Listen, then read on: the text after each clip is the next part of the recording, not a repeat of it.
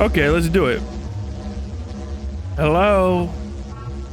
And welcome to a beautiful show. Bada bada boom boom boom boom. Bada bada boom boom boom boom. Folks. Hello. Hello. What am I doing? I'm not good at this anymore. I'm so stupid. Folks, we're going live. It's the fucking West Side. Folks, it's March 2nd. Watch the fuck out. Is it March 2nd? It is. It's fucking 6:30. And we're about to go live on the motherfucking West Side. Oh yeah, the screen is dark. That's what I wanted. That should make it show up, right? Oh, come on. Oh, I know what it is. Fuck! He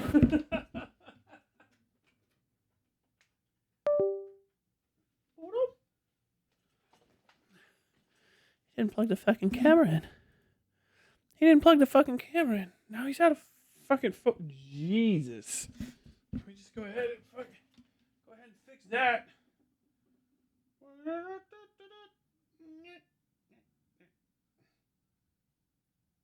Okay.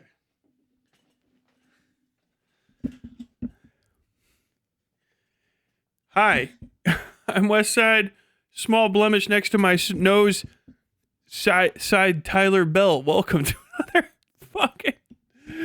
another wonderful stream of. Oh, that's unplugged too. Winners abound, folks. Welcome to another episode of Westside Tyler Love. I'm your host, Westside Tyler Bell. This is my live stream, the internet's best arts, culture, and politics live stream, bar none. Welcome. Hope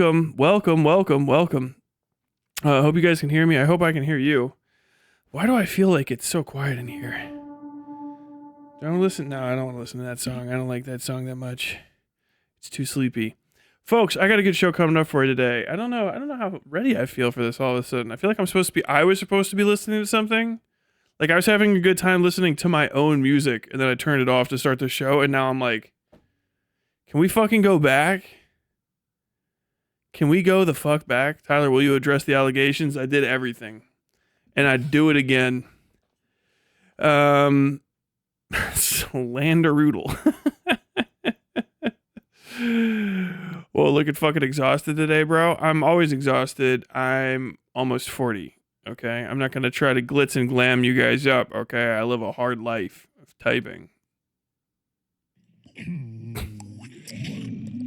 I look exhausted. I feel exhausted. I have really high fidelity lights on too, though.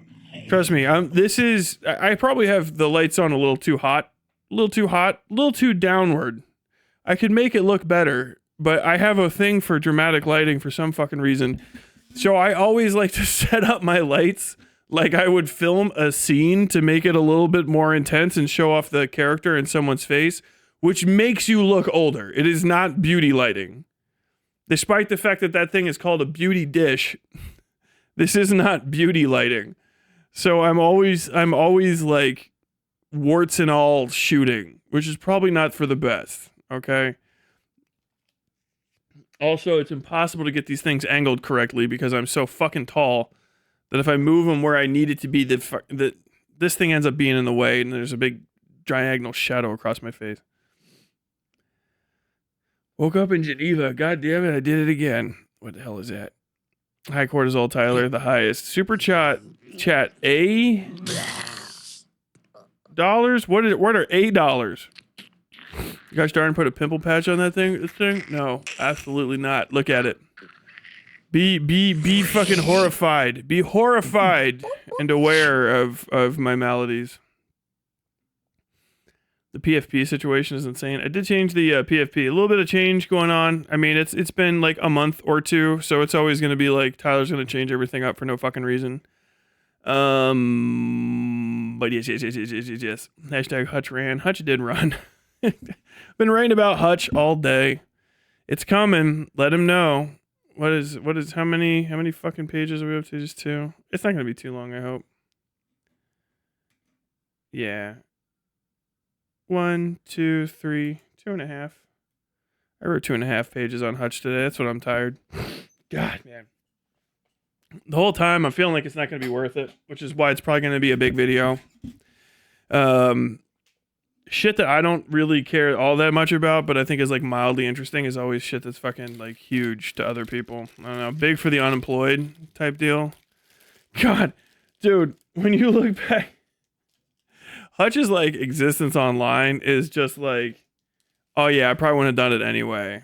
You would have had to convince me. You would have had to convince me like it's all gonna work out real well.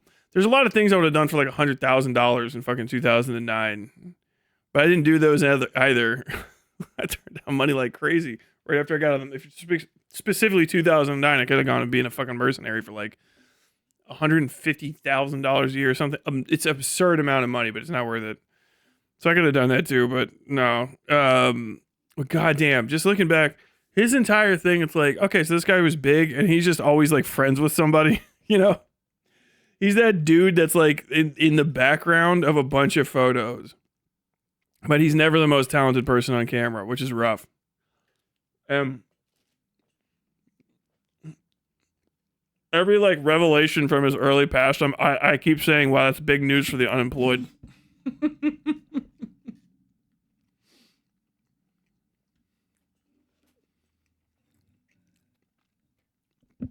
And missing explanation for why Hasan is balding.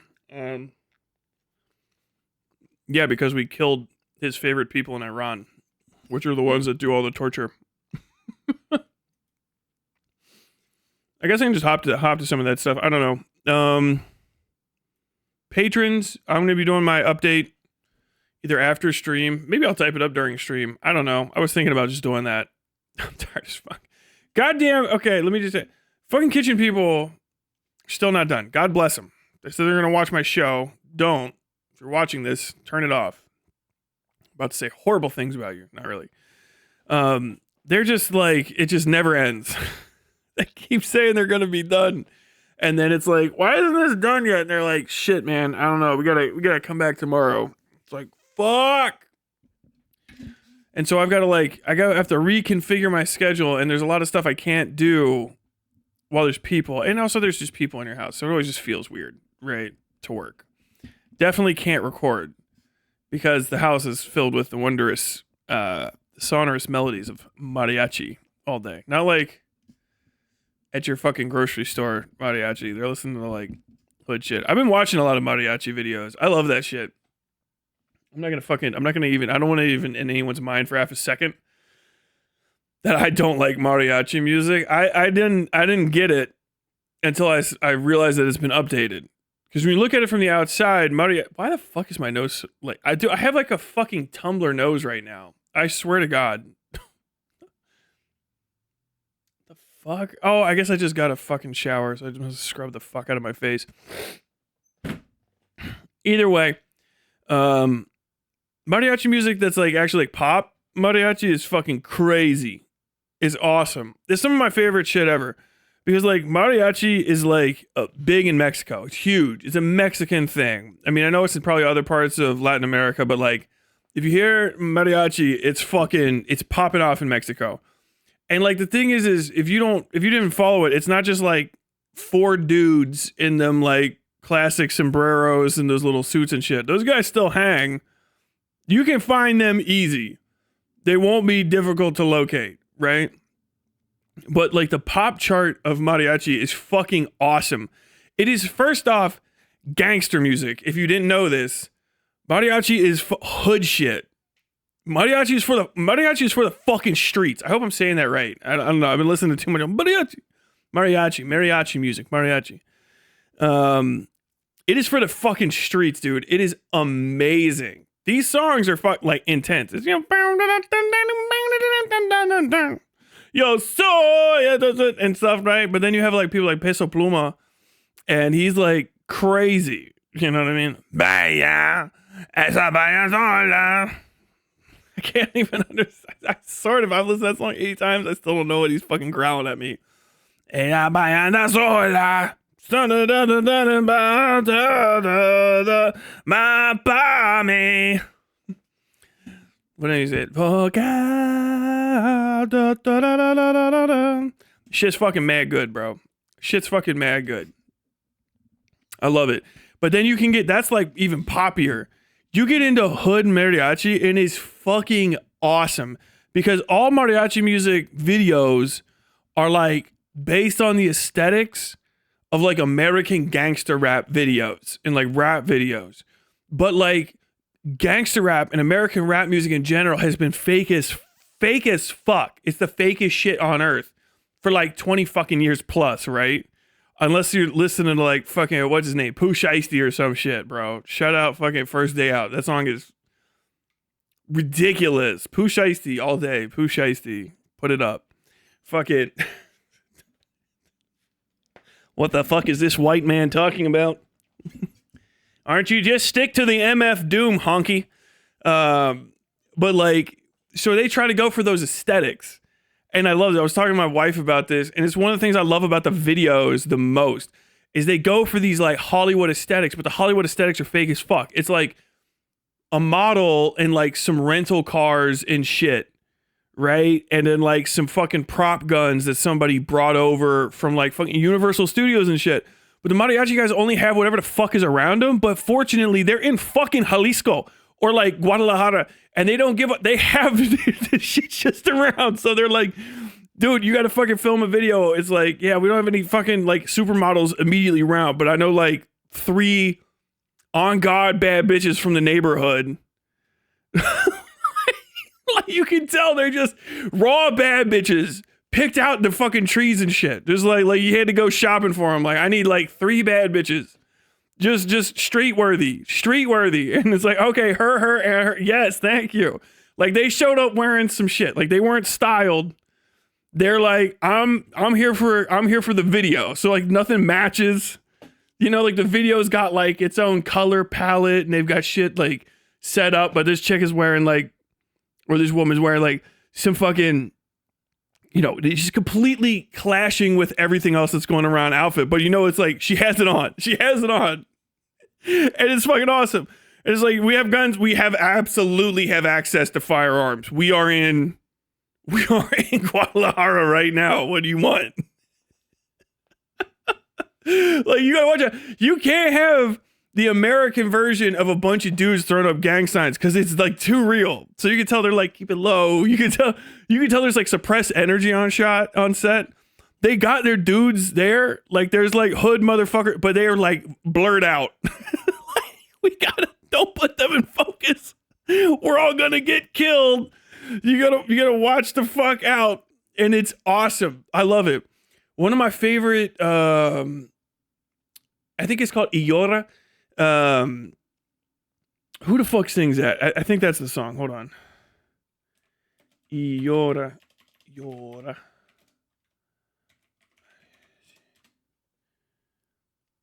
Llorar? No.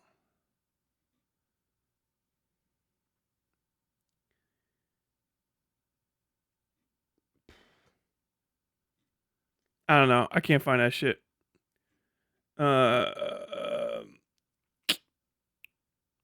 Either way. So like this video is whatever. And they found like the baddest girl they could find, like that was around. Like they could like in America, if you're shooting a video, okay, this is the set. And you could see the vision. You can see the vision and you can see like the difficulties they ran across getting up on the screen. And I don't give a fuck. That's fucking awesome. They were like, okay, I'm thinking like, imagine you're underwater, okay? And this girl's fucking just dummy thick. She's got a real good hip to ass ratio and she's swimming and you can see against the backlight of the pool, the silhouette of her under the water. And they're like, okay, fucking let's do it. But they don't know how to get that shot because it's that's one of the hardest things to shoot. It's an underwater shot where a woman has to arrange her body relative to a backlight source and the camera in order to show up. And they still kind of get it. But you could tell they were like, dude, we have done 80 fucking takes of this. It's not happening any better than what we got now. Put some After Effects sparkles on there. Yes. Shoo, shoo, shoo. And like, there's another girl. She comes up. I think it's supposed to be the same one from that shot. And she's clearly been in a pool. They have her in a pool. Not like in water. They have her dead ass. They were like, it's a girl in a pool. So the shot, we put her in the pool. And it's like, you could put her anywhere. She doesn't even have to be in the pool because you're not shooting the water of the pool. They're like, I know, but we got her in the pool. It's like, okay, but there's chlorine in that fucking pool. So you can tell she's dried out, and she's got to do she's got to bat her eyes at the screen like that, you know? But you can tell her eyes are so dry, and she's done it so many times, she can't get her eyes all the way closed. She's like,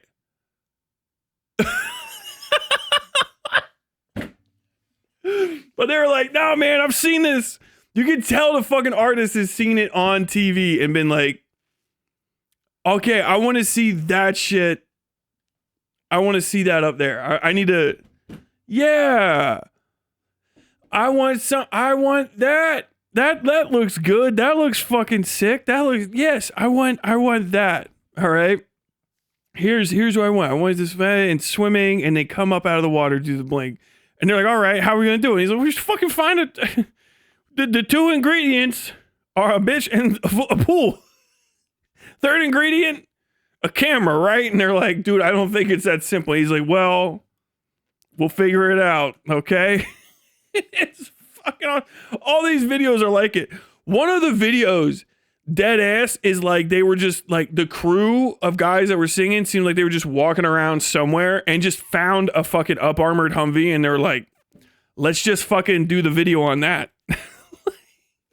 They knew a guy, you know, like fucking LA, fucking Don Marco or whatever the hell. Little Felipe's fucking shooting a goddamn video. Do you got anything he could look gangster on? Like, oh man, dude, I got a Humvee with a machine gun on it. And they're like, whoa, really? Like a real one? Or like, not like a Hummer? Like, no, fuck a Hummer. I got like American surplus military Humvee. You guys want to stand on it and shoot a video? And they're like, fuck. Dude, it's like it radiates authenticity like you wouldn't believe, and then the fucking music is always like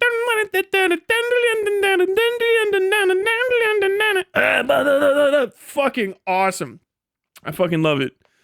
Then like every once in a while, you can tell there's like it's like country music, right? Where there's like pop country, which is like most of it now, and like old school shit, and you could tell every once in a while that it's like, oh shit, this is the like, we gotta take our hats off because this motherfucker, he's doing it. Like he's out there, he's on it. And it cuts to this one, and it's this young man, and he's fucking like, he's got the little suit on, right? And he's out in a fucking one of them dirty ass dirt fields for fucking cattle. Do you know what I mean? Ranchero. He's fucking out there, and he's dead serious. He's singing with the little fist. Soy un joven del Sierra.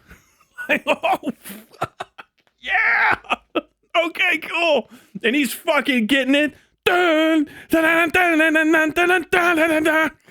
oh, this guy's fucking awesome.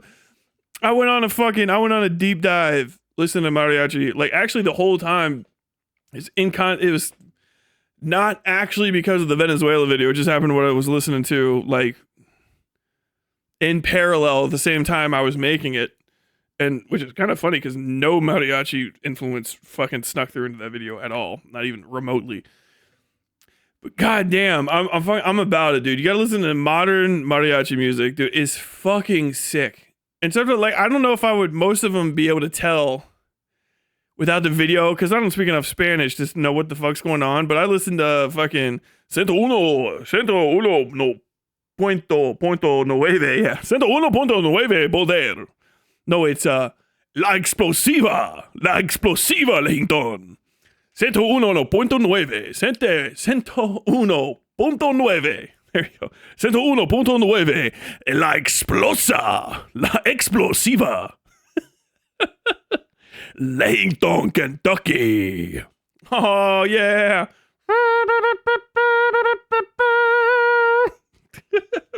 But you'll be hearing one of the mariachi on that one. You'll hear like a bunch of songs. They're all over the place. I'm like barely paying attention to anything I listen to. But then you'll have one and he's like, da, da, da, da, beep, da, beep, da, beep. Like, yo, what the fuck? What are they saying in this mariachi song? What the fuck is happening here? I love it. Oh my God, bro. Like,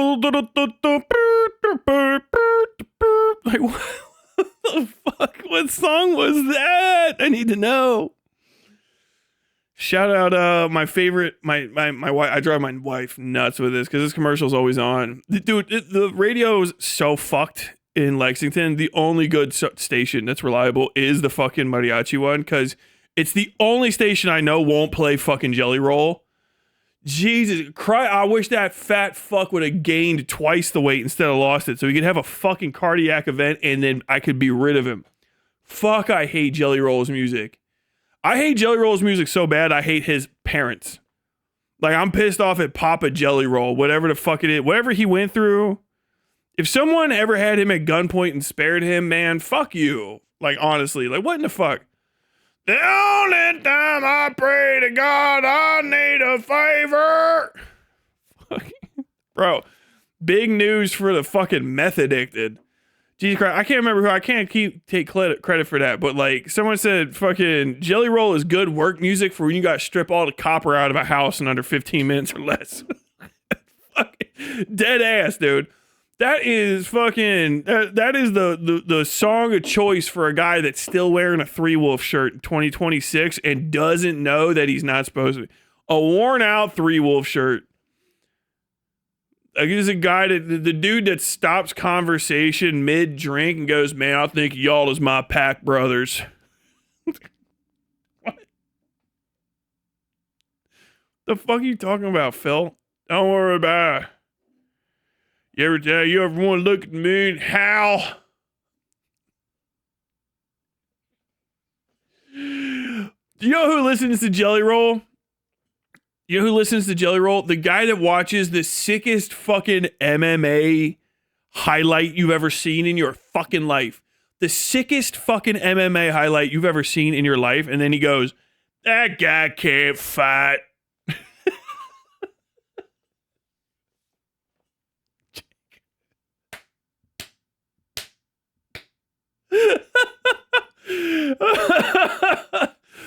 Oh my God. Jesus Christ. Like, fuck, I fucking hate Jelly Roll. God damn it. I don't give a fuck. They got a whole mural of him in Lexington, Kentucky. I keep threatening to go film something in front of it, but it's also on one of the shittiest street corners in the fucking city, dude. I swear to God. Even just for parking. Like, I think it's on the side of a liquor store. I can't remember.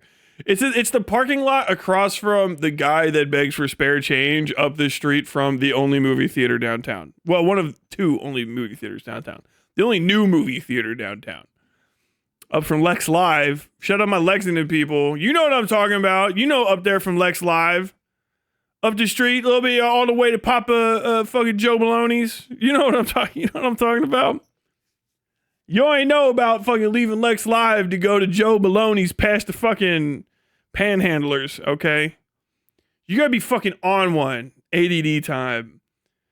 Being a panhandler in Lexington is fucking crazy because ain't no one got shit. I see panhandlers in cities all over the world, right? And they're driving past you. People drive past you in real shit, right? Real shit, like a Z71 or something. I don't know.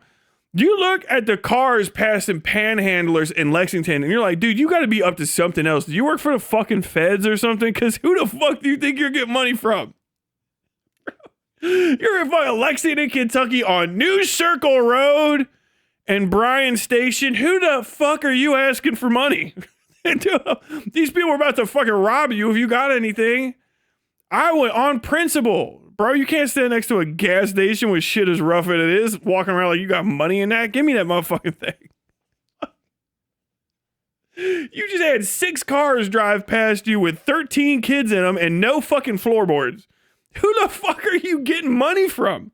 Is there one guy? You got one guy driving by? Do we have a unknown contingent of Mormon fucking slot brains around here that are throwing money out their fucking window? Who in the fuck in Lexington, Kentucky is giving money to panhandlers? And we don't have that many. We got but the 6. 6 fucking panhandlers in the whole city. And they're in the shittiest part where I live. They got motherfuckers, dude. I swear to God, standing next to some gas stations where people aren't even buying the gas. They're just parking to think about life. They stop. What in the fuck? You got a fucking panhandler out here. Like, dude, who are you talking to? I'm about to steal your job. I find out that there's people giving away free money over in this part of town. I'm taking it. Go to the whole other side of the city where the fucking mall is and the traffic never moves. They got no fucking panhandlers over there. It's the best place. You don't even have to fucking stand on the side of the street. You can walk through the traffic. It's gridlocked the whole time. Just get out there. New Circle by the fucking mall, by Fayhead Mall. Dude, by the fucking Comedy Underground and the fucking whatever. There's a good movie theater. That fucking traffic doesn't move at all. You could ask 16 people at a time, and half of them got cars that still like run with the original wheels on them. They got a fucking made-by date in this fucking decade. These motherfuckers are out on Bryan Station Road. Hey, you got $5, buddy? Bro, I don't have a penny. We're out of pennies. Fucking goddamn Tudor's Biscuits. I'm bringing you local as fuck today. Goddamn Tudor's Biscuits has a fucking sign in the window that says America has a penny shortage. Fuck. They're trying to teach people how to round between 1 and 5. Like, look, if you got change, we're rounding it to the closest nickel. 1 or 2 pennies, it goes down. 3 or 4 goes up. I know people are losing their fucking minds over that penny. What are you talking about? You're gonna get my pennies. You're gonna get my pennies. No, we got a penny shortage. They're panhandling. Like, bro, I only take dollars, sir. What the fuck? Ain't you a fucking panhandler? You should take what I give you. I only want pennies because they're rare and paper money. No, none of your nickels. No dimes. Don't you nickel and dime me. One of the hardest working panhandlers on earth. I'm standing for inexplicable reasons at the fucking highly dangerous, difficult to access 2-lane fucking turn intersection on Winchester Road and fucking New Circle. Are you just trying to die? Is that why you're there? Are you just trying to stand where you will be killed by somebody? Are you trying to find... That's actually the trick. Actually, what we do is we wait till we find the one car that doesn't look like all of y'all's and we jump in front of it for a payday. About to hit it. You just see, dude, it's fucking Lexington, Kentucky. After the snows have melted, everybody's got a layer of fucking salt dust on their car. It's about a fucking 1/4 of an inch fucking thick. Everyone's driving around in a bunch of pasty white boulders. We look like a bunch of shit ass fucking Entenmann's powdered donuts floating around. You're out there. Hey man, you got a quarter? You got a quarter? I got advice. Go inside, you idiot. What the fuck is fuck? I don't want to see you shivering there. It's too cold to look at your fucking misery. Why the fuck are you outside? Don't you know where you are? Why the fuck are you here? No one's got money. What the fuck? Go where the food is. Go somewhere the fuck else. We have an opera house that no one goes to. Go to that. God damn, people go to the opera house. I'm sorry. Go to Iora? No. Oh my God. My man brought I don't know what the hell you guys are saying. I'm so far back. Jesus Christ. Westside Tyler hates the homos. Westside Tyler hates a fucking panhandler with no hustle. By the way, here, he's like, Tyler doesn't like homeless people. I was talking about panhandlers, not homeless people. If you don't know the difference, you ain't actually been near poor people in your entire life. My favorite shit is fucking middle class, true middle class rich kids trying to correct me on what I don't and don't know about shit. I'm like, oh, fucking panhandlers are irritating as fuck. They're like, don't be mean to homeless people. I didn't say homeless people. I said panhandlers. And they're like, what's the difference? I'm like, bigot. You don't even know. You don't even know. Oh, you think everybody that fucking is out on the side of the road fucking trying to short shrift some bucks is homeless? Yeah, why else would they do it? Because they can make money. It's a fucking scam. What the fuck? What do you do all day? I work at fucking Save a Lot. Yeah, what do you do there? I stand there and I talk to people and then they give me some money for stuff. Okay, what does he do? Well, he stands, but he's outside and they just give him money for nothing. Yeah, it's the same fucking thing. Except for he can get high as fuck before he does it. He doesn't need to fucking, he can just quit whenever he feels like it. That's the difference. Oh my God. Jelly Roll makes music for people with trash in your yard. How dare you? How dare you suggest Jelly Roll is for people with an entire 1993 play school assortment of play places in their front yard? A UV irradiated little fucking yellow and red scooter car that's been so fucking sun cooked it's peeling like skin. Then they're gonna have 3 fucking boxes, diaper boxes with no diapers in them that have melted to the ground. There's gonna be shit for a dog that you don't see, but the yard will be ate up like a dog has been running it to death. It might be the dog, it might be the Ram 250 that her baby mama's mama, her baby's daddy's daddy comes over and they are gonna have a frisbee somewhere. It will be chewed in half. The dog will be impossible to spot unless you're a mailman. Then it will be 2 feet behind you and ready to bite. There is going to be Nerf something along with everything else. And then there's going to be a white and pink fucking, like, you clip it together plastic fucking play set that is too big or too small for any kid to fucking use over the age of 3, but that's going to be in that yard until them kids graduate. Because I'm just saving it for someone. Shot bonus points, but not really. Couch with different colored couch cushions on the patio that's not completely covered. Inside furniture, outside furniture, inside. Classic. But you got to have the multiple colored couch cushions. And then something draped over the top of the couch, and you can't tell whether or not that's to cover up some unholy shit on the couch or if they actually fucking lay under that shit outside. Getting fucking tore to pieces by mosquitoes. Mosquitoes flying extra hard away from that house on account of all the meth poisoning.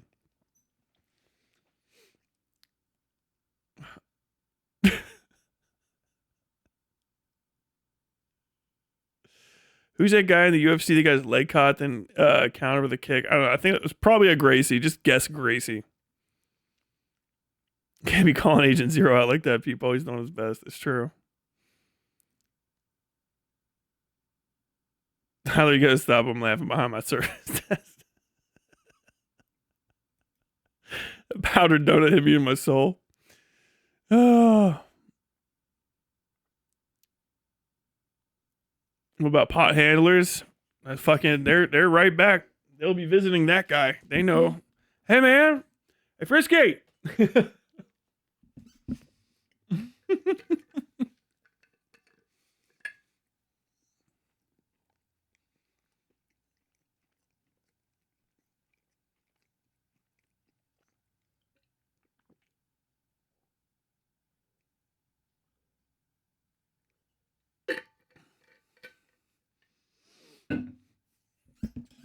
Jelly rolls for people who pay $4,000 a month to live in a place without a yard? Maybe. I don't know any of them people. Jelly rolls for people who wear grunt style gear and recently found Jesus. Fuck me, bro. You gotta get that fucking the beard this long, the ball sack special, fucking grocery bag white boy beard. It looks like a grocery bag with a cantaloupe. It's the same shape. Get a cantaloupe, put it in a grocery bag. It's the cantaloupe beard.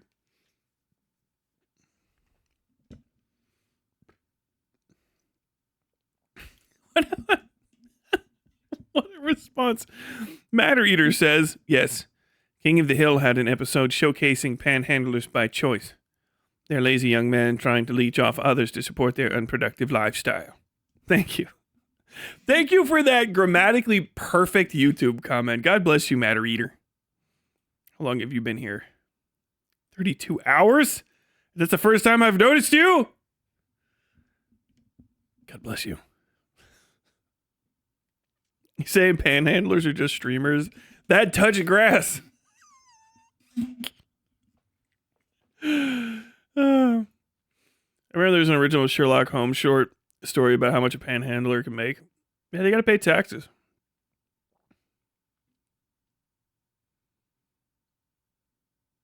Cigarette garden. Dude, I like it when sometimes you got like a classy hillbilly that you know, and they got one of the old cigarette trays. If you ever seen an old fucking ashtray that's like 12 inches across, like a hubcap ashtray, they don't make those anymore because you gotta be a dirty motherfucker to need one. You gotta be a filthy motherfucker. I don't give a shit. I know I'm talking about one of y'all's grandmas. I'm talking about mine too. Shut the fuck up. You gotta be a dirty motherfucker to have one of them big fucking ashtrays. There's no nice way to say it. You a filthy motherfucker over that one. Everything else could be fine. Your house could be spotless, but you're a filthy fuck for having that ashtray. They're this big and they weigh a fucking less than a half of an ounce. They're the lightest thing on earth, and they shouldn't be because they'll be filled with mess. And you'll be somewhere, and that fucking thing will be set up like a fucking landmine in the middle of everything. And by everything, I mean like a stack of newspapers, a gallon of gasoline, and then like a fucking remote with a whole side of it's all burnt up yellow. It's one of the 10 remotes you need, and no one uses the other ones. And then it'll be on glass, a glass table with wood siding where the glass is set in the wood, and it'll have all sorts of grit. It's just some shit. All grit is in that. You'll drop something near there, and the grit will stick to it one day, and you'll go, I don't need that anymore. It might be a $5,000 check. You'll go like, $5,000 is a bit much, but that ashtray will be fucking stacked up like someone's trying to win a fucking Guinness World Record. Cause that's that only you can't even get people in this era to smoke like that. That's only for fucking pre-baby boomers. Only the World War II types could fucking smoke cigarettes like that. We don't have it in us anymore. Cause they would chain smoke at the fucking arm of the chair. Do you know what I mean? And then relay, keep it going. You don't really know. People talk about lead paint stare and shit, and it's just a bored person these days. Them fucking like pre-baby boomer old people. The boomers are bad. Don't get me wrong. They're irritating as shit. But if you don't remember the generation before them or before them, those people had like evil in them sometimes. They'd be the sweetest people ever. But you could tell when the fucking devil was coming up behind their eyes when no one was paying attention to them. It'd be while they're having a cigarette and they wouldn't exhale. They'd just leak smoke. It's coming up in front of their face. And the cigarette, they have real casual cigarettes sit like that. Like, what is this motherfucker thinking about? Is he remembering a crime? Is he recalling he did not avenge himself against somebody? Like, is he wishing he was young enough and uncigarette smoked enough to like chase down a kid and beat the fuck out of him on like principle or something? You have no idea. But you would see him remember like the Holocaust in a fucking second. Like they fucking perpetuated it.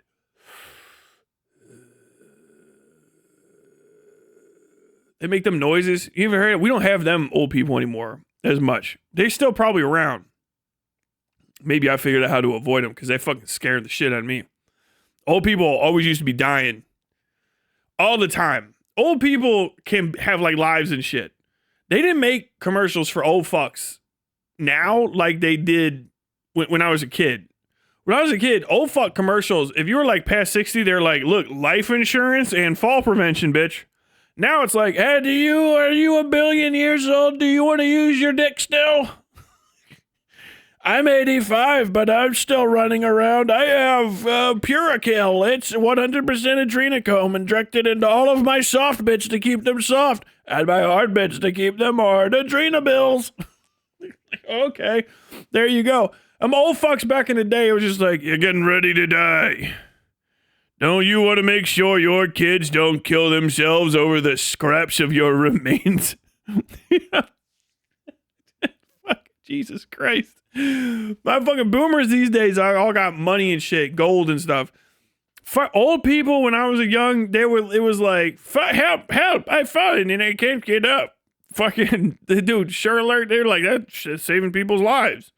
What do you mean? The number one cause of old people death today is that they can't talk to anyone. Can you believe that? Old people, the people that are irritating as fuck on Twitter and Facebook right now, just 25, 30 beautiful years ago, were so ignored they were dying. It was killing the fuck out of them. What happened? An old person had no one to bother. They could bother nobody, and they just died. Oh, that's so horrible. I guess so. Now they all got a phone in their pocket. They're like, oh shit, I was just tweeting how Mom Donnie's a fucking jihadi terrorist, and also my hip has exploded. Someone come get me. Once upon a time, our olds used to fucking wander in silent neglect and half-lit homes on the fucking edge of society. And to this day, they still kind of do that. But now they can get on Twitter and get their brain irradiated by AI cats. And that's fucking crazy to me. It's like, dude, shouldn't we go back? Don't you miss the era of pure neglect? Just the era, we just let them go off into the fucking sunset. What happened to your grandma? Oh, fuck, I don't know. What do you mean you don't know? Like, oh, shit, I forgot to fucking check on her. I had to fucking change her food and water like a goddamn child. It's been weeks. I hope the cat hasn't eaten her, or if it has, it's meted out its meals and it's not fucking overfed. What happened? Like, oh, God, it was 4 weeks. The cat ate her. A rat ate the cat. Some roaches ate the rat, and then some sort of spider I've never seen before ate the roaches. We're calling science about the spider. I haven't heard that one in a while.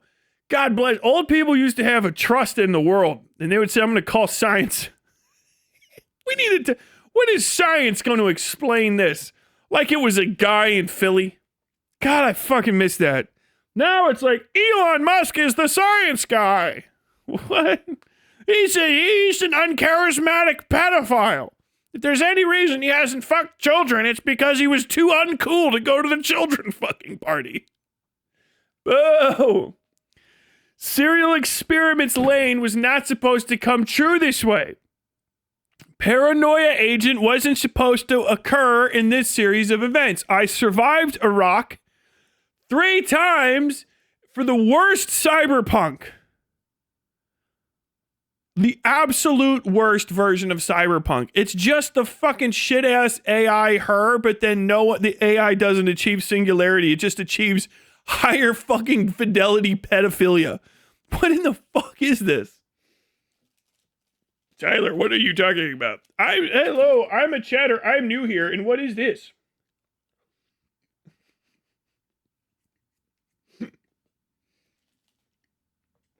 Ma'am. Pop-Tart. Chat, you're on air. You talk. You talk to me, chat. You, come on, entertain me, chat.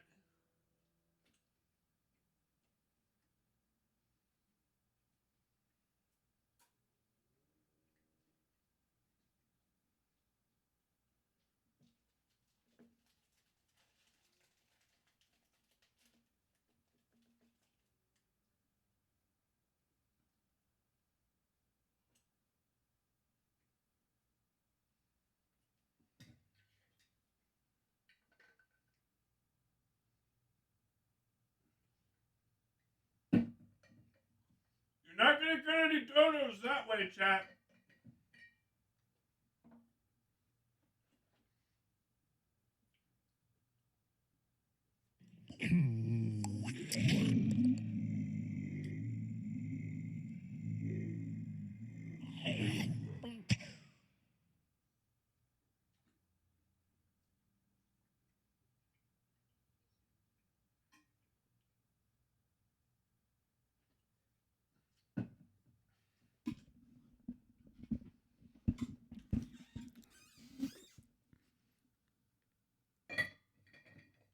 Hasan Biker. Oh, I sounded like a juicy Trump. Hasan Piker does chair streams. What about Westside Tyler? Westside Tyler makes his chat stream for him.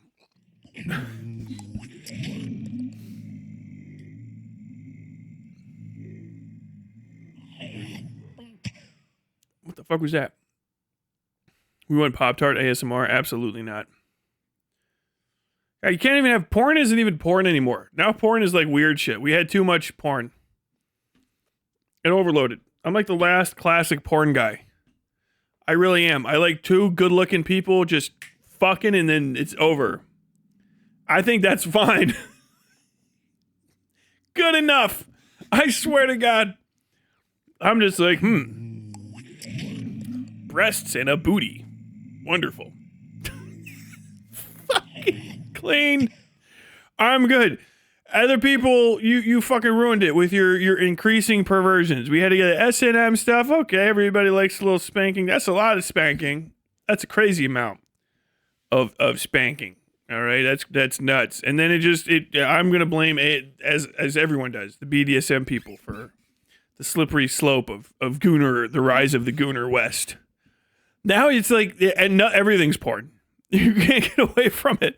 And you're like, oh, there's pornography everywhere. You're like thinking like some sort of like strip comic, political comic from the 90s where it's like, oh, there's naked people driving the bus. And it's like, no, just holding a fucking microphone near the fucking right pants pocket of the bus driver is now like a performatively intense kink for like 15,000 people. Like, what do you mean?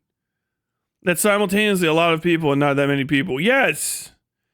And that's the internet. So now you gotta watch out because like every once in a while it's like, what is this? Is this a nice picture of a little kid or something? Like, no, the kid's got his mouth open and he's brushing his teeth. This is a pedophile drew this. Like, what? It's true. It's true. This is a pedophile's image from a pedophile. Fuck. God damn it. What about that? They're everywhere. They know that no one likes them. They have increasingly bizarre schemes to get to children. They join churches. They infiltrate government at the highest ranks. They fucking start discords. I'm not even gonna get into that. They're everywhere. What is this?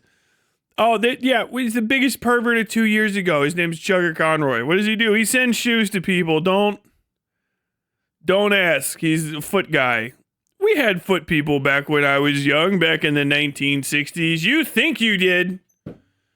You had innocent, normal foot people like Quentin Tarantino, who like a gentleman would make some of the finest cinema of all time to apologize to the world for his inarguable and obvious foot fetish.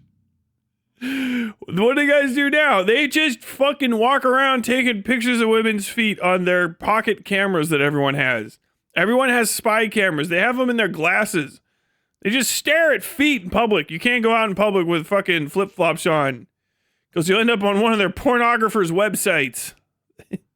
They traffic in foot pictures. Perverts are fucking everywhere. What can you just eat? Not if you're too close to a microphone. You chew on something too loud next to a microphone, somewhere or another, someone's jerking off. I like ASMR sounds to study to. You are a masturbator, a public masturbator, and everyone's aware.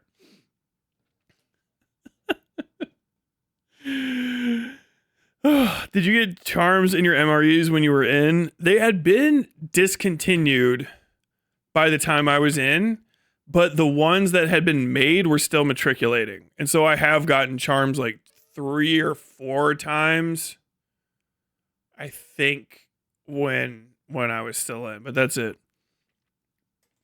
Shame too that those got cursed because that was probably like the highest calorie dense food out there was sugar cubes.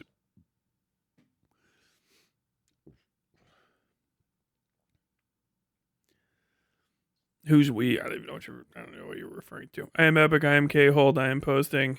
Help me to meme. Oh, I am epic.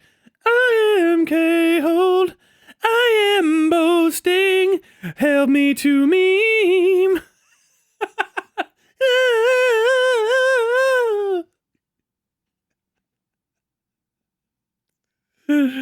Oh. How much has gas gone up in Kentucky since the war started? Not at all, bitch. I live in a blue state or red state.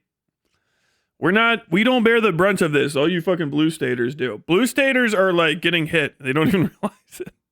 It's the best thing about fucking blue state people is they do not know that the red states exist until they want to make some stupid ass point. And right now, Donald Trump's kind of killing it with red states because nobody's feeling the brunt of this. All of this like bad stuff is happening in blue cities in blue states. The bluest of blue of blue of blue. But like in Kentucky, it's nothing's happening. Which, if you in a sideways, I'm so happy that bad things are happening to you blue state people. I don't care if you feel like bad stuff happens to you a lot. It's just good that you're suffering. Cause fuck you. I really can't hammer that home enough. I like it when bad stuff happens to blue state people. Because fuck you.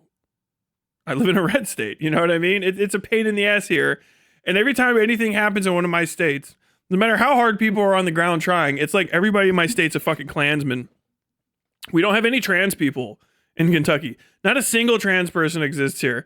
There's no socialists. There's no fucking working class people. There's no black people in Kentucky. There's no Latino people in Kentucky. It's just pure Klansmen from fucking border to border. And so, like, anytime anything bad happens to Kentucky, inevitably you see some Vosh type and just like, that's what they get. And, you know, every time fucking anything bad happens to a blue state, it's fucking national emergency. Oh my God, the rich people's houses burned down in California again. God damn it. So when bad things happen to you guys, it makes me feel good. It doesn't matter what it is. There's a little bit of good feel on it because I fucking hate blue states. A little bit because of you guys. That's not fair. We're not all those guys. I know, right? I know, right? I know, right? I know, right? God damn it. You will learn the lesson, so help me God, or I will repeat it until I die. Ugh. Girls online having to mosaic their feet so they aren't losing money on SFW. I know, right? When the blue fuck is ASMR, auditory sensory masturbation rejects. Not even an increase in gas prices. Not that I know. I think it's $2.50 right now. Hold on.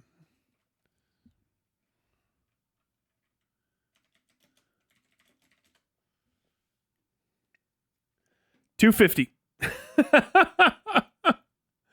And that's downtown. That's the downtown station in the middle of Lexington. It's $2.50. You get out on the fringe, right next to the highway, it's $2.60, $2.70. But who's stupid enough to get the fucking highway exit gas? Everywhere else, it's like $2.40, $2.40. I think I saw one that was lower. Yeah. No, I guess I didn't. Yeah, $2.40 to a high of $2.80. I think. Or no, not even $2.70. Just $2.70. Yeah, everywhere else it's like $2.40. What's going on in blue states? What's going on in blue states? Oh, did your gas go up? Give it a week, sure. Okay. God damn, you guys have no idea. Dude, I still don't have this. Is this fucking... I keep forgetting this fucking thing. Oh, it is small enough. Yes.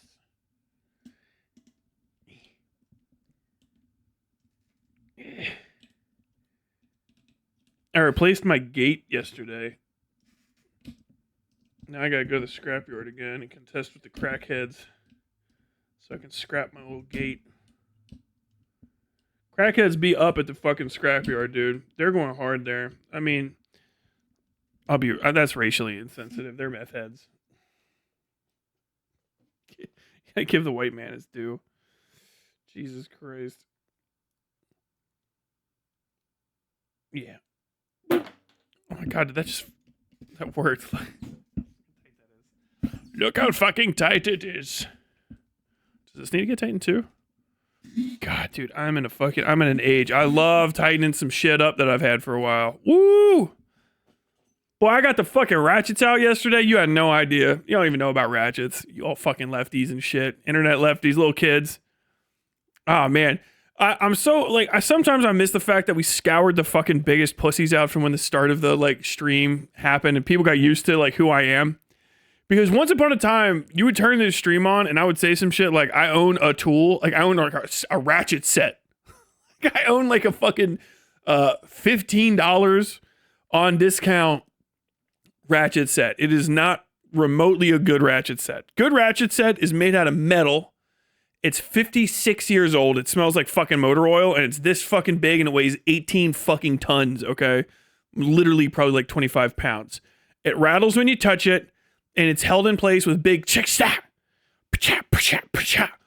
Snaps so fucking spring-loaded and tight, they will fucking slice chunks of your finger off if you go crazy with them.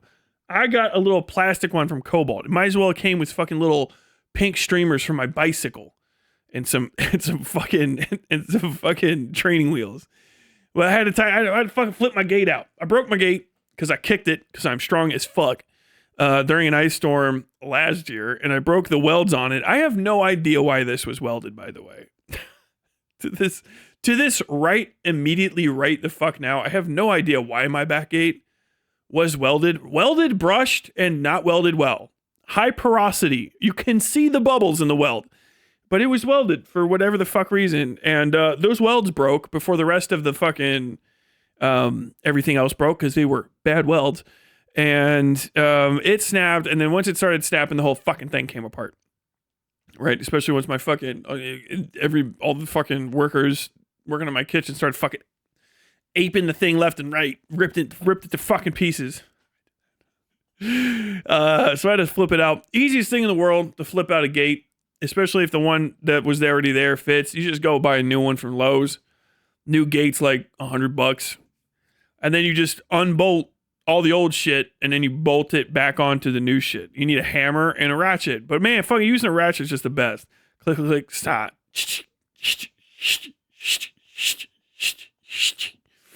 Fucking great. It's the best thing ever. I fucking love using a ratchet, man. Especially when it's not gonna fucking slip or do anything crazy. If you have to use a ratchet on some shit like a professional does, like brake pads or something, I don't know. Fucking get a different job, loser. You knew it was coming. You knew what was going to happen when you chose a job in an auto body store.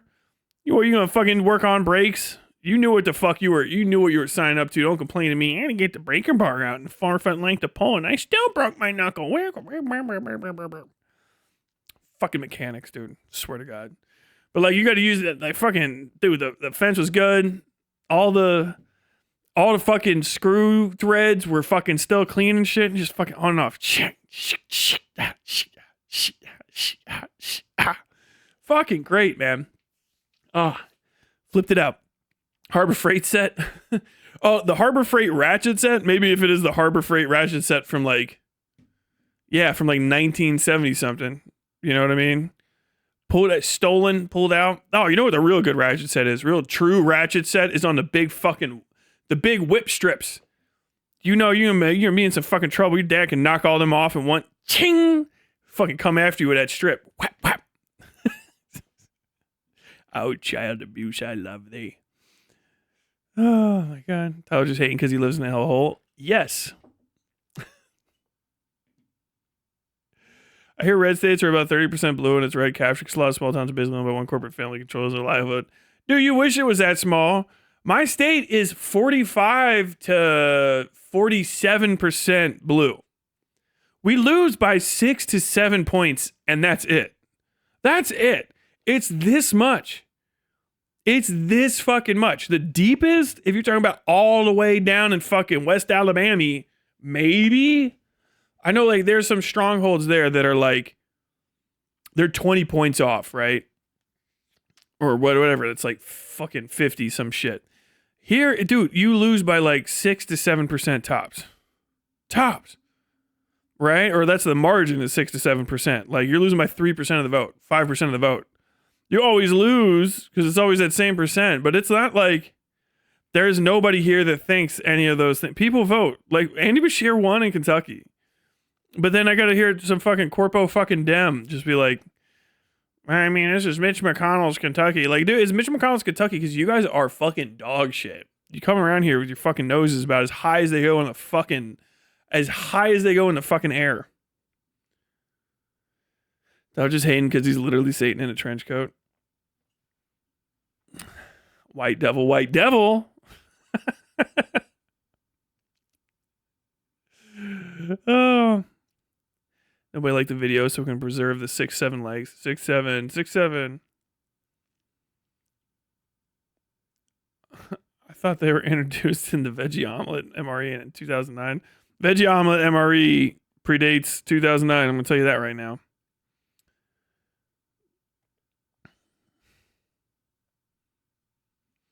Is a bad thing happening in blue states, gas prices. That's usually just a fucking Republican trying to use it as a political wedge issue and still lose.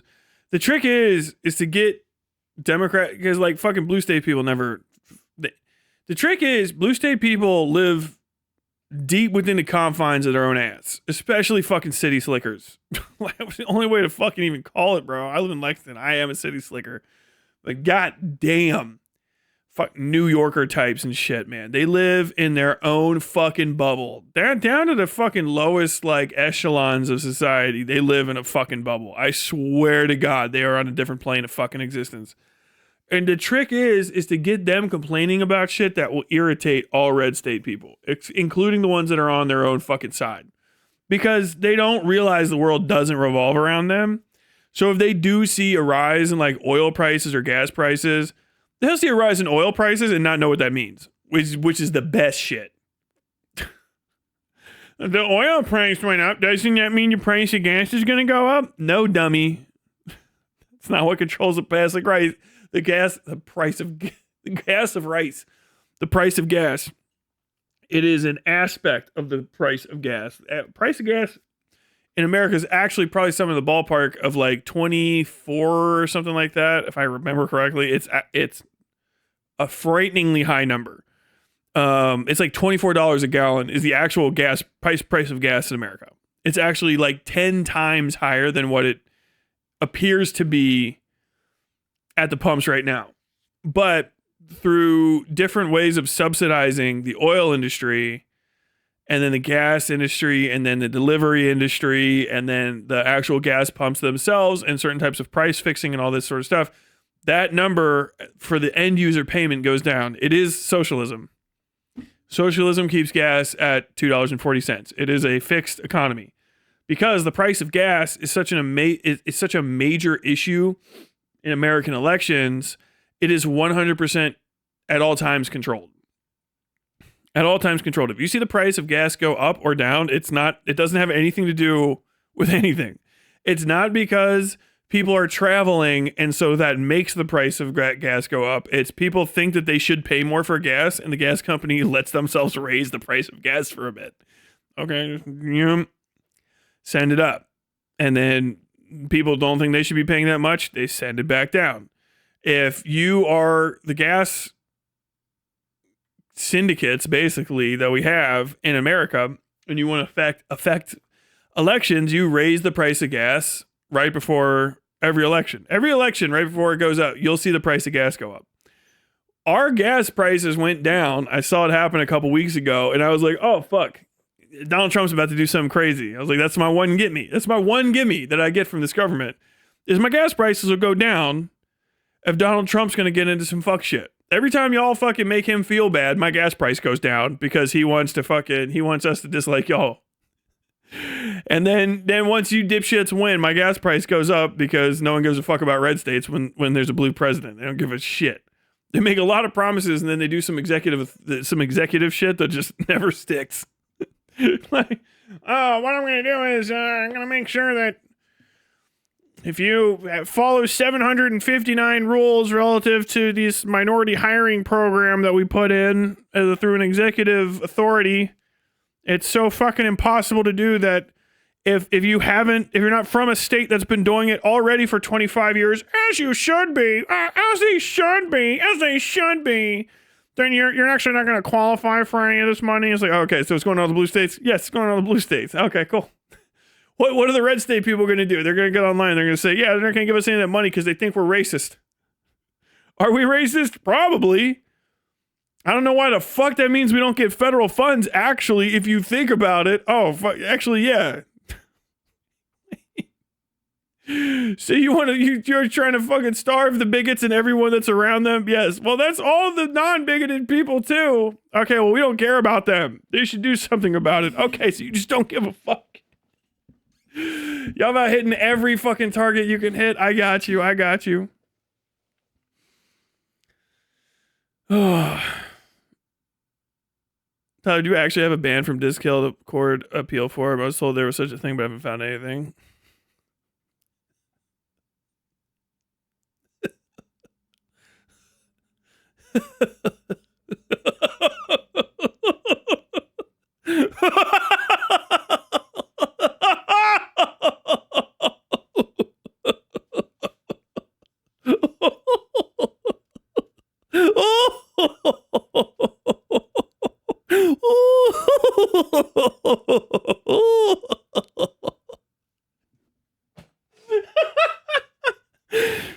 Oh, that's a good bit. Oh my god. Oh, fuck, hold on.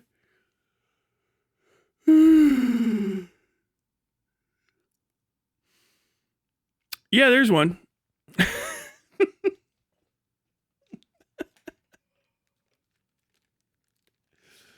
Oh.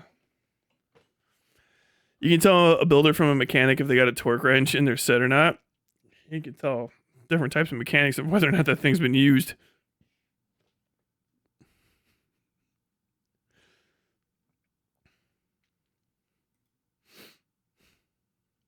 That's my county, red by county, blue state, and the Dems lose by 3 points all the time. To a dude who wore a yellow star during COVID because he couldn't go into the Capitol.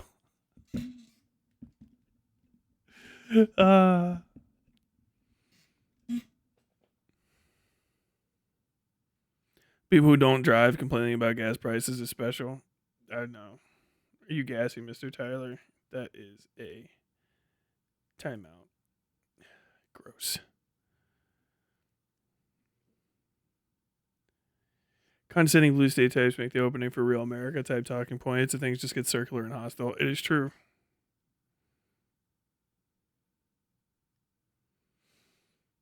They're tapping the strategic reserves again to try to mitigate the price jump. Strategic reserves. Like, we don't fucking, like, we're not the fucking chief output of fucking West Texas Intermediate. Mm-hmm.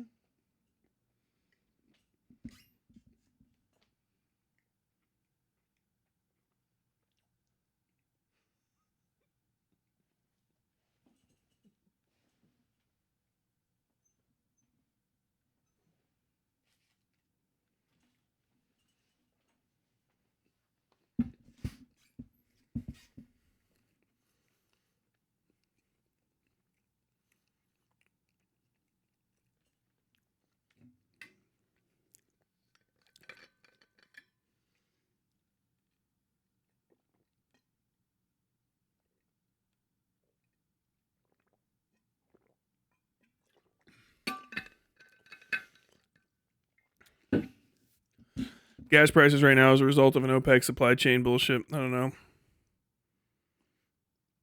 How much of OPEC? OPEC's on our side for this. Organization of Petroleum Exporting Countries. Is Iran even part of that? Saudi Arabia's in with us.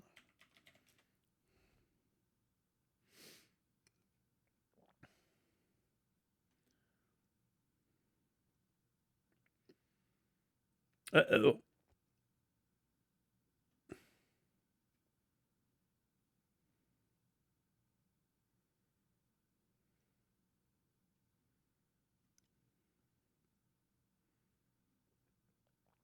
Is Iran still a U.S. ally? Who the fuck asked that?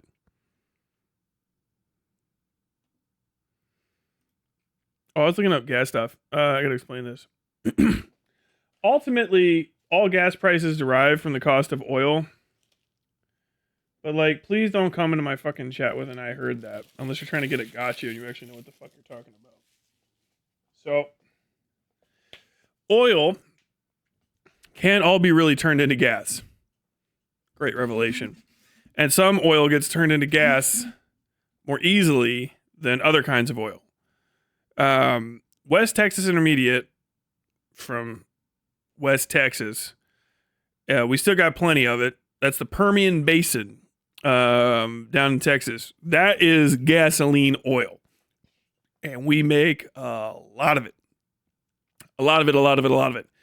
There are other shale oil and oil formations throughout America. The Bakken region up north has a ton. There's probably other oil fields we haven't announced. America will not announce every oil field that it finds, by the way. The companies won't announce every oil field that they find. Again, they're all over the place. If we get a hold of Venezuela, you know what's funny is Venezuela's oil is still, the price bumped up to 80 some odd a gallon, I saw, or per barrel, $80 per barrel, some odd on Brent crude. And that's still not high enough for Venezuela to have long-term pumping, which is fucking awesome. But if Venezuela and Venezuelan crude can be built up to offset the price of feta and Brent crude coming from the Middle East, then it's going to be like nothing happened anyway. West Texas Intermediate is what you want for gas, diesel, and higher, lighter gases because it's just that's just the case, all right? Light, sweet oil. Brent, you can still make gas out of, but what you really lose out on when you lose access to Brent and then like shitty ass like feta and whatever the fuck's in Venezuela, all super heavy Venezuela, Orinoco Basin crude, is bitumen, which is useless and also not useless. Bitumen is asphalt. It's natural asphalt. What you see as asphalt outside is bitumen with a bunch of fucking rocks in it. Okay, so you need it for roads. If you're building roads at all, you need it. And you need lots of it. Shit tons of it. And it can be recycled to a degree and moved and stretched and heated and all that sort of stuff. But all of that costs money. More importantly, the other thing that you need is some of the shittiest fuel on earth, which is boat fuel. Boat fuel, if you don't have a nuclear reactor on your sub, is actually hard. Well, solid. Not hard. It's like a jelly or jello. It's called, I think, solid fuel or thick fuel. I can't remember. But it comes in a big lump like this. And you actually chop it up like that. Cha, cha, cha, cha. And then you got to put it in stuff that has to heat it just so that it can actually burn and get something going. So there's lower, shittier fuels that do it. Now, if you run out of your transport fuel for your cargo ships, et cetera, then your oil prices will go up. Or your gas prices will go up. Gas is so downstream. This is the point. What the fuck happened there? Oh, the camera ran out of battery. Fuck, I unplugged the battery.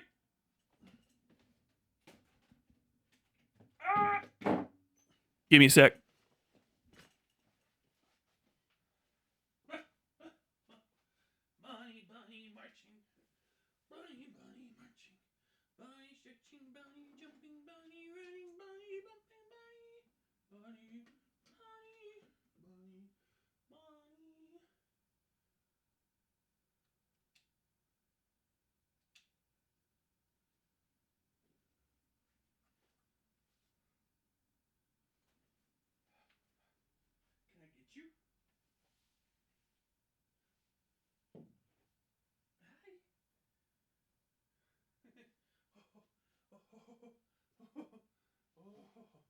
No, it's okay. Let me just walk past this. Oh, it was the worst time to pick you up. I just realized because it didn't turn it back on. Give me just a second. Yeah. Oh, no. It's okay. It's okay. Just say hi to everybody. Look. Oh, he's a lump. He's a little lump. He's going to want to try to climb up me, though. I got him. Okay. Okay. Whoa. It's all right. There you go. Now you're on the chair. Ooh. Explosive. You guys got to see me hold a whole lump of Sweet Cheeks for a second. I forgot to plug my camera back in. I was using my hard drive earlier.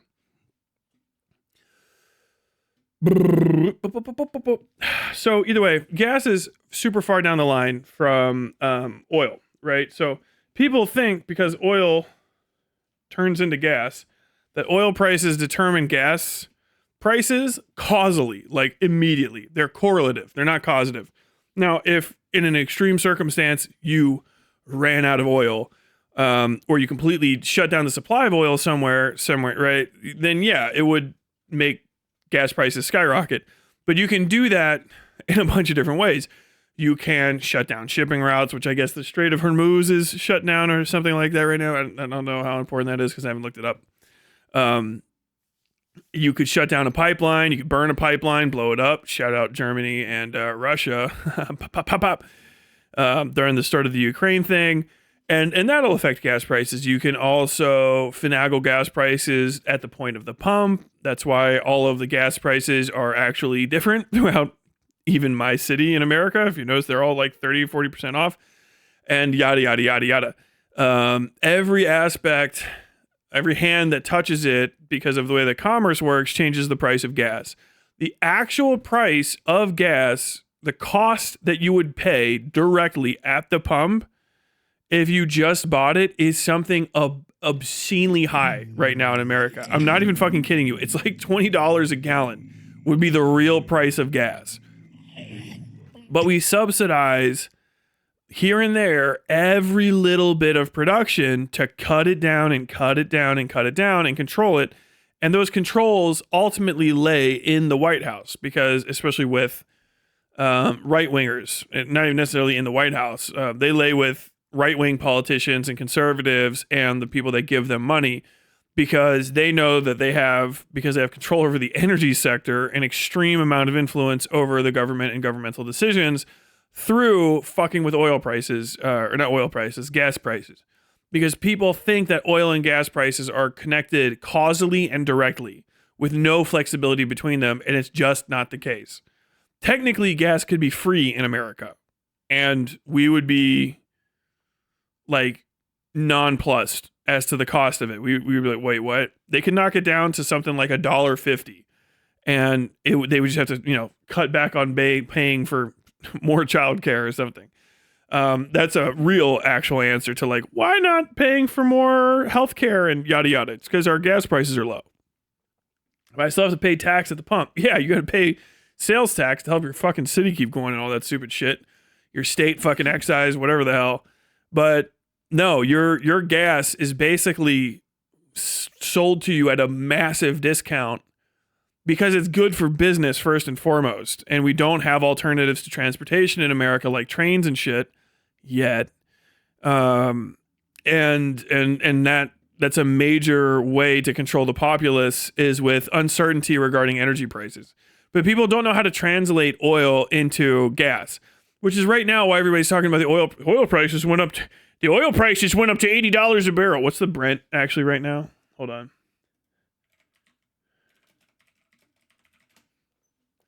It's 76. Shut the know your place in this conference. Chatter, whoever you were, I want you to fucking flick yourself in the eyeball right now. 76 fucking dollars per barrel. Shut the fuck up. Boy, if I swear to God, are you talking when grown folks is talking again? Dude, they got no fucking push. That's no push at all. Oh my God. Did y'all not watch my most recent video, you prick fucks? God damn it. That's not even that much of a bump. Hold on, let me get my 1 year. They're up. This is the highest they've been since June 20th of 2025, but it's equal to April 2nd, 2025 for the last year. Now, if they keep skyrocketing, they keep skyrocketing. It is what it is. But at the 5-year high, it's not even up to what it was in June of 2022. after Russia invaded Ukraine when we had all the way up to 112. We're not even up to September 15th, mid-September-ish of 2023. We are at $93. April 2024, we were at 90. So we're not even at a high yet. I mean, it's spiked. Spikes happen all the fucking time. We'll wait until it gets to something that's actually reasonable. If you go all the way back, all the fucking way back, before 2014, 2015, we were in a, what, 1, 2, 3, it doesn't even go that far back on this one. We were in, I think it was a ballpark of like 6 or 7 year high at like 130 per barrel. It's like fucking well over twice the cost per barrel. And if you remember back then, gas prices got up to what, $4 at the height of the Iraq war? You know what I mean? Or the height of the Afghanistan involvement, and the height of the Iraq war too. Yeah, it was like $4 a gallon. Gas is supposed to be way higher. It's supposed to be so much fucking higher. So much fucking higher than it is right now. And it's not. Like, bro, Jesus fucking Christ. I fucking hate it. I hate lefties talking about fucking. This is the thing I've got to talk about with fucking Hutch and them. Is that y'all need to shut the fuck up about things you don't know about. I just heard, you need to cut it out of your fucking vocabulary because you fucking sound like a cunt to anybody that hasn't just heard. Do you know that? Do you guys understand that? Well, I just heard. Who gives a fuck what you just heard? Do you even know anything about it? Do you know what the fuck you're talking about? Do you know what I mean? Like, why on God's green fucking earth are you opening your mouth about your concerns? You're scared because you don't know anything. You're not even having the conversations where they can be had. Oh my God. America's tapping into its strategic reserves. That's a fucking thing that we say. All of our reserves are strategic. We say that every fucking time. I've been hearing the same 18 fucking points again and again and again and again and again. Read recently that the North Dakota courts have awarded a huge damages against Greenpeace. What do you mean read recently? I covered that 2 fucking years ago. Nobody fucking read that story. Yeah, North Dakota's courts are a fucko. A whole fuck around. It was actually for libel. That was a gigantic fucking bunny butt. You just open the door. Thickness. If it not for the subsidies to oil, would renewables be cheaper? Well, whatever you subsidize gets cheaper. I mean, they wouldn't be cheaper. They're the same cost, but if you subsidize them, then they're subsidized. Like, think of it that way. Like, yes, if we weren't subsidizing oil, the cost of oil and gas would go up. So the cost of transportation would go up and our economy would slowly but surely collapse as people are no longer able to pay for transporting their own fat ass to work. So what do? Yeah, you subsidize some other way for them to go to move places, move money, move people, move products, move heavy things, move light things, move through the air, move through the fucking water. Moving stuff is the hardest shit to do. It is the biggest expenditure of energy that you can basically undergo other than energy production itself. It's a lot of fucking work to move anything. You can cut it down to the price per pound to transport. Like the density, the mass of, or whatever the fuck, not mass. Density is not, yeah. The density, whatever the fuck, I don't know, somebody that knows shipping. Basically, is that tare weight? No, I'm out of my element here. But basically, you can calculate shipping costs by the density of something. So like if the density is equal to X, it's the amount of volume it has and the amount of weight it has. The more both of those things it has, the more fucking pain in the ass it is to fucking transport. And you can calculate the per pound or whatever the fuck cost of it. And that's like the first and foremost thing, because that's almost completely inarguable. That's the hardest thing to change, but it's one of the first things that you can subsidize, but you do have to throw money at it immediately because it's hard. If you're like, hey man, can you carry that over here? It's like, it's heavy. Okay, well, can you carry it over here? Yeah, but you're gonna have to pay for me to like have a guy to help me. What if I don't pay you? Well, then I'm not fucking moving the thing. Okay, I'll pay you. All right, well, can you keep moving that thing? Yeah, I can do it like probably 2 or 3 times a day. Well, could you do it 3 times that amount? Yeah, but you're gonna have to fucking pay me. I'm not doing that shit. Yeah, well, what if I don't pay you? Well, then I guess you don't fucking get it, do you? It sits here. Like, that's fucking roustabout. It's like some of the first fucking unions. You know what I mean? Stevedores and shit. Well, yeah, if you don't pay me to move it, I'm not moving it. And then it's gonna fucking stay where it is. Transportation costs. And they're a motherfucker. We transport oil all kinds of ways. And like I was saying, the different kind of oil is worth different, it turns into different stuff per pound. So every time you transport it, it changes the cost of whatever the fuck it turns into at the refinery. So if I transport 1 pound, that turns into 1/10 gasoline and then 9/10 other shit. And then I transport another pound that turns into 2/10 gasoline and 8/10 other shit. Then my cost per transitioning each one of those pounds, if I'm getting paid per pound of gasoline that comes out of that refinery, changes, right? That's the math. These are supply line logic. I just realized I have a lefty fucking live stream. I probably just lost like half of y'all.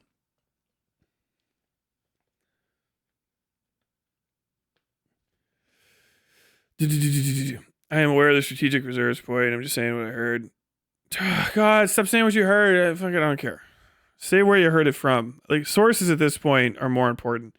This is one of the things I gotta get to, dude. I'm like so sick of. I don't trust anyone's ability to fucking parse reality at this point. It's so crazy. We'll leave this here. We'll talk about Trump. Trump doing Bobby explodey nonsense here. Live updates. Trump warns about larger strikes. U.S. urges Americans to depart region. Who the fuck is still there? The fuck? Oh my god. So I'm not even gonna fucking reshare any of this shit.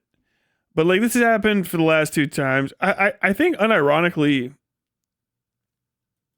probably we just gotta delete Twitter. I don't think there's a reason to save it. I don't think that there's actually any value in Twitter. I think it's a net negative and a gross negative.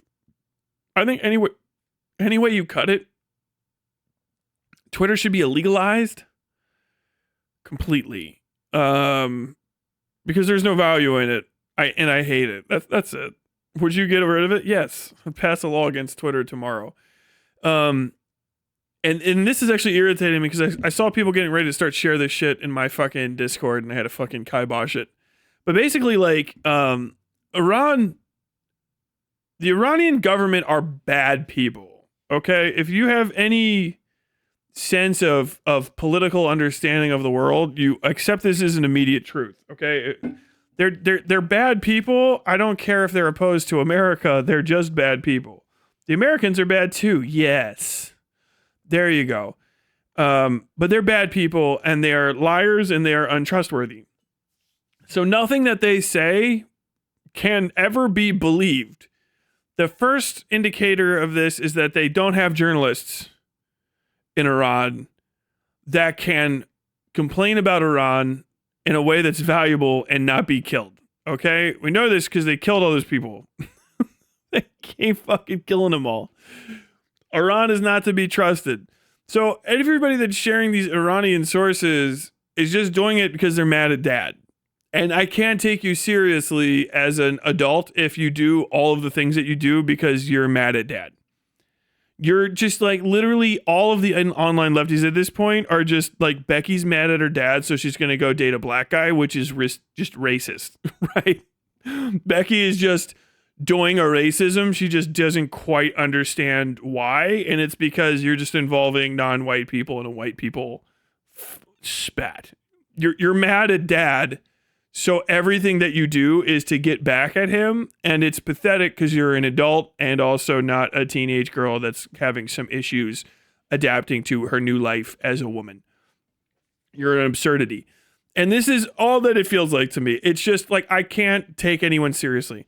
The Iranian government is sharing, and they're like, you know, RT for, but Iran today, they're just sharing like videos from like World of Warships and shit and like other like Arma 3 simulators. I've seen people sharing videos where they're like, this is a video of a fighter jet dogfighting over the top of a ship. And the ship is some fucking World War II era fucking frigate with like Pearl Harbor fucking flak cannons on it, shooting at a fucking F-16 that's doing barrel rolls at like 900 miles an hour or something. Like not 900, like 90 miles an hour. It's just like it's floating over the top of it like a kite. And people are like, wow, America might really be cooked. And it's like, I know most of you are bots, but you guys are irradiating people whose one claim to not being a fucking living vegetable is that they compare themselves favorably against their grandmother who is constantly being irradiated by propaganda. It's just the racist white propaganda instead of the, probably if you look deep enough, you would find out it's racist Persian propaganda from Iran. And it's absolutely fucking bonkers. People sharing like videos of like, oh man, they knocked a carrier, they've sunk a carrier. And it's like some AI video of a carrier fucking on its side. Like, that's not what they look like. What is this? Even I go for like 2 seconds, like, what the fuck is happening? And then the people just reshare it. Kyle Kalinske is just sharing like ancient videos from like 6 years ago and saying that it's happening yesterday. People are all actively trying to propagandize for their side in a way that makes their side look unserious and stupid. And maybe there's a tactic in there somewhere. I guess it's doing something. But ultimately, when I see the results, what I see is Donald Trump doing whatever the fuck he wants and no one else, him never having to pay any of the consequences. That's what I see. Like the amount of like, this is the Hasan thing. Hasan's like, oh, so America is sending her sons to go die for a pointless war. He's the one that like fucking like Jane Goodall shit. Like, bro, it's not, you idiot. Those are volunteers. You can't do, it doesn't, if you don't have respect for the military, not as like you like it, but as just you understand what the fuck is going on there, you cannot talk about it or you will come off as a fucking idiot. America is sending her sons to die. Guys are doing their job. They know what they signed up for. I've got no pity in my fucking heart for any soldier that gets shocked about the fact that they got to go to war. As a matter of fact, I like it when pogues finally get a few pogues get fucking cracked. Hey, look at you, motherfucker. You thought it wasn't going to be you. And it was. I'm always holding out for the grunts. That's my team. My boys is fucking combat ready. If it was pogues, hey, unguts. I hope they weren't important. I hope they didn't have anybody's shot record with them at the time of them getting fucking exploded. You can talk shit about it. Like I'm a former member of the American military, but this like you're sending your sons and daughters to fight an unpopular war shit. Like, dude, oh my god, no one clearly cares. We have never cared. We just don't. It's like, let's just move on from the fucking topic. The talking point is dead because first off, it's not Vietnam. People, shut the fuck up about Vietnam. Unless we're doing that thing specifically, or you've studied enough about Vietnam to know what the fuck you're talking about. Okay? People are like, oh man, in Vietnam, they photographed the war and it was becoming increasingly, and it broke people's wanting to be a part of it. Like, okay, first off, there's no video coming out from this. Second, that was an unpopular war that lasted like a decade, actually, by the time it fucking ended. And it was fucking conscription. We had the draft. That's the real reason it was unpopular. It wasn't super unpopular because volunteer forces were getting killed. And then we ran out of them, so we stopped. Volunteer forces got killed. And they're like, well, we need to supplement them with a bunch of fucking unwilling draftees. And then the draftees didn't want to go, and it sucked. And so everyone was like, no, fuck this and fuck the draft. And now we've had an all-volunteer force for over half a century, essentially. All throughout the entirety of Iraq, it was an all-volunteer force. Iraq and Afghanistan. All-volunteer force, no draftees, okay? There are things to talk about the poverty draft. No one on the online left is even remotely capable of having it. They're not. You're just not. I don't care what your background is, race, ethnicity, your fucking mom and dad, what they did for work, your poverty. It doesn't matter. None of that is valuable in talking about what the poverty draft actually is unless you know what the fuck it is. I'm not even gonna fucking explain it because I don't give a fuck. Keep stumbling. Like Jesus Christ.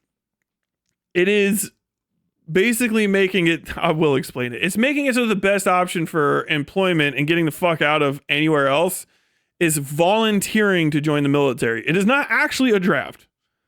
Poverty draft is a lefty way of describing the dog shit job opportunities afforded to American poor people. It's just poor people have nothing to choose from, okay? You get to be a cop, maybe. You get to go work at the McDonald's. You get to go join the military and stuff. Working as a McDonald's employee is dog shit.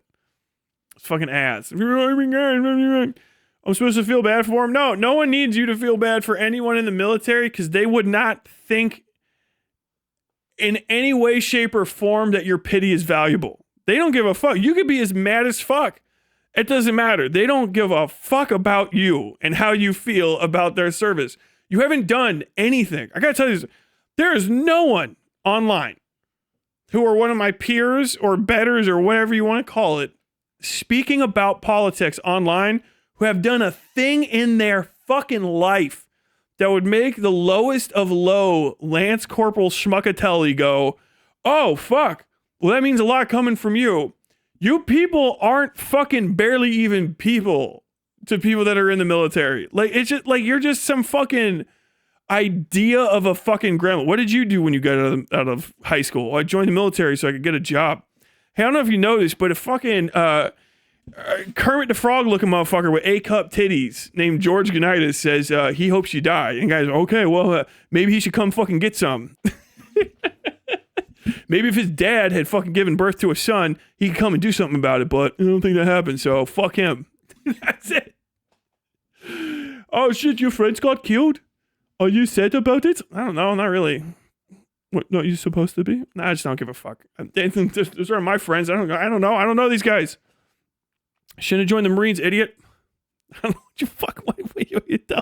Kill them before they kill you. Based. Like, it's just a non-starter conversation. You had nothing to say. You don't have any fucking respect. You're coming into the situation talking about everybody with this fucking white savior-ass fucking complex and shit, too. Like, oh my God, poor people just don't understand. What you need to do is have your dad send you away to college the second you're 18 so that you do not have to go fight against the Peshmerga for Turkey.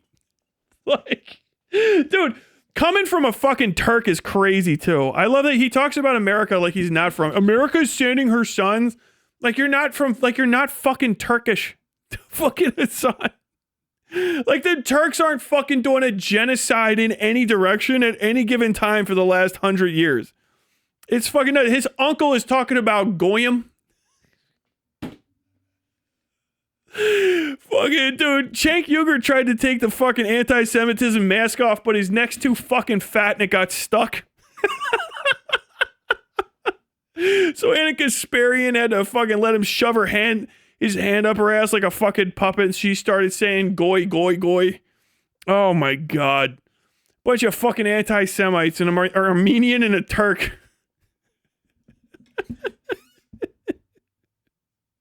Hey, you want to hear a fucking joke? An Armenian and a Turk walk into a bar. Before they go inside, they turn behind him and they tell the Jew to stay out.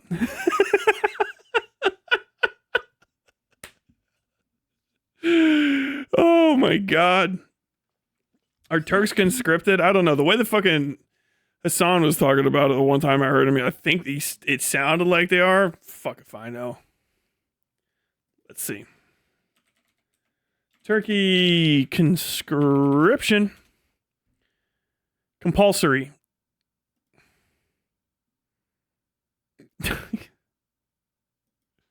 Oh, that's why he can't go home.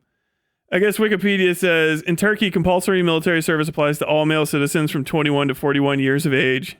6 months for all males, regardless of education degree, although a 12-month paid CO or NCO service. Okay, yeah, so Hasan came to America to dodge the draft. He's going to go back home when he's like 40-something. He's got a couple more years. That's why Hasan can't go home. He's going to have to do his fucking military service. And it is home for him. He's not an American. I don't give a fuck. Oh my God. People need to hit him with that more because that's fucking hilarious. Oh my God, bro.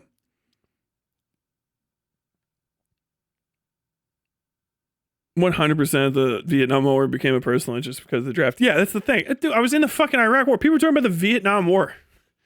We already had other ones since then. Shit moves on. You know what I mean? Fucking Iraq that I went to wasn't even the most recent time. It's like a decade away from the first Persian Gulf War. How can this poverty draft thing be real when panhandling always exists as an alternative? I'm glad you asked. Fucking. So it's a simple supply and demand.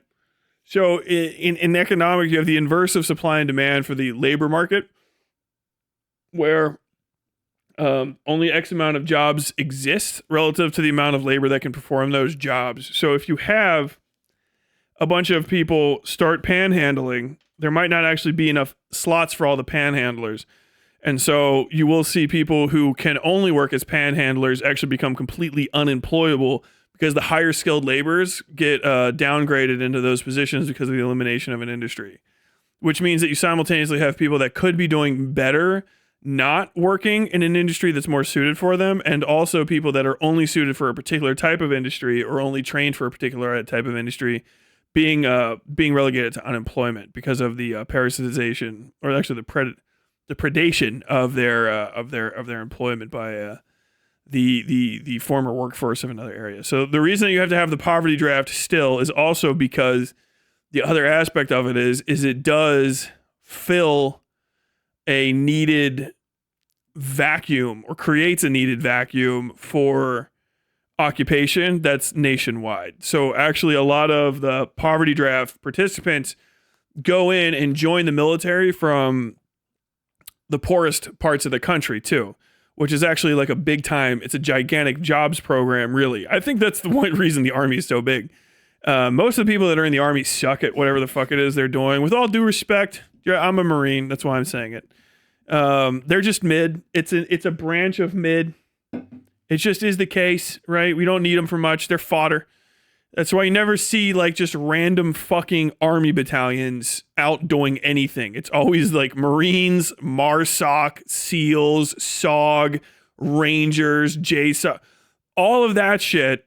We do stuff, right? I'm on the lower end of we do stuff. But still, like in special forces, because Marines.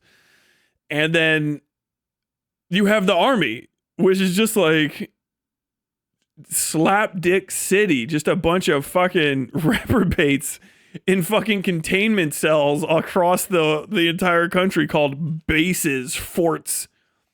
Oh, where are you from? Fucking every time you have a Marine Corps camp, yeah, it sucks, but it's pretty it's clean, and it's like a fucking not Holocaust. Zombie apocalypse any given time of the day. There's just no one fucking walking around, or if they are, they're all walking in tidy little things. What about your Army base? It's full of drugs. Drugs and crime. We cannot somehow manage to keep the fucking the cartels from jumping into our base in the middle of the night and stealing our stuff. People keep giving them the keys. Why is that happening? We don't know. We don't know. Jesus Christ. So you suck all those people out countrywide and you put them in the Army, and then you basically sort of put them to work in like busy jobs, pretending to be cannon fodder in a war that hopefully you'll never have to fight. That's why I can imagine if you were in the army and they're like, we're deploying, you'd be like, what the fuck? No, we're not supposed to be doing that. Thank you. I really don't know. Absolutely not. Can I tighten this one too? I can't. Only this one was super loose.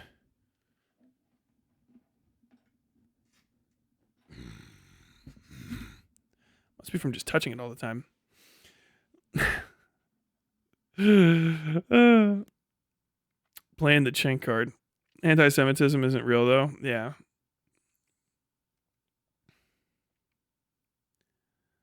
It's only named after the people that did the Armenian genocide. I looked it up. I don't know if it's necessarily the people who did it. I think it's the people who participated in it. But it's weird for a Turkish person to have that name. I don't know. Maybe he's trying to bring it back.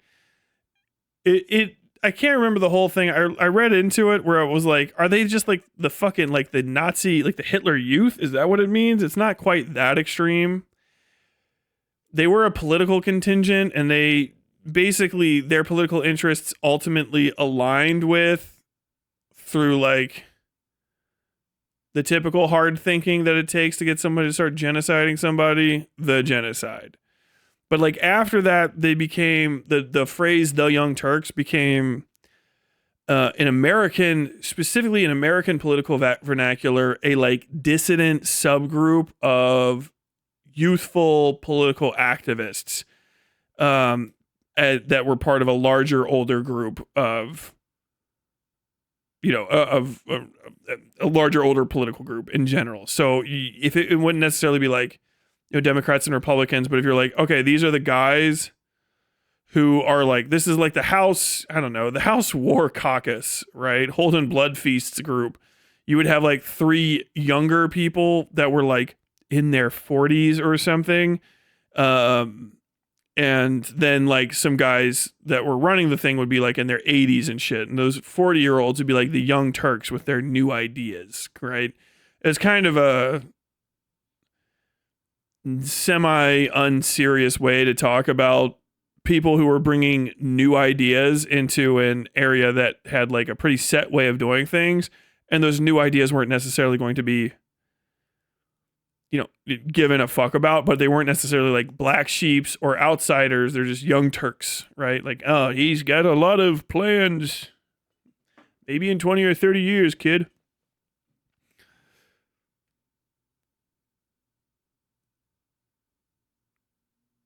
So that's crazy. There's a stray called the Young Turks, and I was gaslit for years. Yeah.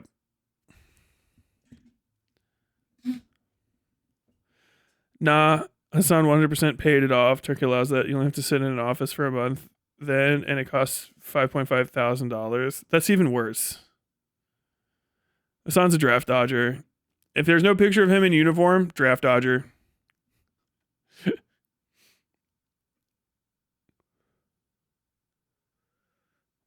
Campus unit was full of asbestos, but it was clean asbestos, very orderly. It's true.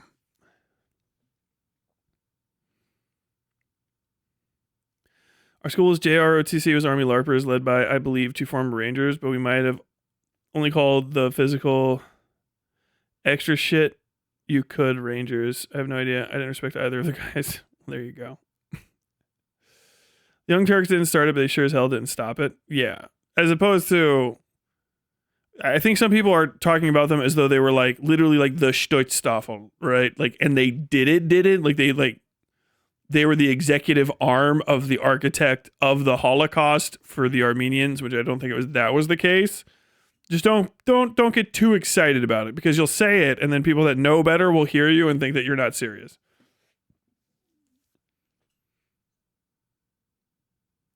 They were overall a positive force for the country. They had very progressive positions and modeled the state on Western democracies, shedding the religious crap.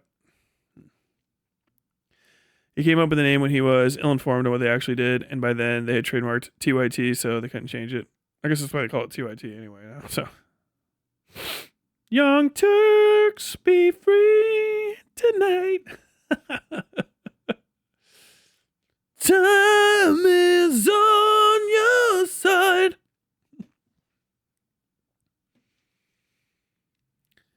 Tyler, the Committee for Union Progress, aka the Young Turks, had control of the Ottoman state during World War I when the primary and where the primary instigators of the genocide? Okay. We'll see.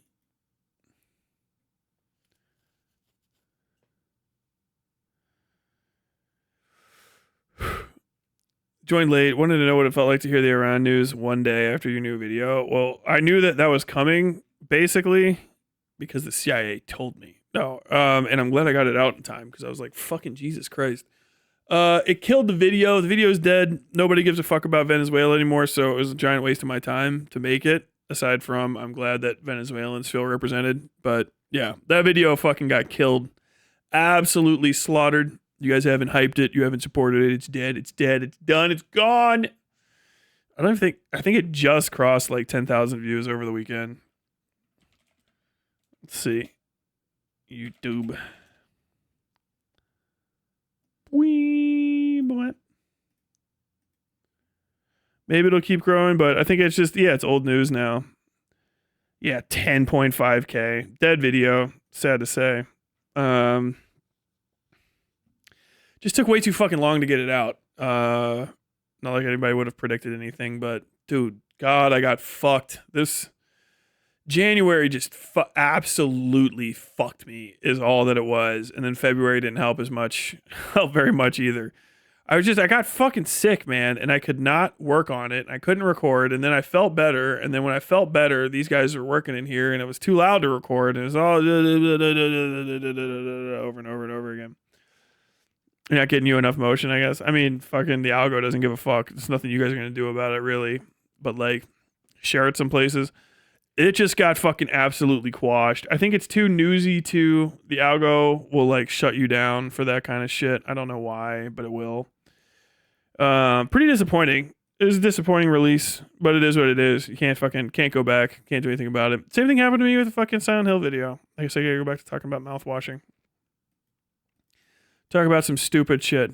I mean, this has always been the case with me with fucking journalism is just like that. I mean, one of the stories I worked the hardest on ever in my life was this thing I did on human trafficking in North Dakota. It's like haunts me to this day. It was like this fucking really hard, really, really hard thing. It all started because I miscovered something and an actual human trafficking victim called me up crying, asking, like begging for a retraction on something, which we did. I was like, Jesus fucking Christ. Like, I just covered the fucking police report and they just blew her up. So it's like, we reported accurately, but they didn't report to us, and it was a whole fucking thing. And so like I covered this whole deal and talked to her and talked to all these other people and ended up being this gigantic deal. And then I just got yelled at by people in town for putting like smut on the cover, which is like, do you guys think this was porn? Was your husband like cracking one off to this in the restroom on Sunday breakfast? And it was just like, yeah, whatever. I mean, it's what happens. It's really just like, it's because it's Venezuela more than likely. I don't think people give a fuck about Venezuela. There's so many of those videos where like I shared clips of it from have like 700, 800 views. That's it. You would think it would be more. You would think some of those documentaries would be like these like multi-million view videos and shit, but people just do not fucking care about Venezuela. None of your fucking lefties, none of your righties, people are like, oh, you're going to make people mad. Like no one cares. No one cares about those people. Fucking, that's the video is a good video is. I was right. No one gives a fuck about them. They don't give two shits, left, right, center, or otherwise. It's like depressing. Now it's going to be Iran. Iran, if it gets turned into a fucking quagmire, then that's going to be the whole thing. So I guess we'll see.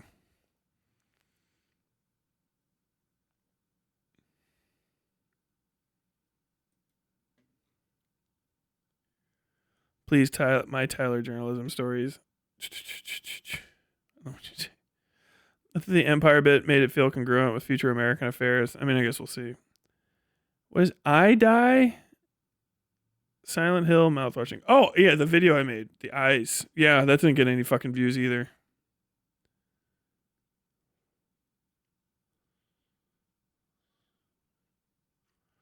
I think my algo is completely fucked, is what it is. I might actually have to delete most of the old VODs, as crazy as that sounds. because I think, so what happens is like when you have a video on your channel, those become your audience in the algorithm, people who watch it. And so if they don't watch it anymore, whatever, dead subs kind of deal, yada, yada, yada. If those videos are still there though, like YouTube tells you like your data and your tracking and stuff, like the video itself is there, but also like your connection to that chunk of audience remains. And I wonder if they're not like having, it's not like having like a fucking like, I just thought back to my childhood, a fish hook in your leg. I got a fish hook in my leg when I was really young kid. What do you say the odds of Iran turning into a quagmire are?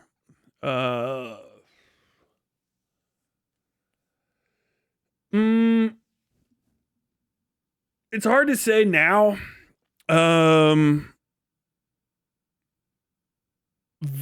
Pretty low at the moment. Let me look at this AP thing so I can get some information. I'll answer that. War in the Mideast widens as Trump says strikes in Iran could last several weeks. Dubai, UAE, Iran, Trump would take several weeks. Iran and its allies hit back against Israel, Gulf states, and targets critical to the world's energy production.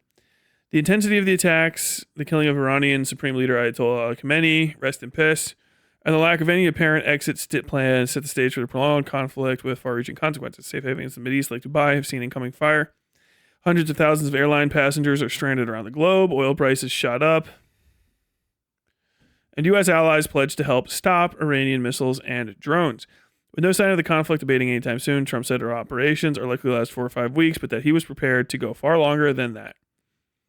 He said the U.S. forces were determined to destroy Iran's missile capabilities, wipe out its navy, prevent it from obtaining a nuclear weapon, and ensure that it cannot continue to support allied groups like Lebanon's Hezbollah, which fired missiles at Israel, drawing retaliatory airstrikes. Okay.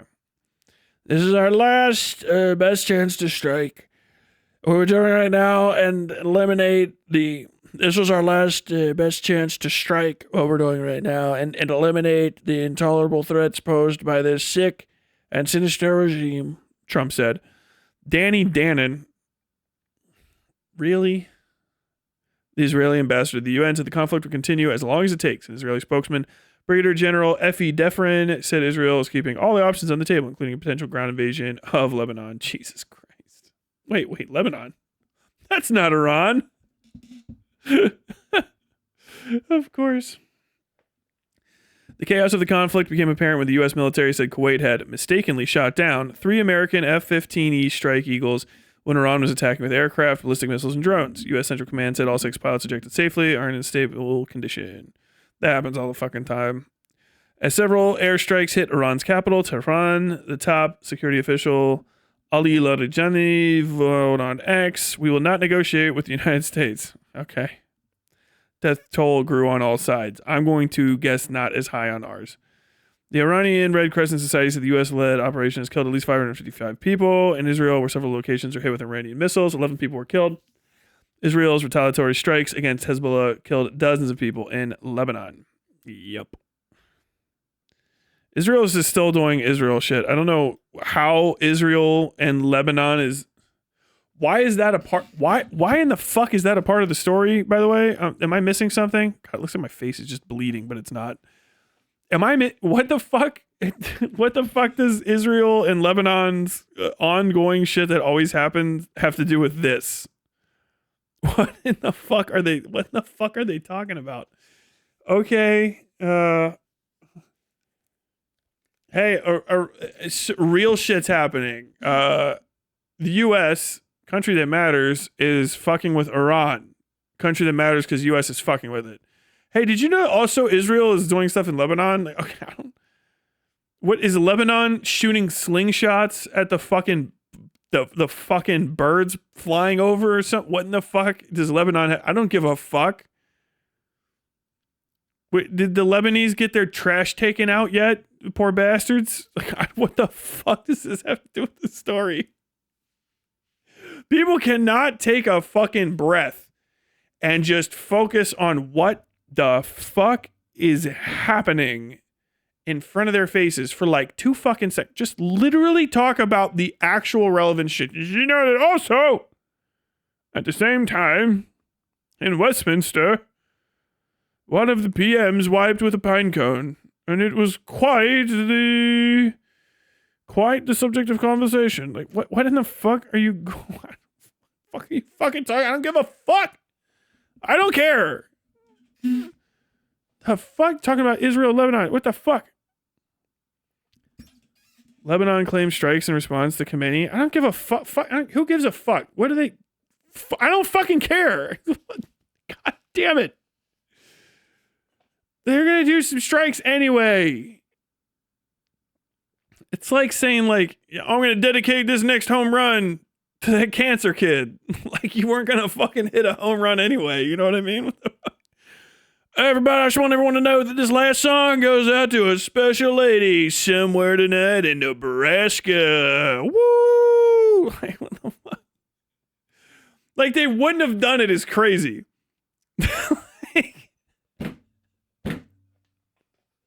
like are we pretending like, I give a fuck? Lebanon didn't even fucking have the missiles that worked, right? It was Iran's missiles. I don't fucking care, and I don't give a fuck. God damn it. I don't care. A relevant country is doing something. Take the spotlight off of fucking Israel so I can watch Daddy dance. God damn it. They've been doing it for 3 fucking years non-stop. Non-fucking stop with Israel and in Lebanon and their fucking dance. Their little circles at 4 billion years. Someone hop in chat with a fucking doctorate of knowing about stuff and not being able to do a fucking thing about it, and tell me more about whatever the fuck Lebanon's fucking asshole is up to this morning. Is it stinking? Is it blinking? I don't give a fuck. I don't fucking care. This map is too big. Tell me what the fuck. We're talking about Donald Trump. I just want you to know, America and Iran, the country you live in a country you're attacking for some reason, there's things happening there. Can we just take a real quick sideline to talk about Israel and Lebanon's irrelevant asses? They're also still participating. The fuck? Dude, have you ever been watching a show and it's the best part of the show and it's like, oh, okay, this is the part I'm interested in. Main character shit. And then they cut away to 2 fucking irrelevant fucking NPCs you don't even like that are side characters so that they can go shopping for a new pair of shoes or something. Shut the fuck up. Inshallah, all of them will fucking burn. Fuck all of that in the whole coast. Cyprus, you're gone too. So I don't have to have you interrupt me trying to figure out what the fuck the most powerful country on earth is doing. While it's sentient pubic lice, which is Israel, goes about and fucking murders more children or whatever the fuck they're doing today. I'm sure there's possibly another thing they're doing. God, what in the crash out? I don't give a fuck. The fuck? I can't. Oh my God. I'm actually irritated. I'm actually fucking bothered. Dude, tell me. I want as much information about all the rest of them. Tell me about. I want the entire life story of every fucking window that got broken out of the fucking window in Dubai. God damn it. B plot. It's not even a B plot. It's a fucking C plot. It's a whole fight. Dude, it's the second season of The Wire ass bullshit is what it is. God damn. Israel and U.S. planes. Fucking U.S. planes and some Israelis, we let fly them for 2 seconds because they had to get a gold star because they got fucking brain cancer or some shit.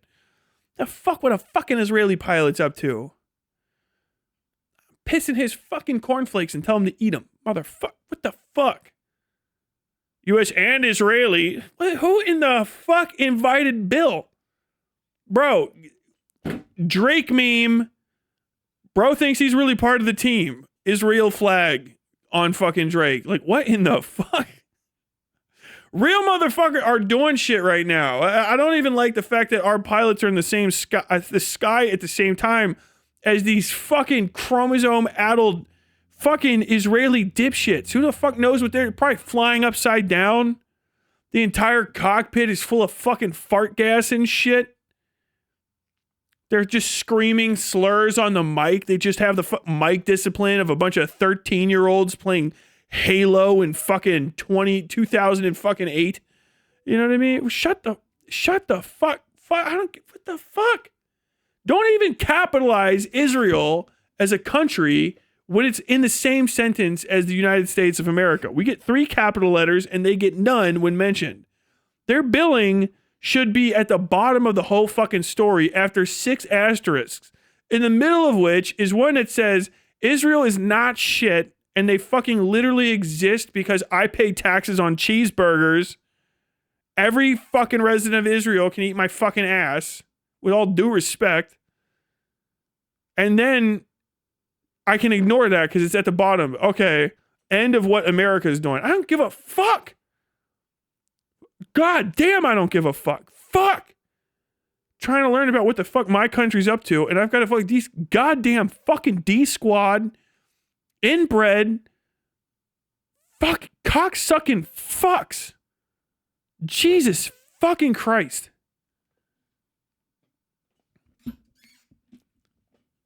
Rest in peace, Ziggy, by the way. The actor died recently. I'm very sad about Ziggy dying.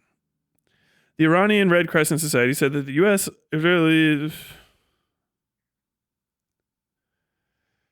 killed 55 in Israel. Dude, like, Israel gonna be fucking up and making us look bad. Like, Jesus Christ, dude. Chains of missiles batters Iran and the wider region. U.S. and Israel began a joint attack on Iran. Iran has attacked U.S. and military bases and cities across the Middle East. Circumstances behind some strikes as the attack on Tawhid Girls Elementary School are disputed. I'm going to just tell you this right now. Iran probably killed those girls. I'll just say it. They're the kind of place they were going to kill those girls anyway for reading, right? Isn't that what Iran does? Oh, Jesus Christ. The gall to kill girls in Iran when the Iranians already had plans to sexually assault and murder those girls for reading is just disgraceful. Like, it's hard to give a fuck about Iranians saying it's a human rights abuse. It's like, bro, you were gonna fuck what? Cause are you jealous because someone got to it first? You sick fucks. Like, goddamn. Every 10 fucking seconds, they're doing a rape or a murder. They're fucking a Republican Guard can't help it. They're just murder raping everybody, killing protesters and shit. I'm supposed to believe that they're gonna report on their own recognizance accurate news about who killed girls in Iran. They have not done that ever, and they love killing women. If there's anything an Iranian loves to do, it's fucking shoot a bitch. She thinking, dressing weird, talking out of school. An Iranian will shoot a bitch. All right? Immediately. Pop, pop. Hey now. Why aren't you walking around dressed like a ghost? Pop, pop, pop, pop, pop, pop. God damn, man. What the fuck? Iran living a Christian nationalist wet dream. 100%, bro. We'd be fucking dish-dashed up. Everybody wearing fucking burqa. It's okay to wear burqa. Wear them if you want, because you want to. Then it's okay. If your country fucking makes everybody dress in a fucking burqa, then it's bad. It's just the rule. It's cultural rule. Okay, well, the cultural rule sucks dick. It's not my country. I'm not going to do anything about it. That cultural rule sucks dick. It's a dick sucking rule. It's a weird thing to do. Kind of gay. I will say all the Middle Eastern countries that make the girls dress up with the burqas come off as gay. That is just a fact. I like looking at women because I'm straight. Well, I'm bi. I'm into women. I like girls. Like to see them. Like to see guys too. If I had a guy around me that was like, we got to cover up all these girls, I'd be like, you're gay. Because that's a gay thing to do. It's fine to be gay. But if you're so gay, you make all the girls vanish so only the guys are what you can see. That's like extra, that's evil gay. That's Benny Johnson gay. Ben Shapiro gay. It's not a good gay. It's bad gay. There are evil gays. They are the most evil people, are the evil gays. Yeah, fucking girl skateboarding. We're going to have to go and cut her fingers off. Like, okay, what the fuck? She don't wear burqa? Are they not wearing burqa? Wearing headscarves? Whatever. I know they have to keep their fucking heads covered. That's the whole thing. All gay. Gay. Fucking Mennonites and shit.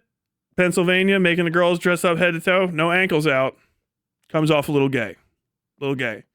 Hanging out with the dudes. All the dudes got big beards. Gay bar. Mennonites. Also, their guys can't shave. Is that? The Ayatollah and his posse have mothers, wives, daughters, sisters, etc. How could they be haters of women?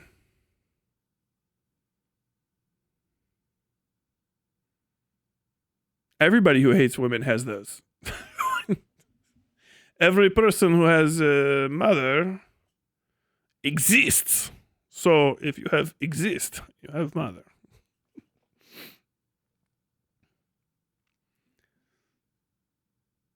It's just no. Let's be accurate. Do you think Trump would have made a great drag queen? I think he is a great drag queen.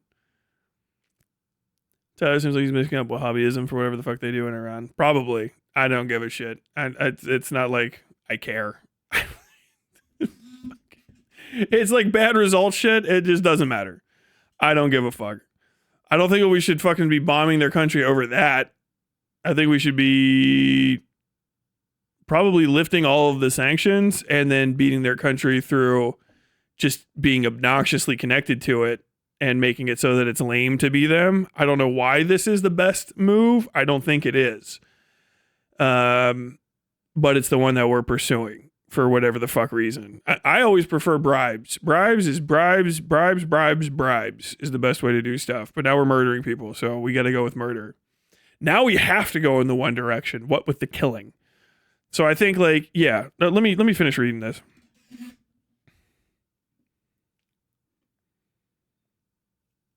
Trump wears more makeup than most women. Yes, but technically also most people that are on TV do. U.S. military announced two servicemen have been confirmed dead, bringing a total of 6, while 3 people were reported killed in the UAE and 1 each in Kuwait and Bahrain. Ron stopped to implement on Monday, sharing a photo of rows of graves. He said for more than 160 girls killed during U.S. Israeli strike on an elementary school in Manab. His bodies returned to shreds. Abbas, 4 minutes. Okay, yeah, no pictures of bodies. Deeper and deeper, suspiciouser and suspiciouser. It just sounds made the fuck up. I'll believe it when someone trustworthy talks about it. In Israel, 3 young siblings killed by a deadly Iranian missile strike were being laid to rest in the Mount of Olives in Jerusalem Monday night. Yaakov, Abigail, 15, Sarah Beton were among the 9 killed Sunday when a missile slammed into a shelter located in a synagogue in Beit Shemesh. The world market's already, we got some names over here. Let me get some names from fucking Iran. The world market's already rattled by the fighting. Qatar Energy said it would stop producing liquefied natural gas, taking one of the world's top suppliers off the market. It offered no timeline for restoring production. European natural gas prices surged by 40% in response. Get dunked on. Saudi Arabia's Ras Tanura oil refinery came under attack from drones, and its defenses downed the incoming aircraft. Military spokesman told the state-run Saudi press agency the refinery had a capacity of over 500,000 barrels of crude oil a day. Several ships have been attacked in the Strait of Hormuz, the narrow mouth of the Persian Gulf, through which a fifth of all oil traded passes, and where Iran has threatened attacks. The Gulf state of Qatar said its air forces had shot down 2 Iranian Sukhoi Su-24 bombers. Oh, based. Qatar, I did not know you knew ball. The attack on Saudi Arabia's Ras Tanura refinery marks a significant escalation, with Gulf energy infrastructure now squarely in Iran's sights, says Torbjorn Soldvjet, an analyst at the risk intelligence company Verisk Maplecroft. Oh, that's a Bond villain. The Gulf is also a hub for air travel, and passengers have been stranded around the world. Okay, Iran says the nuclear site was targeted, based. Okay. Justifications around with simply a big lie, he said. I don't think that's... I think you guys definitely want to fucking nuke. Everyone says you want to nuke. I would be shocked that you didn't. And now that strikes the site with the U.S. bombing the 12-day war between Iran and Israel says it's targeting leadership and nuclear infrastructure. Iran said it has not enriched uranium since June, though it has maintained its right to do so while saying its nuclear program is entirely peaceful. Doubt. Hezbollah fires on Israel, prompting massive response. Okay, don't give a fuck. No end in sight to the U.S.-Israeli campaign. B-2 stealth bombers, 2,000-pound bombs, taking out 11 Iranian. Damn. 11 warships? Jesus Christ. Tell me they were just like patrol boats. Fuck. How many do you have left? That's like half of the navy of most countries. There's like 11 warships. Are they warships? Warships?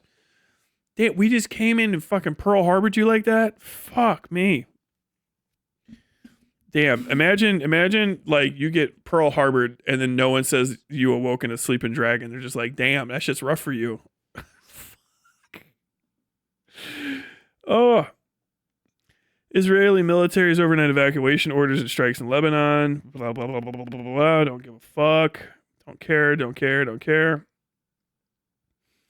Bill to elicit grievances dating back to 1979 Islamic Revolution urged Iranians to take over their government. I knew that was going to no signs of any such uprising. Trump, however, has also signaled to be open to dialogue with Iran's new leadership, which could be chosen soon. This is what I literally responded to another streamer who was asking me on back channels. What do you think is going to happen? That literally was my prediction. In an indication the conflict could draw in other nations, Britain, France, and Germany said Sunday they're ready to work with the U.S. to help stop Iran's attacks. Tehran's streets are deserted. Okay, I don't give a fuck about that. So you can't really trust most of the reporting coming out of Tehran because or Iran because it's just not in remotely third party confirmable. It's just literally up in the fucking air. People can lie to you because you'll never find the truth. So it's like that whole fucking crescent is just full of like, who knows what the fuck anyone's saying at any given fucking time. I think if I had to get here's my overall figure on it. It's a Tyler prediction as opposed to a Hasan prediction. Even in that one statement, my main prediction for preferred outcome, I guess I should start there. What Donald Trump and his regime are going to want, his regime really is the case, are going to want from this is not a actual revolution. It's going to be played like that, but that's not good for business. No one cares about freeing the people of Iran. I don't believe that. I don't think Trump does. I think if it happens, they'll take credit for it. If it doesn't, they won't. The issue with Iran is very similar to the issue with, Saddam Hussein or Nicolas Maduro, right? All different situations overall.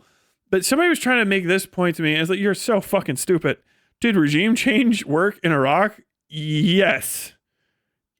Absolutely 1 billion% did. It swimmingly. Do you remember who was in charge of Iraq before we killed Saddam Hussein? Him and his kids.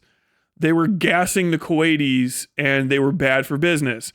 Now, I mean, it's been fucking forever since Nouri al-Maliki, but now it's not that, which is a regime change, and we can do business in the region, all anyone cares about. Bashar al-Assad, gone, bye. Now they're like, oh, it's Al-Qaeda in there. Like, I don't think it's really Al-Qaeda, but it's a guy that used to work for him, whatever. No one in Al-Qaeda stays Al-Qaeda the second they get a little bit of money or some attention. It's a fucking like main rule for that group, I swear to God. Is he going to be good for business? If he is, he gets to stay. So we had all that whole region was full of autocratic, non-cooperative, power-flexing dictators who wanted nuclear weapons. Libya's gone. Iraq is gone. Syria is gone. That leaves essentially Iran.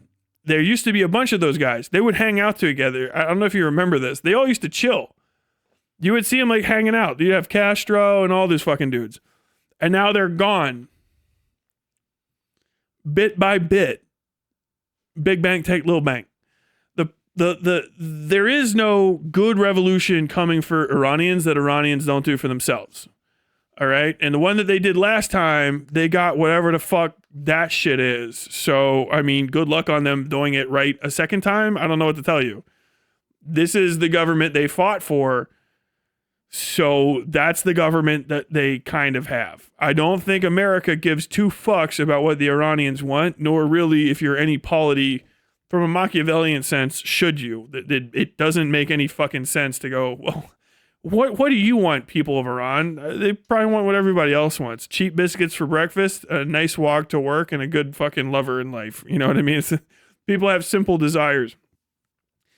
The point of it is to sand off the rough edges that the old regime has regarding diplomacy, right? They're a pain in the fucking ass. That's all it is. They're a pain in the ass. They're absurd. They have a non-cooperative dialectic going on with Western interests that are aligned with Donald Trump's interests, which are aligned with the greater MAGA movement, the greater political right, the greater white supremacist right. There's a lot of factions and caucuses that are involved in that will come and go. But generally, they perceive Iran, rightfully and wrongly, as a place that is bad for business. Overall, I agree. They're hard to negotiate with. They are a peak creator of instability in the region. It doesn't matter if you say, oh, what about America? America destabilizes shit and then we left and then everything's fucking stable now. Or it's the same as it was. It's sad to say. You know what I mean? I don't know how much more stable you think Saddam Hussein's fucking Iraq was, but that shit was a shit show. It was a fucking murder fest. Now it's whatever the fuck it is now, which is inevitably better.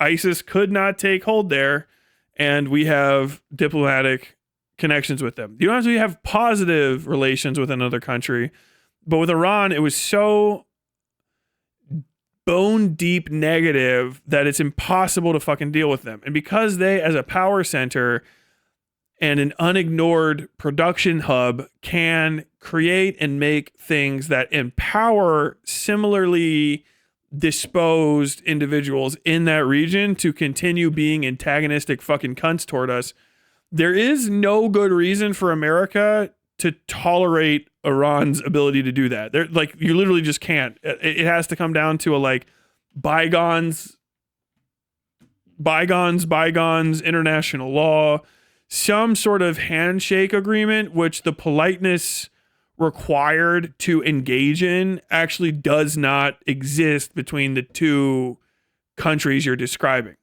right? They don't like each other. They hate us like deeply, right? And not just in a deep way, but it's like constitutionally, like they are opposed to America's existence and doing business there. Not necessarily in a principled way. Not necessarily like they really do deeply believe that, but that's just like that's you playing the hits. You can't go out on stage and not play that song. So as long as you're alive, we're going to have to tolerate that. And because we tolerate it and you tolerate it and other people tolerate it, it kind of just maintains its existence thusly. So it just keeps going, right? So you become not just like a rebel from back in the day. Now you are in business with rebellion, which we really can't have because your business is against our business. You are arming the people that fuck with our shit, and we can't have that. We really can't have that. First off, you're a competitor for arming. If anyone's buying guns, they should buy our guns. They should buy our surplus. And if you're selling that, then you're in the market. If you are fucking selling to people that are going to sabotage money stuff, which is all that ever happens. They sabotage fucking pipelines and they sabotage boats and all that shit. They kill workers. They kill people and make people scared to go to fucking work. That's bad for business. They don't have the balls to fight the military, which is already an accounted, we have all of these lives literally on the ledger to lose. We don't give a fuck. We have that as part of the life and death slush fund. You're killing people who are supposed to stay alive because they're like doctors and shit. Fucking idiot.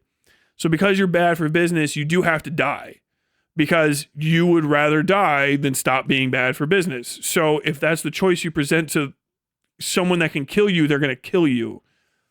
You fucking idiot. It's not hard to get to the fucking heart of it. most people don't want to die for their beliefs. Most people don't even want to really put their shoes on, walk outside all the way to their mailbox and register to vote for their beliefs. So it's not hard to realign countries really with just killing a few people, maybe dozens, maybe hundreds, but really when it's, hey, why are we doing this? Well, we're doing this to honor this guy, right? And these guys are hardline guys and they love him. Okay, what about you? I don't know. I mean, I could take him or leave him, but like, you know, with those guys, like I would hate to look embarrassed in front of them. Okay, well, if all of the 20, 30 people that you could be embarrassed in front of were dead, let's just say pixels in the sky turned them into fucking dust on the ground. If that happened, would you be embarrassed to go against it? I mean, I don't think it would be like the best feeling in the world. Okay, how about we mitigate that with you get $1 billion. You just get to be a billionaire tomorrow. I get to be a what? You're a billionaire. You're a billionaire.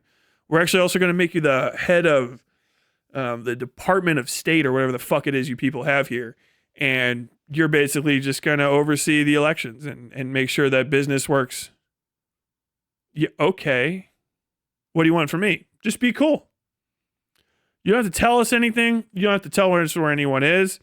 Just, there's going to be like 80 people that die over like 5 or 6 weeks, and they're going to die brutally.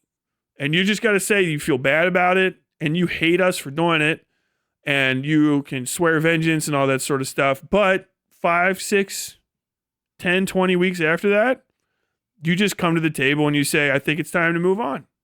Feel good? Yeah.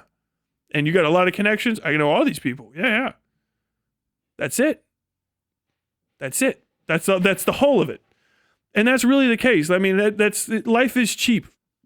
People want to get these fucking whole things where it's like, I don't know, you don't understand how the world works, and people think it's like, you know, high ideals and people that really give a shit. And to an extent, there are people that do, but so many people are getting up in the morning, farting a couple times, having their eggs, and then doing whatever the fuck it is that is like the root of all evil.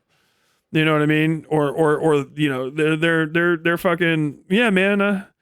We're carrying on the revolution. It's been 35 years and I can't buy shampoo. It's fucking great.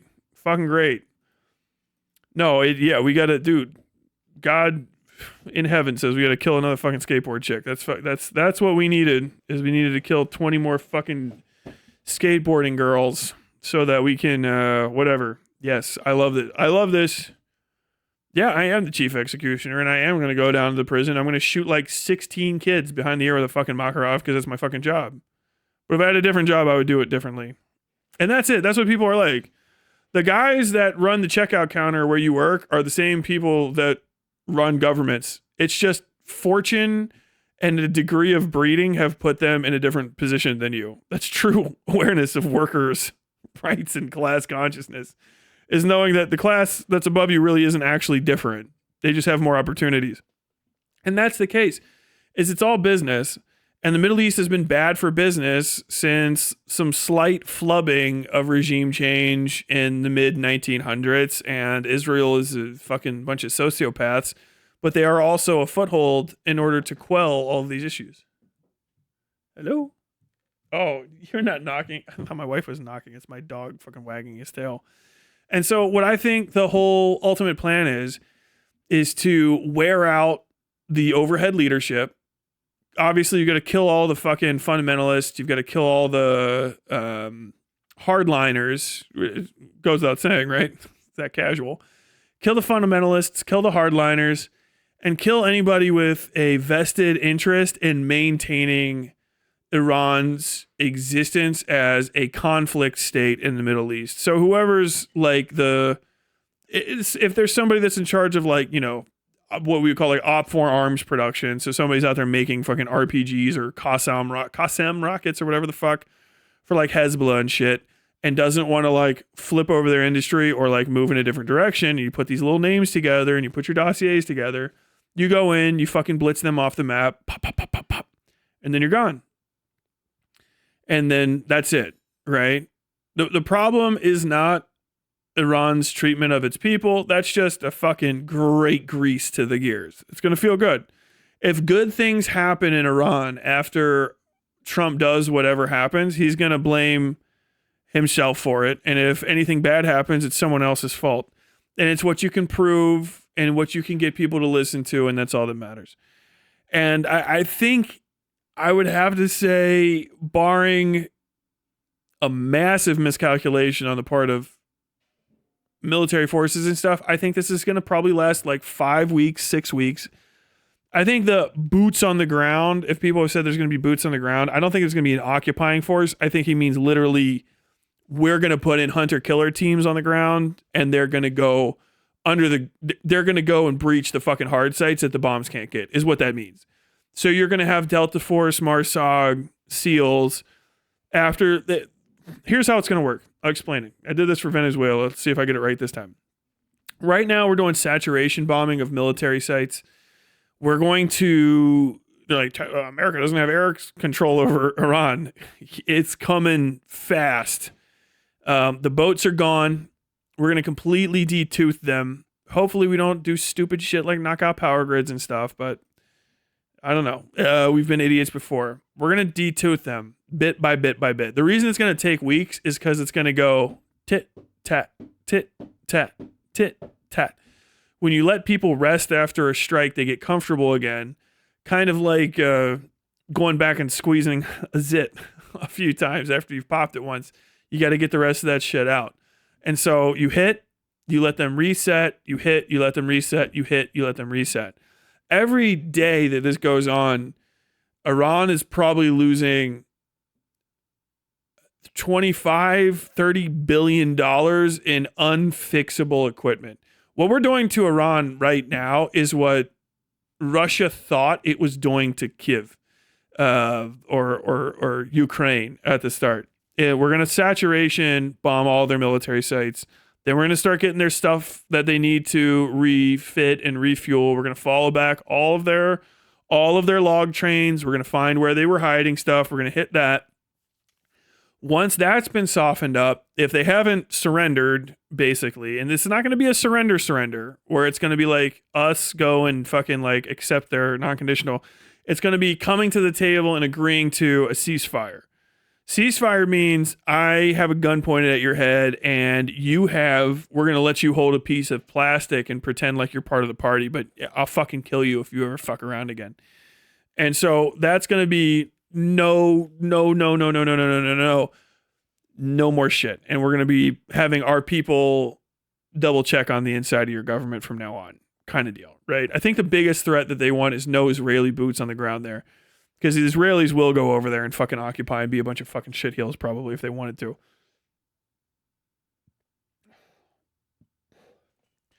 The long version is we're going to keep hitting. And then we're going to start taking out personnel. And then we're going to just basically make the blood cost psychotically high. Once they don't have the ability to field any anti-air fire, then we're going to bring in anti-personnel aircraft, which is not jets and stuff. We're talking C-130s, A-10s, and saturation bombers, and we're going to hit your fucking camps, every fucking place where you have any group of soldiers anywhere in the country, and we're just going to keep flying in and out. And that's going to be cheaper and cheaper and cheaper and cheaper. All the expensive stuff that people are talking about, the rockets and all this stuff when I hit it fast, those are interceptor rockets. That's not the shit you shoot at the ground. Interceptor rockets intercept other rockets. They do what you call a miracle, which is shooting a bullet with another bullet. That's an entire different type of play than dumb bombing guys on the ground that you're looking at through FLIR from fucking a quarter mile in the air. You see that laser just erasing people. You get a little bit of a taste for that. You've been killing like little kids and girls or whatever the fuck for a while. Then it's time to scrap. Once that's softened up, if you're not at the table, we're going to start sending in hot teams and they're going to come and try to push in. Maybe you're underground and stuff, but if you go underground too deep and we don't do dumb shit like we did in Afghanistan, then you're going to be underground while all of the people that don't like you can go sit in the presidential palace. And then you're a fucking insurgent group in your own country, surrounded by countries that you just bombed. So you don't have a lot of places to run away to because Iran doesn't have as many friends in the region. You know what I mean? As well, they just don't. It seems. I mean, given that they were fucking shooting almost every country that's around them, they're somewhat surrounded. So you kind of can't get big time supply lines in. And Iran was the major supplier for a lot of this shit before. Iran, Bashar al-Assad in Syria, Afghanistan had the Talibs and their stuff through Pakistan, which I think was also some Iranian shit as well. So Pakistan and Afghanistan are in fucking, they're actually at war right now. They have declared war. So that's side story I'm much more interested in. And a lot of the dictators that would have been helping and did help back in the day are now on the fucking table for the chopping block. So like even Putin is involved with shit. Putin can't spare missiles. It's not like you're fucking with America after George Bush fucked it up. And then you had all of your friends still. You had, you know what I mean? You had fucking, I think Muammar Gaddafi was, yeah, that was like fucking what, 2010 or some shit? I can't remember when Gaddafi was. You have Muammar Gaddafi around. Saddam Hussein wasn't even dead yet for a little bit. You have Bashar al-Assad. Afghanistan is in tumult, but you have all those guys up in the Kush. Pakistan's whatever it is, but Osama bin Laden's in Pakistan to facilitate talks with people. Putin is fine. Russia's essentially at peace, except for that little snafu with Georgia, right? And so you have all of those potential inlets and outlets for supply and shit to, you know, for Al-Qaeda to fight. But now you're about to get fucking throttled. Al-Qaeda is not what Al-Qaeda was at the time of the Osama bin Laden bombings. And, you know, you got to understand, like, these networks are dominated by people who fight to control the networks against other terrorists, as you would call them. Like, Al-Qaeda is in competition with the Mujahideen and Taliban. ISIS is in conflict with Al-Qaeda, even though Al-Qaeda turned into ISIS. ISIL-K and ISIL in Iraq are not necessarily friends. And so when you get a line, that's your line, right? You have your own little area, you have your territory. A lot of these fucking rebel groups and revolutionary groups just end up turning into fucking narco states, terror states, and other extractive, basically capitalist entities that parasite on the civilians around them, which is why they're so easy to fucking undermine. It's why the French are always killing the fuck out of them. So you have all these people that were supporting stuff with America when America did the worst way of doing Iraq and Afghanistan. A lot of those guys are gone. If you're Iran and you have to go hide in the hills, you probably have bunkers and all that kind of good shit. But if you hide, how well are you going to be able to hide from your people? Also, if we bring in a fucking puppet king and shit, how well is that going to translate to new governance? Are you going to have to start doing terrorism inside the country to maintain, you know, a terror edge of coming in? And then at that point, you know, what the fuck? You know what I'm saying? Like, all America has to do right now is not fuck this. And you could see Iran being undone within the year. But I think the Iranian leadership knows that that's the fuck. No one wants to live like that. No, except for like Osama bin Laden. And even he didn't. He moved to Pakistan the second he could. He didn't want to fucking stay out there in the fucking Kush.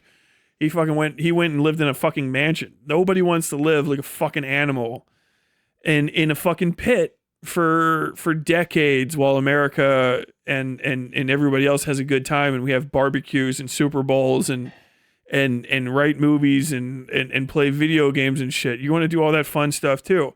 So it's like, oh man, what am I getting? Like, how much do I want to fucking shoot these skateboarding bitches? And how much do I really give a fuck about my great granddad's revolution? And once I weigh that out against, you know, fucking maybe sitting here in a hole smelling this other guy's farts and then fucking dying from, you know, in the middle of the night because the Americans discovered how to fucking shoot a bomb an additional 100 feet down into the ground. It's a fucking pain in the ass. So that's my over thing is what I think is the gamble is that the people that are going to be left after the very select group, and this multiple week thing is going to be destroying manufacturing capabilities to make more of this stuff. I think what Trump wants to do is establish, even if he dies, his legacy is going to be de-toothing Iran, which is, even if we arrest, or we're going to arrest Trump after the fact, I think that's going to be his get out of jail free and go to Saudi Arabia card. Because the Saudis are going to be happy. Understand, everybody that got shot with a missile yesterday knows and has known that they could get shot with that fucking missile by Iran at any time, and then it finally fucking happened. So like, they're not shocked. This has always been the case. That is not friends. So you're surrounded by a lot of people that do not like you, and now they fucking hate you. Their populaces are probably pretty fucking pissed off right now.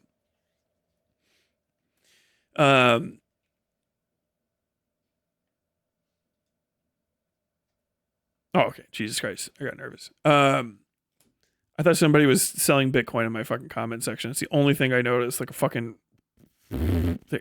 So we wear out that group of people that are going to be hardliners and sticklers to it, and then actually let Iran say that they're upset and that they don't want to come to the table and blah, blah, blah, blah, blah, blah, blah, blah, blah.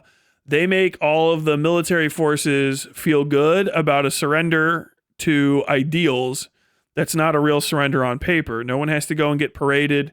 No one has to go do big fucking handshakes on the boat. Tojo gets to be the fucking emperor, yada, yada, yada, yada.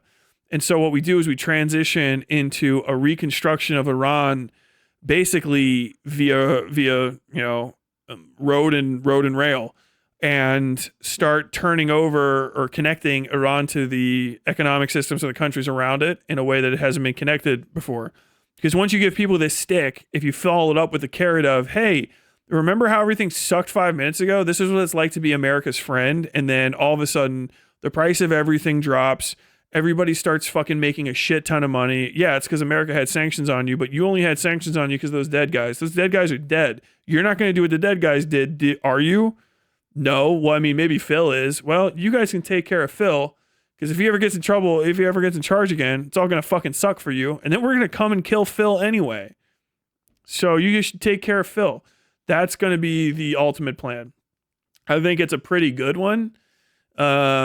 Pretty soulless, pretty callous, pretty Machiavellian, but I mean, fucking, I'm a streamer and these people are running the world. So, I mean, that's what I would predict is going to occur.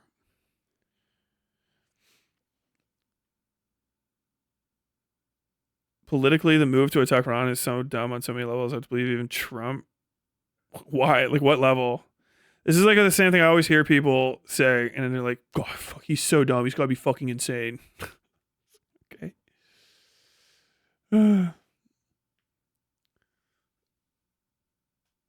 What? What's going on?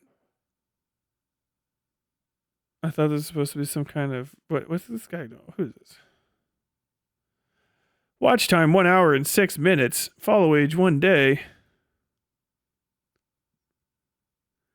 All right, I'm going to say it. I don't really like the U.S., Israel, or Iran. That's fine. You can say it all you want. You can't do anything about it. The thing that fucking sucks.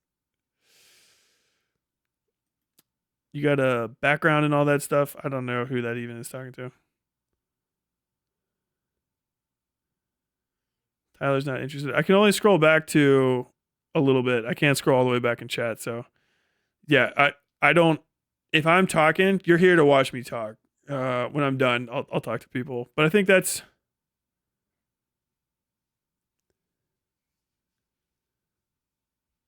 What's going on? I need to know what's happening. But yeah, I'm not paying attention to chat. I have no interest.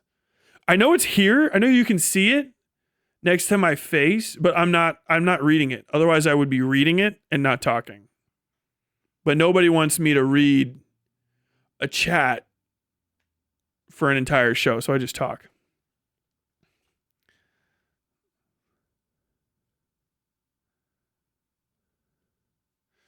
So we should keep up the pretense of pointing out the contradiction of the administration as if it has an effect until it has an effect. Yeah.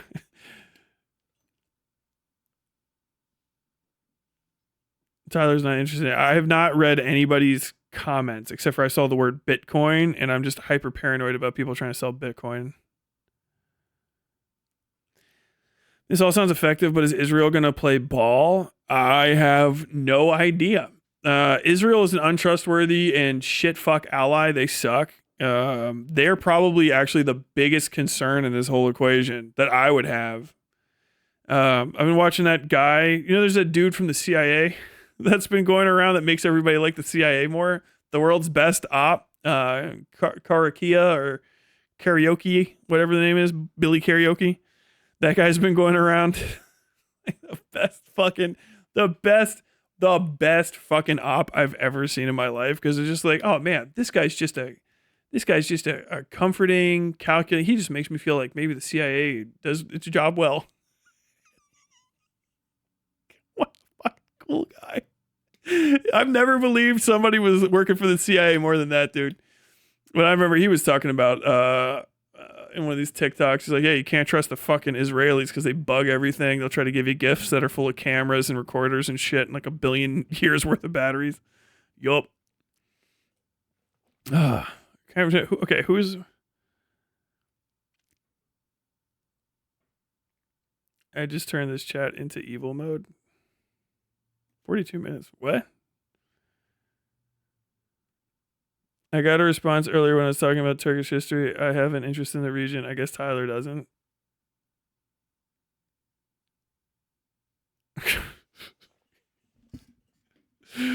Okay. Yeah. If you want to talk to me, join the Discord and call in. It's 9:13, so I'll have some time later.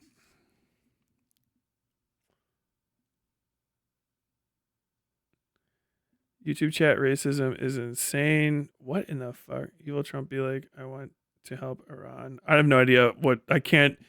Dude, like lefty and righty fucking irony posting has become so like beyond parody that I can't tell if people are giving like honest prescriptions or not.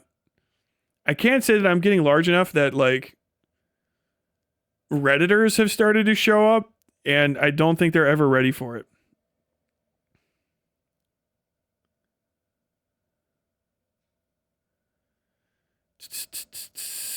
If this is what the chat is like, why would I want to join the Discord? I don't want to debate anyone. I want to share a bit of what I know about a topic I'm interested in. Okay, well then go and fucking start your own show, dipshit.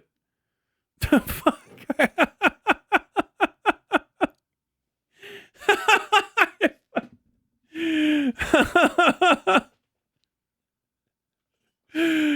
Oh my god. You got a quiet pill for 24 hours. Were they fucking typing that much?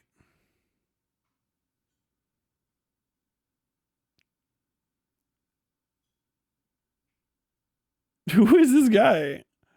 Why is somebody doing a smiling friends posting? What in the fuck? Oh, this is just the same person over and over again.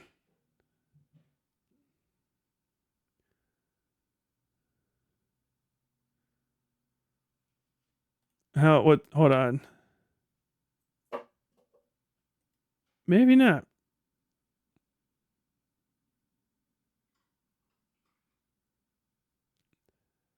Dude, the fucking like Reddit irony posting from a chat that's like 15 minutes ago. I have no idea if people are being honest or not.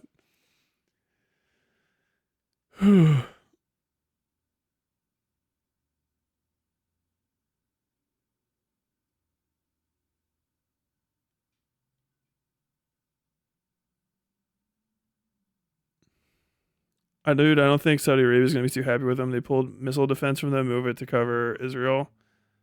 What the fuck? Yeah, but they got shot by the other guy. You know what I mean? That's like,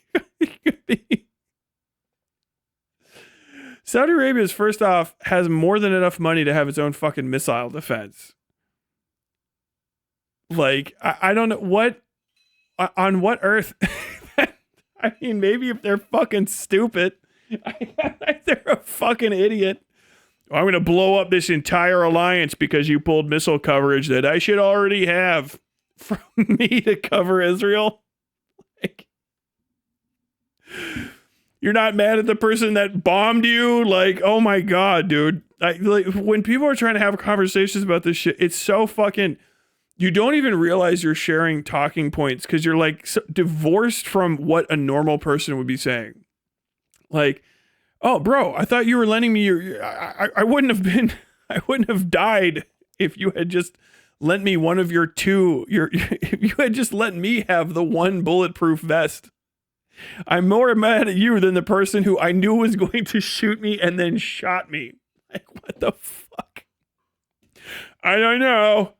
If I was going to be mad at anybody, would I be mad at the person who bombed me or the person who took away some of my Patriot missiles? Me and the boys have been talking on Reddit, and we think we'd be pretty mad at the person who took away my bulletproof vest. What the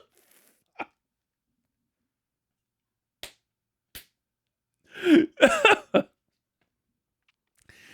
Like, how mad could they can't go anywhere. It's a country. Like, we're visiting.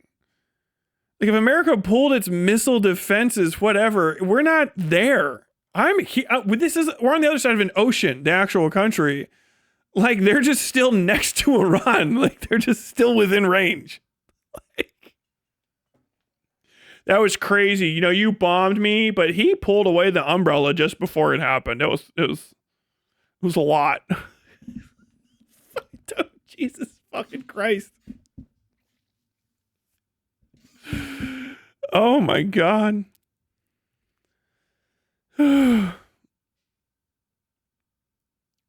Fuck, this is funny. But Black Dynamite, I sell Bitcoin to the community. In the community. We can learn how to operate a society without embarrassing ourselves, which is the first and only legitimate concern of a decent / sustainable world. What? What the fuck? I feel like the first concern was actually building the stable society. Like, that's we can learn how to operate a society without embarrassing ourselves, which is the first and only legitimate concern of a decent / sustainable world. I feel like creating a decent or sustainable world would be the first concern. I feel like we're so many concerns past the first one before we get to don't make any little poopy goofs. Don't do a poopy little poop pants goofy goof. You know what I mean? Don't ever let one idiot be in control of your country for like a decade or so. Like, otherwise it just doesn't count.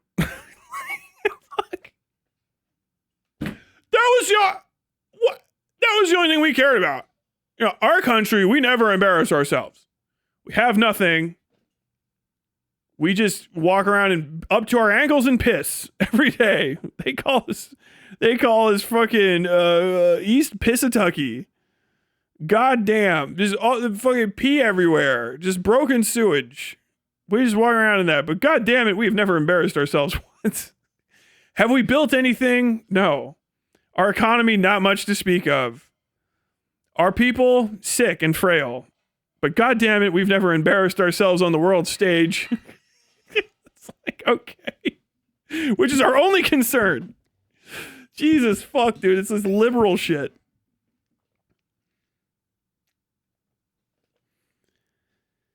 He's not going to call because he felt bullied? Good. Get bullied. Chat is a race? Yes. Hello? You okay? What was that?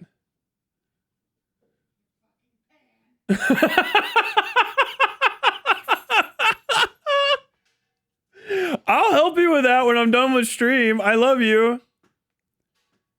You don't have to do all that. I know those things are heavy as fuck. My wife has decided to start loading the kitchen up.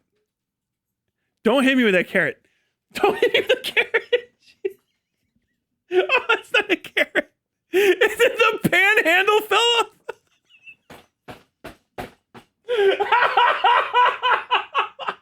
Shit.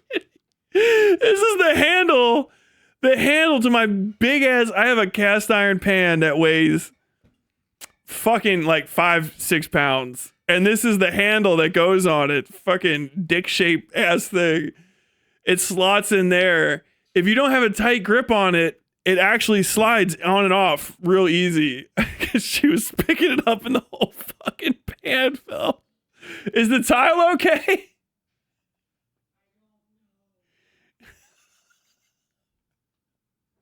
She threw this at me.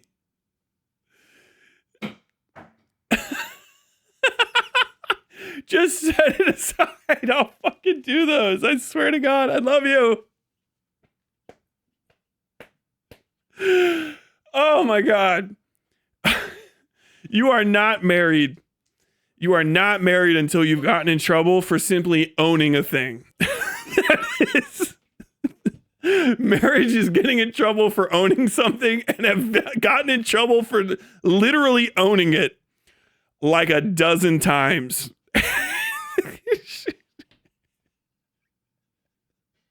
She's glaring at me from the other room. I love you. I thought you were gonna throw a fucking carrot at me. Oh my God. Oh my fucking God, that is fucking funny. Which country is the blue one, Tyler Bell? If I gave you a truth serum, would you name it? Rainbow something or other. Oh, people that haven't been in this fucking chat before, like, what are you talking about? Fuck me.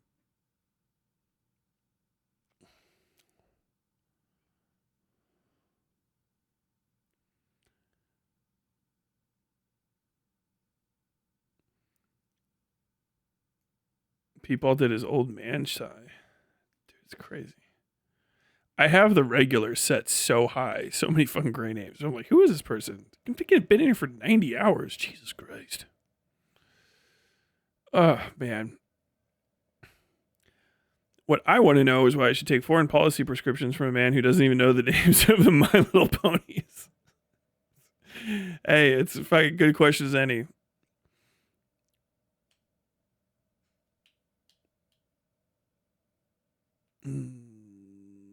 Lib posting. No idea what you're talking about. Trump is the president of the U.S. It's been embarrassing. True. John Kirikow. Yeah, that's it. Is John Kirikow the guy that gets so high in beaches in Baja than being an intelligence agent? I guess. I feel like all intelligence agents don't have, like, they either like have like a real strict like desk job duty or they're just like out. I feel like you could really sandbag your hours as a CIA analyst. When they let the CIA work from home, the country went fucking crazy. I will say that. We started releasing fucking pedophile documents. We're at war now. Donald Trump won again by a suspicious margin that went like ahistorically. Like, we started letting the CIA work from home. Things got real weird. I'm just saying.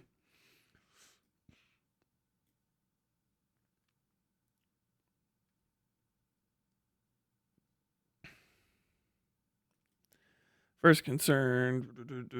Okay. I guess I will ignore you. Fine.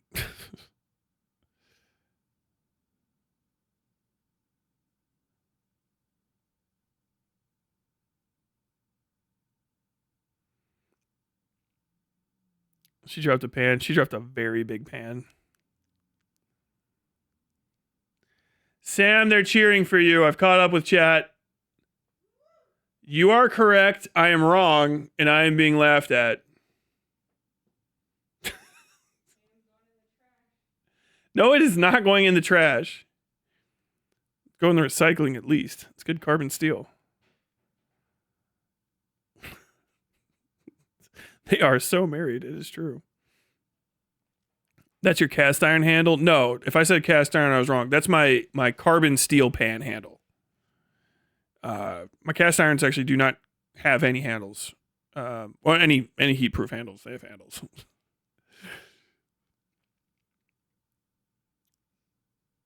Asking her about the tile before you ask about her foot.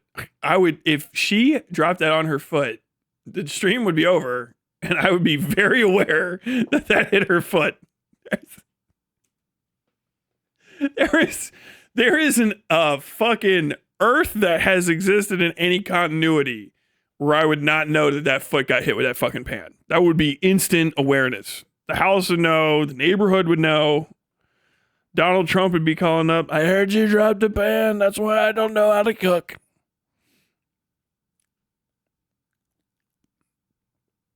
Wife guys rise up. Wife guys are in charge of everything.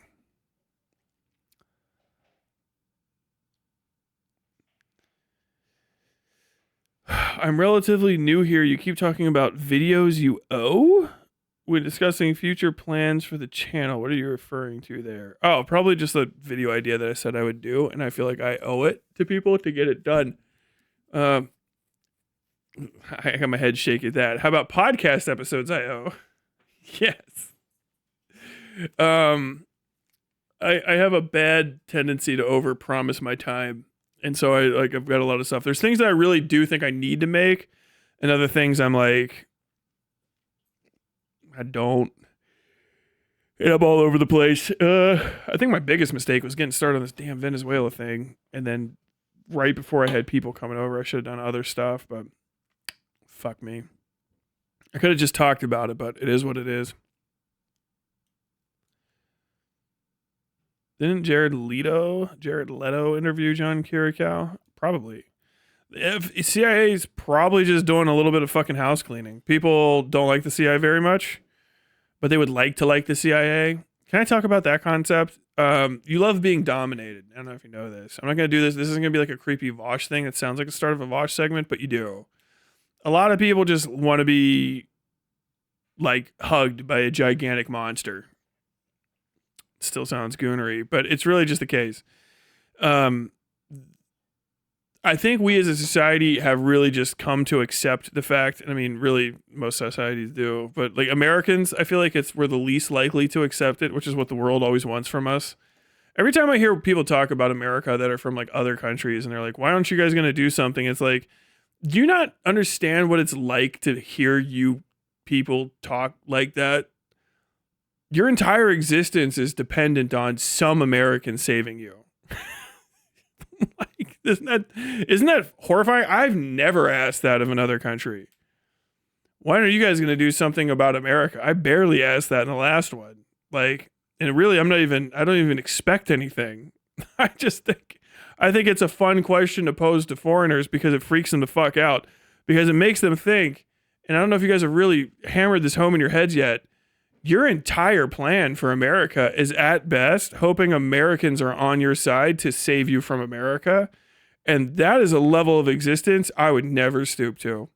I would never, ever, I don't care fucking whatever the hell comes, I would take, I would possibly shake hands with the devil himself before I ever had to live in a situation where I had to ask another country's people to do something about their own people, so to save me from their people. God, that's fucking nuts. Holistically, when are you Americans going to do something to protect us from you? It's like, fuck, you are like a pet. God damn. Like, why don't you just wag a little bit? Can you beg? Do you know any tricks? That's fucking sad, man. And the cool thing is like people from like real fucked up countries are fine with it. They're like, yeah, I've come to terms with it. I was born wherever and it's rough here. So like, please, if you could ask them to be nicer, I'd really appreciate it. It's like, oh, well, you know, I feel bad for you. I'm sorry, bro. Thanks. But then you talk to like Europeans and they pretend it's not the case. Like they pretend like they're not fucking terrified. You know what I mean? I like that some of them still hold out hope that they could win. They think that the other European nations would like stick up for them. Like if we wanted to take out France tomorrow for some reason, you know, no one's coming for you, right? Germany would look away. Austria would be scratching its head, kicking the dirt. Portugal and Spain would be cheering us. Greece would be cheering us. Italy would be cheering us. The entire Balkans would be cheering us. North, Central, and South Africa would be cheering us. West Asia would be cheering us. Oceania largely would be cheering us. God, you guys are a bad example to pick, but you're probably the best fighters out there. And like, you would just go, can Americans please do something about all these Americans? Because we really are.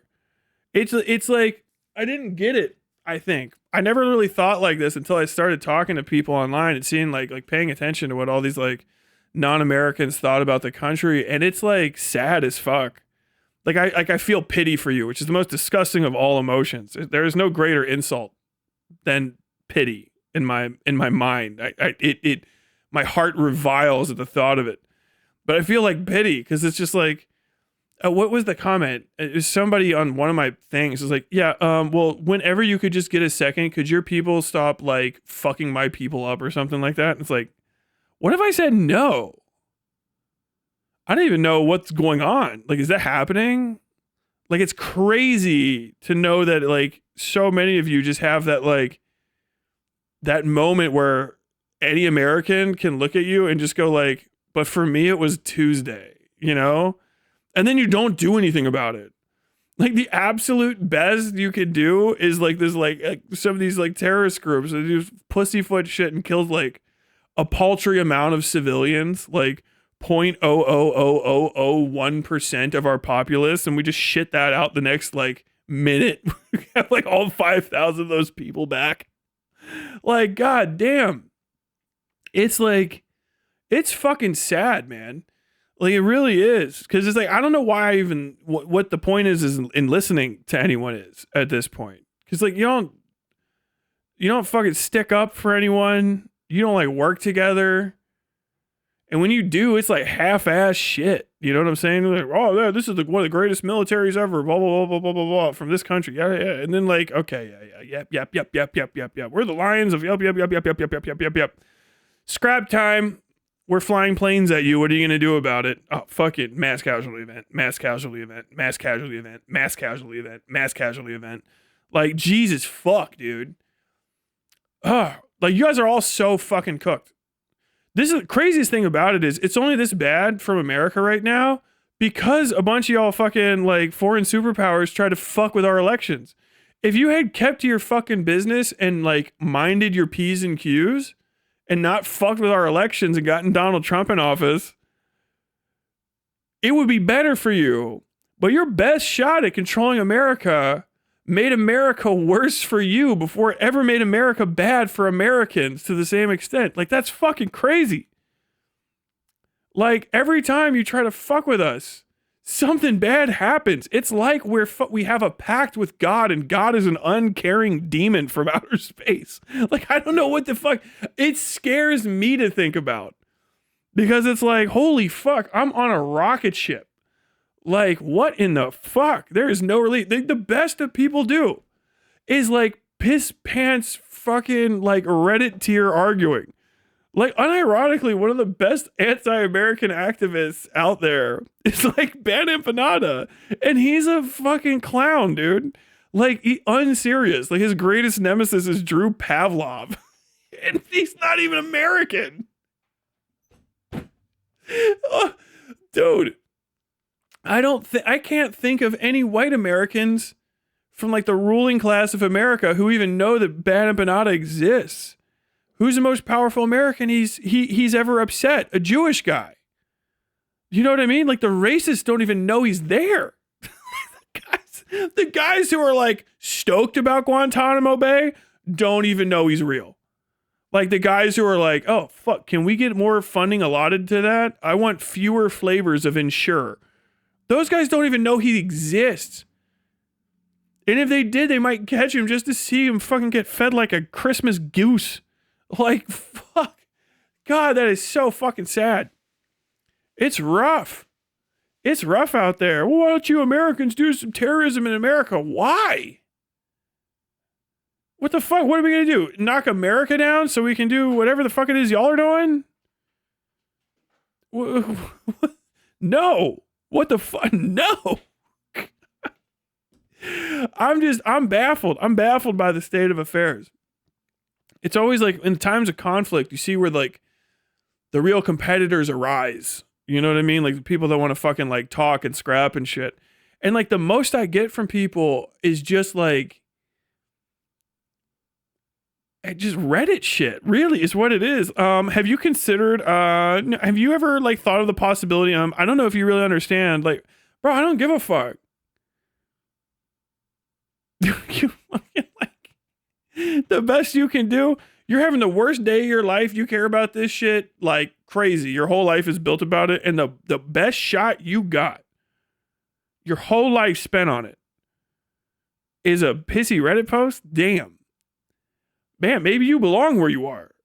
And I think a lot of people think that. It's like, fuck, maybe you do suck. Maybe that's the best that you got. Shit. Fucking, what the fuck? It's a dark way to live. It's a dark reality to fucking bear with. Because you think if people are like, oh, people are going to turn against America. Who? No one even turned against fucking Russia. Russia's enemies couldn't even get motivated to help Ukraine. You know what I mean? We got an entire fucking continent of Europeans who are stumbling over themselves with excuses to try to fucking kiss Russia's ass just to get a fucking sweet taste of oil. Like, no principles whatsoever. You think they're gonna fuck with us? You know how much of their food comes from us? You think they don't like it when their fucking gas prices up? Bro, if America fucking backs up, you'll starve to death. You'll die. You'll die. Like, overnight. Your cattle won't feed. It'll cause mass starvation events, the like of which you've never even imagined in like fucking Germany. Britain's gone. British people can't grow food. Ever seen a British farmer? They're fucking baffled at the thought of what a crop rotation is. They got like a fucking postage stamp of land by a council flat, whatever the fuck that is. And they're too fucking lazy to fucking mow the grass there. God damn. I'm a proud British farmer. No, you're not. Because that word doesn't follow. It doesn't come before British farmer. Calm the fuck down. I'm from the breadbasket. You don't even know about corn. God damn. Oh, doesn't France have a wild nuke policy? I mean, if France has nukes at all is probably a mistake. Point of order, my country didn't do jack. We were too small to even try. I'm feeling Putin is kicking himself over fucking with the American elections. I think all of them are. Like, it's nuts. Bro, it's crazy. It's like, I fucking said this too. I'm like, America is America. Despite everything. We're crazy about it. Like, we're all of the people that hated y'all. I think that's the best way to describe it. It's not like a country of you give me your weak, give me your yeah. You know what America is? It's all of y'all that couldn't stand you fucks. That's what it is. Mexicans are sick as fuck of other Mexican people. I'm going to fucking America. Fucking Europeans that are sick as fuck of other Europeans. I'm going to fucking America. Norwegians that hate Europeans. I'm going to fucking America. Jews that don't like other Jews. I'm going to fucking America. I'm fucking fuck this Cossack shit. Fuck all y'all. Over and over and over again. All of the y'all that don't fucking like you are here and they still think about it and they're fucking over it. The people, dude, fucking, you know who's down to fuck up Iran? Iranians. They're fucking furious. They're so fucking stoked. You know how happy they are that fucking Khomeini fucking died? I don't give a shit. Do you know how those Iranians got there? I don't even give a fuck because they're here. Shut your fucking mouth. They fucking hate y'all motherfuckers. They're ready. I think that's the true qualification to become an American. 2 generations, 3 generations down, you can start fucking reminiscing about the old country. But a real American immigrant gets here and they go, I ain't ever fucking going back. Fuck that. Nobody got on them shitty ass little fucking boats because they were like, man, I fucking love Brussels. Oh, no. Milan is great. It doesn't smell like shit. It's not full of crime. No, Milan is fucking great. You know? No, I love the fucking Rhineland. It's not a bunch of fucking boring fields and fucking dog shit work and a bunch of assholes all the time, every day staring at you. No, I love the Rhineland. I want to stay in the fucking Rhineland forever. No, fuck you. Fuck the Rhineland. I'm leaving. You lose your accent. You do Americans, people lose their cultural heritage here, and they forget about it. It's fucking awesome. I don't do that anymore. I'm an American now. Fucking crazy. You can't do that anywhere else. They don't even let you. I'm a German now. 9. Americans, it was like, oh yeah, you have a bad fucking accent. You want to run 3 Apple stores? God damn, how did you get over here? What, you were a fucking drug dealer or something? Almost got your hand cut off? You can barely fucking speak English. What do you want to do? You want to run 2 mattress shops and a fucking taxi company? Okay, cool. There you go. We need fucking winners. America loves a fucking winner. You could do people like, you're mean to immigrants. We are. But we are head over heels for a winner. You come over here as a shithead immigrant, as long as you're not doing something that the fucking everybody else is real pissed about, like basically dealing drugs or human trafficking. And even then, dude, we fucking love you. Even if you're a drug dealer and you're fucking big about it, we'll probably make a movie after we kill you. We're like, this guy's the fucking coolest. We killed him illegally, but he's so cool. We're going to make 10, 15 movies about this guy. We do. Fucking love a winner. It's a weird fucking country, man. I think people just don't get it. I think y'all got to fucking like wake up overseas. You're going to have to do something about it, or you're going to have to accept it.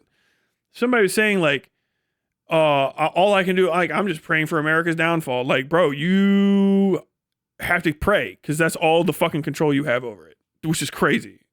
Because America, I can't say the same for us. Like, if I was really pissed, and this is the case, I'm from Ohio. JD Vance is from. I live in Kentucky. That's where Mitch McConnell's from. Yeah, to a degree, they're richer than me. But if I wanted to go the grifter route because I was mad at a country, I could reasonably, especially with my skills, I could reasonably run for office and push to fuck your country up. And I could probably do it. Like, I could get appointed to an ambassadorship and then just make my entire life about fucking your country over. Like little bits, like little fucked up shit. But I could do that because I'm an American. Isn't that crazy? If you don't want to do something about that, you're nuts. I couldn't live. I'd be pissed. I'd be fucking furious at the place I lived, and I wouldn't fucking stand for it, which is, I guess, what makes us us.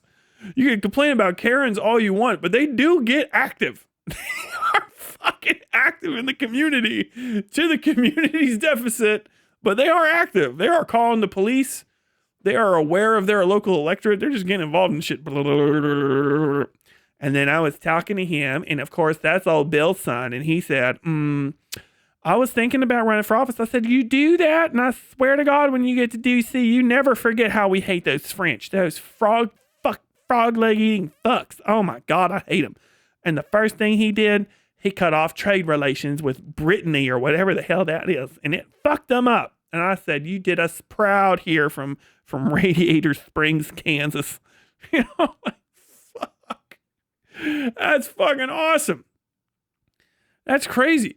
Other countries, like, you got to become a fucking despotic dictator, kill all the people that you know and love, rape, pillage, sell drugs, sell out every single one of your possible principles just to be in charge long enough for Donald Trump to burp, fart, have a cheeseburger, and have you killed. That's crazy. You know what I mean? Like, you know how much fucking work it takes to be in charge of a whole country, even the smallest one? And then Donald Trump's just like, I just fucking stop dancing. Beep. That's it. Free trip to New York. Holy shit. And the thing is y'all could band together anywhere. We did it. If we can fucking do it, like, we're supposed to be the stupidest, fattest people ever, right? Americans are stupid and fat, right? Stupid, fat, ignorant, backwards, racist, bigoted. The worst possible examples of humanity. But somehow we can band together with our paltry 48 in our upper fucking 2 states and fuck you guys in half constantly. Just fuck you out of anything. Casually. Every 4 years too. You never know. The world flips on a coin. One day it's up, the next way it's down. Hey, what's happening? America's doing whatever the fuck it wants again today. What are we doing? I guess we're just gonna fucking live with it. I'm going to get online and speak a different fucking language so that I can whine to somebody that has next to no ability to change that shit, because next to no ability is better than none, and that's all I have. Like, fuck me. Bro, immigrate. You want to fuck. I swear to God, so many of you probably just want to be American. Get together. Form a little fucking coalition. God damn. Europe was on it. They were getting there. Inbred fucking cheese eating cunts. Oh God. You disgusting, bad smelling fucking people of Europe. You fucking animals. You were on the way there, and then the British just couldn't pay taxes. God, they felt American for 2 fucking seconds. They couldn't handle it. I can't pay my taxes. I know our economy is actually dog shit. We make nothing of worth, save some fucking engines and not. Basically, our entire existence is propped up by stolen property in Lloyd's of London. But I don't want to pay another farthing in taxes. Oh, the Greeks are lazy. Bomb. Broke it up instantly. You couldn't take it for 2 seconds. Couldn't do it for 2 fucking seconds. Oh my God. America has civil wars over slavery. We were trying to figure out if we wanted to do slavery or not. We killed each other to solve it. And we said no. How fucking cool is that? What did you guys do? Talk? Fucking losers. You're lucky you talked the right way. It's just it's an act of caprice. Fortune. Oh, it should not have slavery. Yes, but it's possibly quite possibly the worst thing we've ever done. Yes. Talk yourselves into an early fucking grave. Jesus fucking Christ. All that just to fucking pay who knows how much of your little fucking burger tax over there. What do you guys have? Biscuits? You're fucking English with your biscuits? Pay some fraction of your biscuit tax to have fucking Prince Andrew fuck your kids. God damn. You guys have one. Who's that? Oh, it's the Wacky TV man. It's Jimmy Seville. He's a friend of the Queen. Oh, Wacky TV man. What's he doing? Oh, he's fucking all the kids. God. Oh. Fucking right, man. Don't get me fucking started on Arnie. Tyler for Prez. I don't want to be president. You know how much power I'd have to give up to be president, Superman.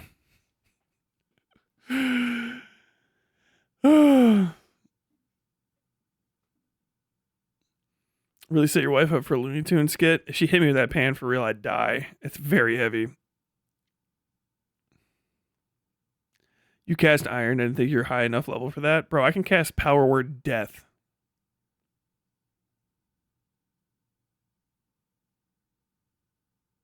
One of you just didn't make it.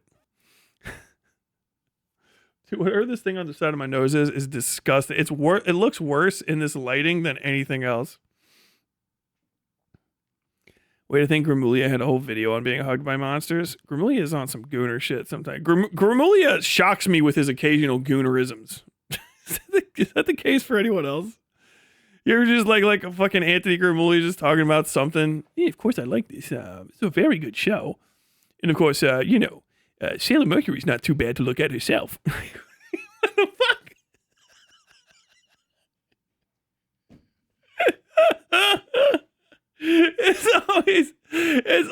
It always catches me off guard because he's like the most nonsensuous sounding person ever. So whenever he like even a second of him like expressing attraction to something is just shocking to me. It's like having a teddy bear go like, I could stand another 2 seconds. Would you like to hug me with your shirt off? No, that's actually way too creepy. What was I can't remember. There was a dead ass example. I was playing a game and I paused and I laughed so fucking hard because it hit me out of nowhere. It doesn't have delivery. His voice reminds me to a degree of what's his name that played Shaggy? My brain keeps screaming Harry Carey, and that's not it. But he always used to talk like this, and that's welcome back to the radio, everybody. Casey Kasem presents.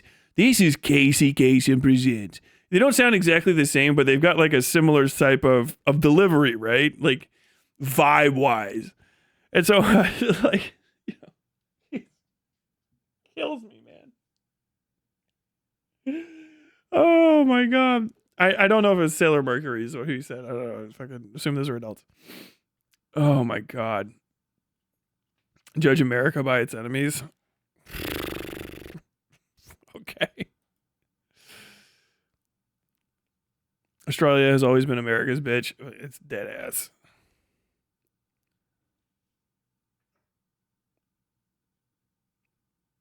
France nuked America in an episode of The Simpsons, one of those infamous Simpsons predictions of the future.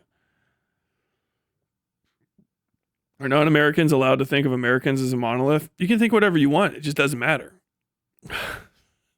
It's the truth. I mean, Americans aren't a monolith. That's where the strength of America comes from. I'm a proud British farmer. Oh, so you're Scottish? Rough.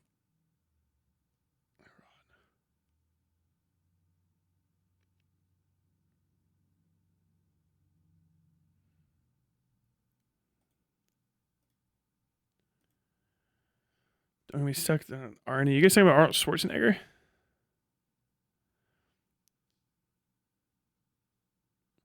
Keep waiting and you'll be American when it happens is a cold ass response, but true. I mean, that's the case. Yeah. I'm going to keep praying for America's downfall and fucking keep waiting and you'll be an American when it happens.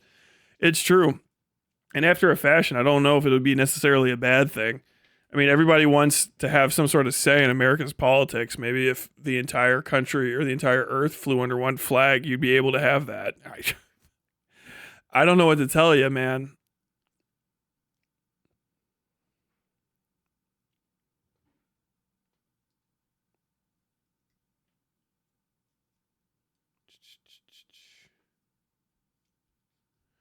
I'm pretty sure the U.S. still hasn't given Britain a new trade deal. I don't follow that. What the fuck do we even get from Britain? I mean, unironically. Okay, what? Let me look that up. Whenever I want to laugh, I always look up British economic facts because they're fucking hilarious. You guys are so dog shit. British exports to America. Beef. Oh my God. We got beef from you guys for the first time ever.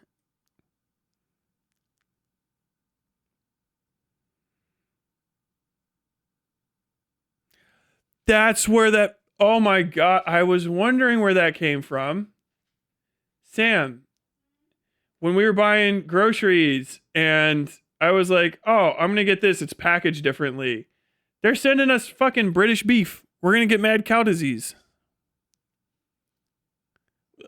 America's been importing it for the first time ever. I'm sorry. I love you. Never mind. I'm not part of your show. Total machinery, nuclear reactors, boilers. UK exports to the US was 73 billion. That's like nothing. Maybe I'm looking at the wrong thing. Vehicles other than railway, tramway. Pharmaceuticals, 6.4 billion. Pearls, precious stones, metals, coins. Those don't come from Britain. They're stolen. Optical, photo, technical, medical apparatus, electrical, electronic equipment, organic chemicals, aircraft, spacecraft, beverages, spirits and vinegar, mineral fuels, oils, distillation products, art, plastics, inorganic chemicals. Damn, works of art is crazy. 1.69 billion. I'm gonna guess that's just like CDs and shit. Essential oils, fish, crustaceans, mollusks, 393.73 million. Okay, hold on. About Canadian exports to America. Yeah, Canada, best friend Canada. 419 billion from Canada, baby. Canada, best friend. Canada, best friend. Canada, best friend. Canada strong, America strong. Canada friend, America friend. Canada strong, America strong. Canada friend, America friend. God, I love Canada, dude. $125 billion in mineral fuels, oils, distillation products, 51 billion vehicles, 31 billion in machinery, 19 billion in commodities not specified according to kind. Just some shit. 14 billion in plastics, 13 billion in electronic equipment. Yeah. 11 billion in wood and articles of wood, charcoal. Canada strong.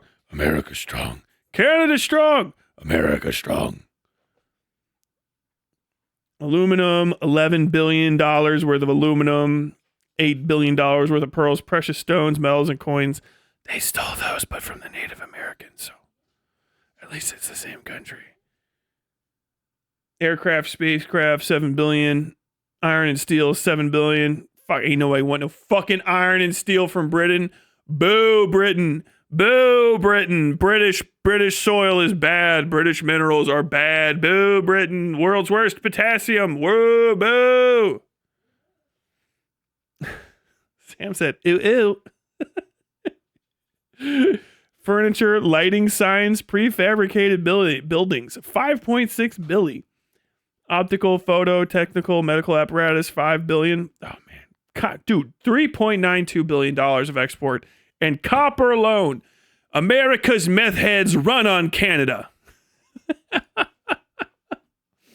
Bro, we didn't get the page runs on before it even gets to fucking anything else. God damn, I love you, Canada.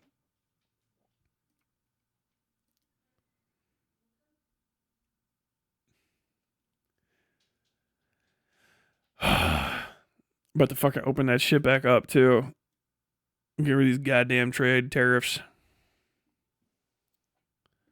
So as lesser countries will both get mocked for doing feudal actions and get mocked for not doing feudal actions? No, you will not be noticed at all.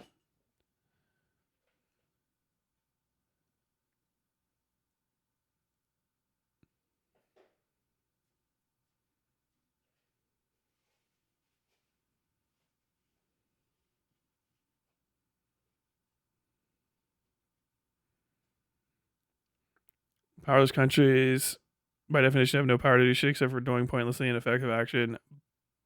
Band together, ape together strong. Ape together strong. If America wasn't a bunch of states, all of which are essentially countries in their own right, then no one would give a fuck. Canada would be, or Texas would be some bloated fucking monstrosity, along with California and New York. There'd be megalopolises all over the place and a bunch of impoverished fucking hellholes stuck between them that are getting fucking extracted upon all the fucking time. You need to desperately ditch your national identities and join together to create something worth more than whatever the fuck it is you're now. Give up on this pretense of individuality as nations because it benefits nobody. I'm not telling you this because I give a fuck about where you are. I'm telling you this because I don't have to care about where you are. And that's the worst answer. You care about where I am. You wouldn't have to if it was literally the sole Commonwealth of Kentucky, alone country, landlocked in the middle of fucking the greater US mass. No one would give a fuck what we have to say or do. But because we're part of the United States of America, we're part of the largest fucking conglomerate of social and economic power in the history of mankind. When you don't do this, you don't get anything like that. You get bullied because you guys actually do, for no good reason, care about your country that doesn't do shit for you and can't. You need to get over that and start binding together and just literally countries should probably be dissolving and abandoning their sovereignty in order to just get gobbled up and become fucking subservient states to other larger nations so that you can have some semblance of fucking control on this earth. Because there's so many places where your sovereignty is a fucking liability to you. I don't know what the fuck it is you think you get from it, but your sovereignty is just not even real anyway. At any point, if one of the other countries that's around you does do the thing, then you immediately go from being like a fucking semi-participant in the, hey, let's not all kill each other thing to, oh shit, you're actually the small amoeba. And now we're big amoeba. And then they'll just take you over anyway and grow. Dude, the idea that sovereignty is hard won and valuable just because you have it is an absurdity. Like, if you can't, and it's anti-socialist anyway, you should be trying to always spread the borders of everything. Because ultimately speaking, if you can only do a socialist revolution in one country, if the one country is the whole world, then you can only do the socialist revolution there. There is no more fleeing. Once you finally get to the point where nobody can pretend like they're going to run away and run away and run away and run away forever, then you can start accepting the fact that it's time to stick around and fight for something. The ultimate desire is the absolution of all borders, the annihilation of any co-state agreement. Like, there shouldn't be more than one country on Earth. There should be no countries, which is the same thing as one country. Even if it's not good in the immediacy, that's the only way to get to a point where you can actually do something valuable.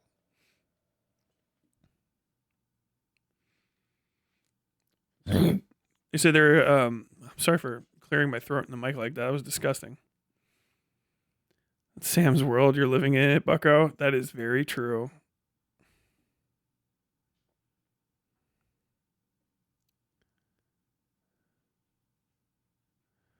America's greeting when it reaches another country. This land is your land. This land is my land. It's true.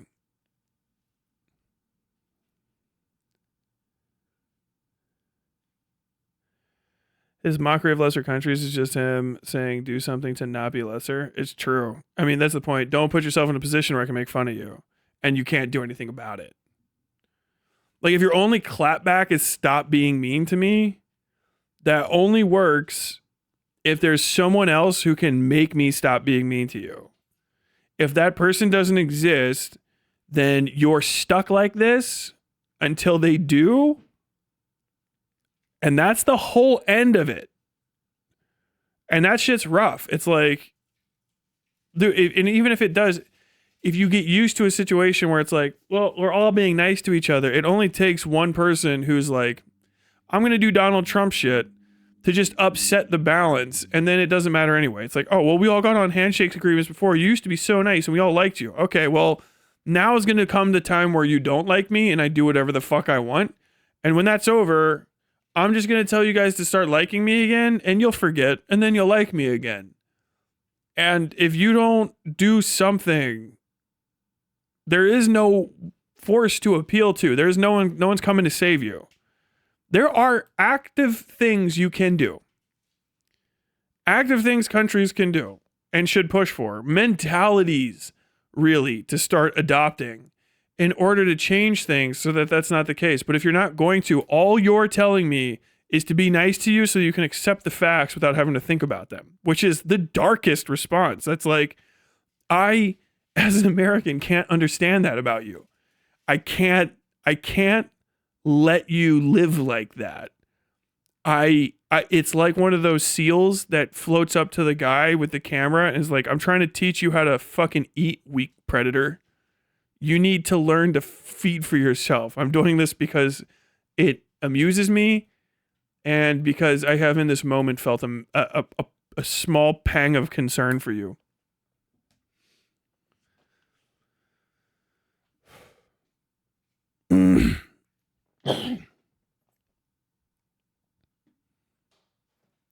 Aluminum or aluminum.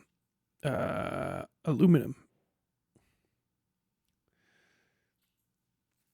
Britain doesn't have to know how to say aluminum right because no one buys it from them. Europeans get really mad when you say that the states are like countries. They are. They just literally are. They have their own independent governments. They just are.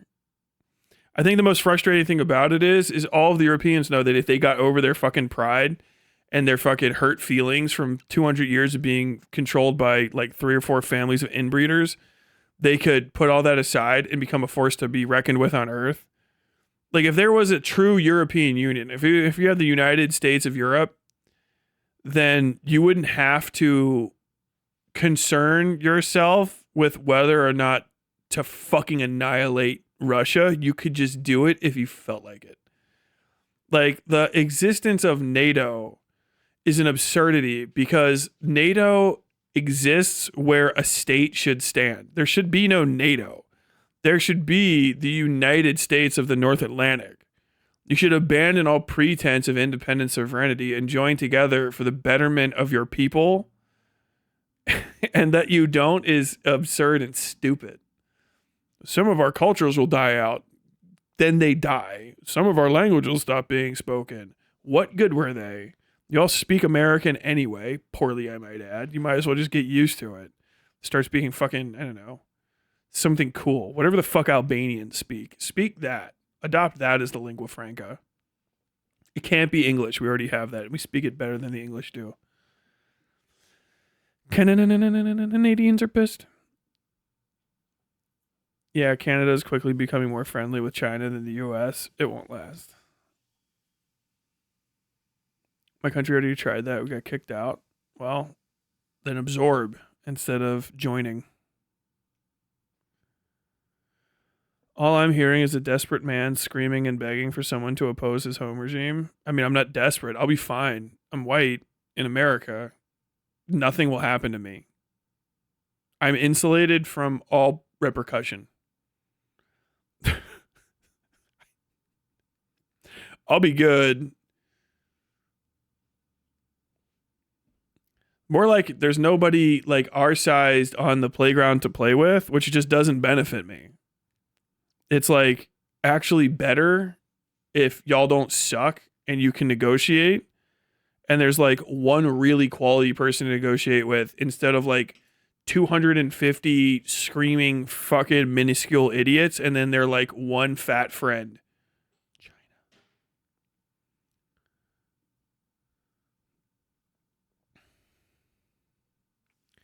Literally, the only place the revolution should be is the United States, but the damn international, for some reason, don't want to go for the third of capitalism. It's because you can't. There's no will to it. Nobody actually wants to destroy capitalism. They don't want to have to be negatively affected by it. They don't want to destroy it. It's like rare. Not like it even needs to be destroyed necessarily. Go for the throat of capitalism. Capitalism doesn't have a throat. Do you know what I mean? It's not even a hydra. It's an amoeba. Even if you destroyed America, capitalism would pervade. It would persist. It's everywhere else too. It's not like we gain control from America because everybody else is so principled that only up until we come along and say, oh my God, have you ever considered evil? That they think of it for the first time. Like, y'all just are monsters. Everyone is. You're sick. You're sick people like we are. But for some reason, y'all are just bad at negotiating. I don't know what to tell you. I know you guys got like a million excuses. I don't know what to tell you. None of it's going to help. You better figure out something.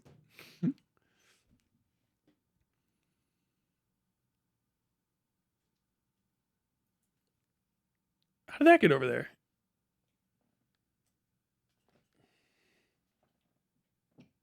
I threw that in my little trash can. It must have flooped out. European unity at the cost of everyone learning Dutch. I mean, I guess there are some bridges too far.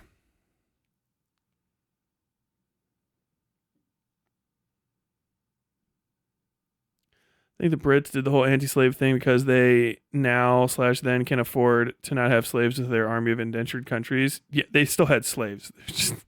It wasn't chattel slavery, which was just actually too gross for them.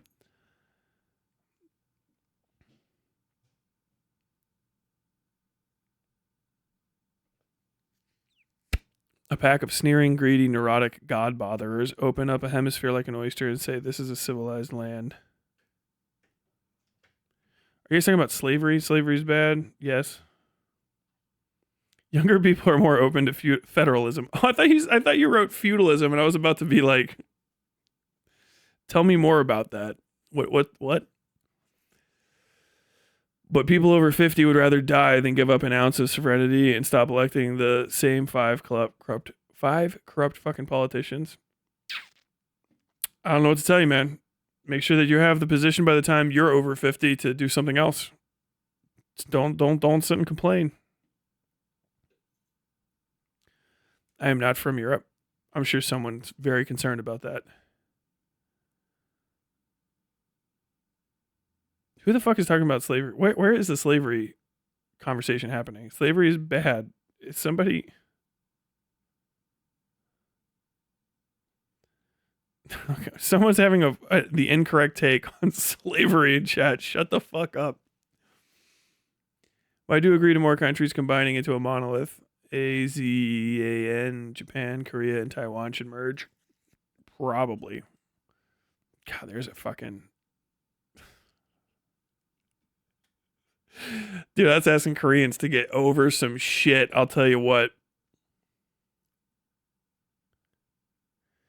Hasan for sure doesn't want to destroy capitalism. He's the most capitalist socialist I've ever seen. I mean, his life is great. Most of the great capitalists or the great socialists out there who talked the hardest shit were all fucking rich kids whose revolutions failed. They got to be on t-shirts, but all of their revolutions failed. Just a Yusuke sitting there wishing he had a Kurama. More like a Kurama wishing for a Yusuke. Urameshi! Come back! No one said you could die! Come back and fight me, Urameshi! Fight me!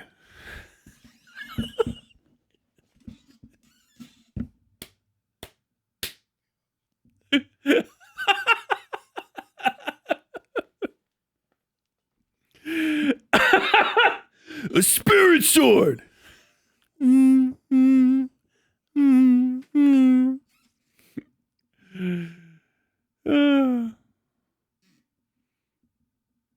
I didn't suck anyone? Pathic, what are you saying? I didn't suck anyone. You're just upset because I called you out for saying something stupid, Mr. Duck Noise.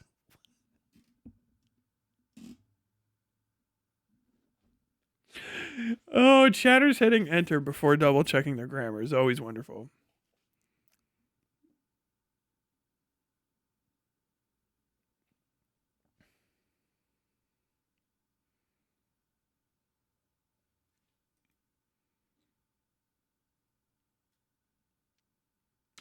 Oh, man, I'm getting bored.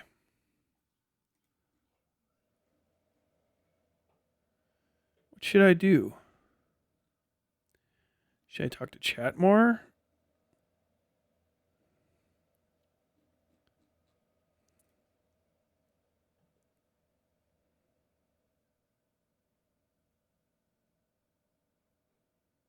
I think he might have sucked someone. Oh no. Britain's economy without London is poorer than Mississippi. No shitting. Look it up. God, dude. That's why I should go to fucking Britain and be just like, dude, doing a fucking documentary on Britain like they're the poor, backwards, fallen nation they are would be immensely funny. Talk to just do what the fucking British have done and talk to only the most degenerate, fat fuck, welfare obsessed, impoverished fucking wretches that you can find. And I've been American so flat for I said 20 years there, 20 years American so flat. And you say you don't want to get a job. So the others to work. I've always said it's not on me to work. The king doesn't work, and I work. But you love the king? I love the king. I love the king. The king is wonderful. I love his mom. I love his mom, the queen, and I love the king.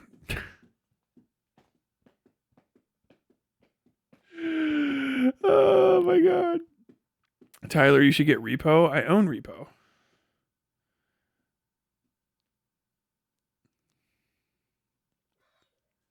Liefeld High. You guys want me to work on Liefeld High? Have a game up, play Dogpile. What do I think about the new Resident Evil? The new Resident Evil gave me a fucking crisis of identity. Is that too much pet? Why are you whining? Are you just bored? What are you doing, buddy? My dog, I'm giving my dog a little back scratch, and he's actually, I'm not moving. He's hitting me that hard with his butt. Stop! What are you doing? What are you up to? Crazy. Buck, can you come up here and say hi to everybody? Come here. Up, Buck. Come here. Up here. Up. Bug. Come here. Up. Come on. I know you can touch my arm. Up here. Come on. Up here. Good boy. No, look. Come here. Up. Buck. Up. This way. Come here. Okay, I'll move it this way. How about this? Buck. Come here. Up. This. Come on. Up here. Up. Right there. Just sit on the chair. No, stop giving me your hand. Stop giving me your hand and sit on the chair. Sit on it. I'll get you. I'll pick you up right now. I know you don't want me to, but I will. Get out of there. Don't hit your head. What are you doing? Nobody can see any of this. You're being very adorable. You're so excited. Running in circles. Okay, you gonna stay on your bed? Is you a good boy? Down. No, don't touch. No, don't touch me. You have scratchy hands and bad breath. Oh, actually, you can see you right here. Look, there's his face. There's your face. Look, come here. Over here. Look, say hi. Look, there he is. Oh, God. If we got a little platform here, then you could be on TV. Do you want to be on TV? I'm going to push you back. Ah. Up. Look at that nose. Yeah, there you are. Oh, I can give you a treat like this. Oh, we figured it out, Buck. We figured it out. No. Over here. Buck. Watch out for the cord. Come on. Right here. Oh. There's this little face. Hi, look at that face. No. Ready? Can you get up? Okay, now get it.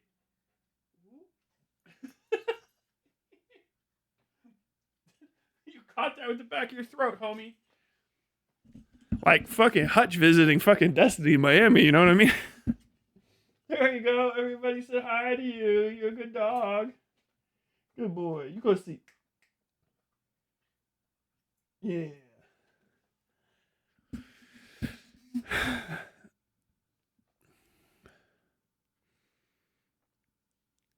Sent for? Oh no, I've got to get off of here to go to bed within like an hour. The bunny cam isn't off, the cord's unplugged and it's impossible to get to.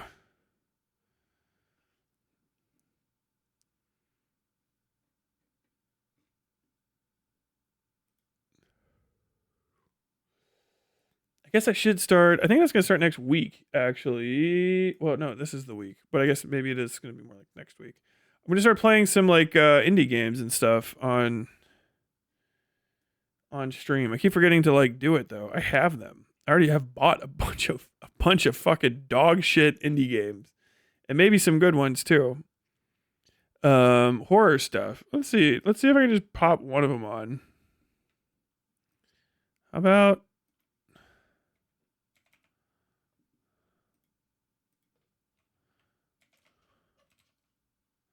Yeah, I do. I own this.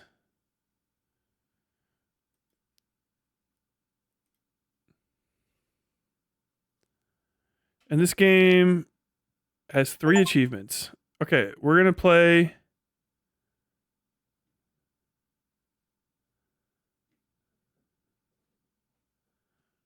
Oh, Sprinting Bunny. Okay, I think this has like a really short completion time. We might be able to play it instantly. So this is a thing I've been wanting to do. If you guys can remind me, maybe mods and stuff as we get more. I've been meaning to play some fucking random indie games, and now I have a second. I'm going to do it. So we're going to play Milk Inside a Bag of Milk Inside a Bag of Milk. This was like recommended to me by the algorithm alone. I think it's like 5 minutes. I think this game costs 90 cents. No idea what it's like. Playing it raw. It has a shitload of reviews. 13,000 overwhelmingly positive reviews. So there's something. So let's see. I've no idea what it's like. Do this. And where's the game?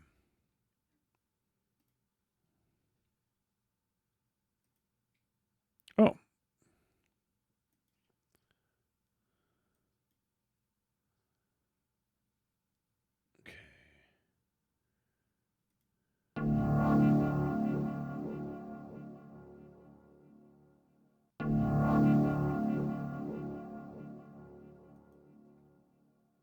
Okay, cool.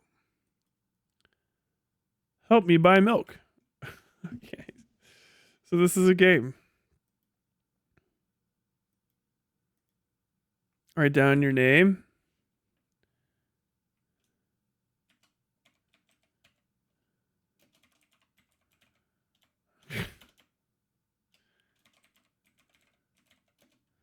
Oh man, it actually fits perfectly.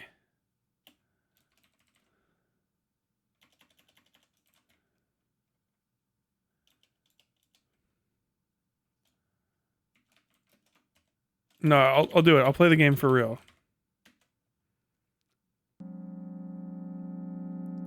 Oh, what the fuck have we gotten ourselves into here? I walked down the road to the store and rehearsed my speech. Ooh, we're gonna go ahead and turn that back down. It's been so long since I've been out of the house that I've completely forgot what words to say when entering a store. I'm going to the store. Who are you talking to? Shut up and go already. Hey, aren't you supposed to help me? I take a deep breath of air.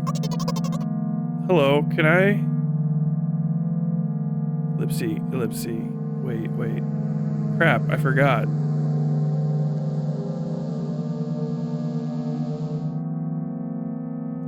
"19th attempt, and I'm failing again. I bite my lip in frustration.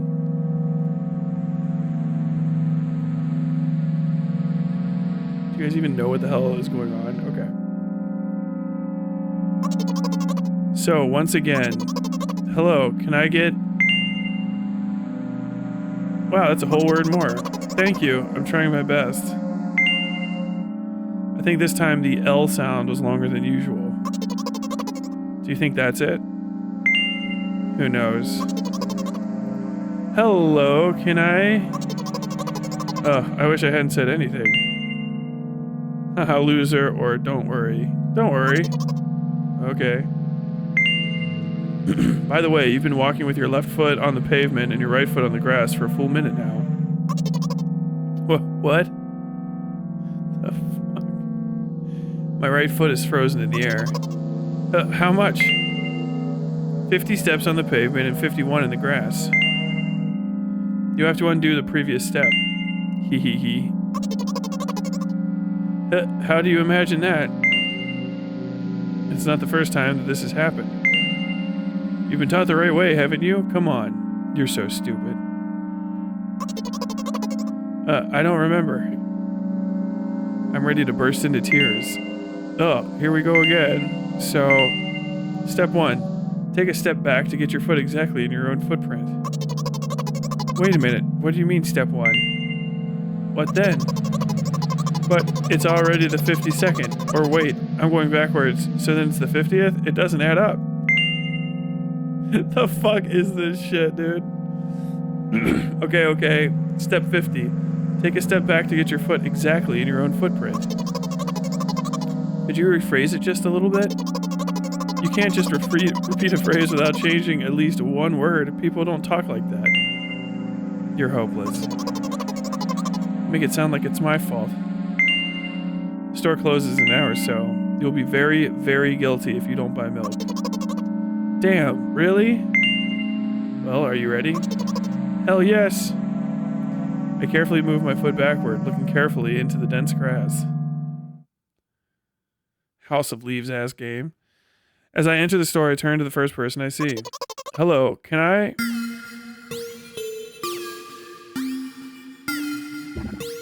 Sans Undertale? Oh. Excuse me, what? Oh. Excuse me, what? Oh. Excuse me, what? Oh. Excuse me, what? Oh. Excuse me, what? Oh.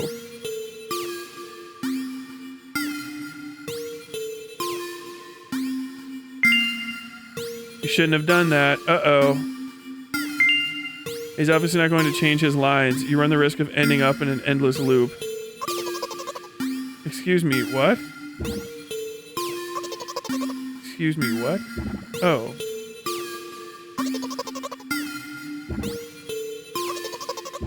Oh. Excuse me, what? Oh. What? Oh. What is he trying to tell you? He's trying to scare me. But how does he know that I'm terrified by the letter O? What's so scary about it? I have a frightening image when I picture it in my head.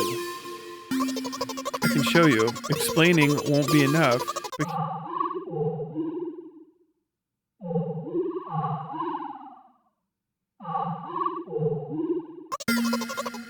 Something like that. Hey, yo, that was cool that you just did that. I liked it. What the fuck? So I'll just continue to ignore his question. What? Oh. What? Is this actually off screen on purpose? It is. Uh-oh. What? Oh. What? Oh. I gather all my will into a fist. Oh? Oh. Oh. Oh. You just repeated after him. And it worked. Do it more often. Wait, I said he crawled away. Did he really crawl away? I mean, I didn't even look in his direction. When exactly did you say that? Just now. Okay, I'm clicking on the O's, it makes a different noise. Personally, I didn't hear that. You're just trying to distract me. So know that my words were shown on the screen. No. Standing by the shelves on the rack, there are bags of milk. We both stand, and the milk lies, or maybe... Hey, slow down. Do you even remember why you're here? To buy milk. So buy it. Right here? What do you expect me to say? I guess something like, not here? Not here. Take the bag and go to the cash register. You're getting on my nerves. I guess the first sentence. And you, as if out of spite, didn't pause before the second one. You want to rob me of my little victories? Oh my god, look at these gorbos. Oh wait. I sigh and reach out to take the milk. Or rather, the bag with the milk inside. Or rather, a bag of milk inside a bag. Or rather, a bag of milk inside a bag of milk. Or rather, a bag of milk inside a bag of milk inside a bag. Or rather, a bag of milk inside a bag of milk inside... Come on! 15 minutes before the store closes. Hurry up. I remember what these games are called. Visual novels.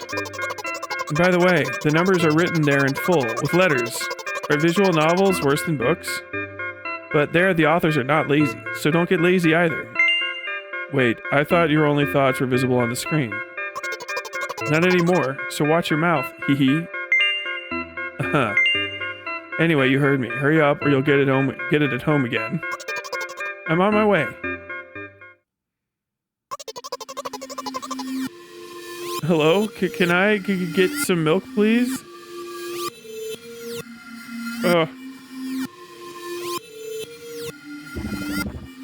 You have it.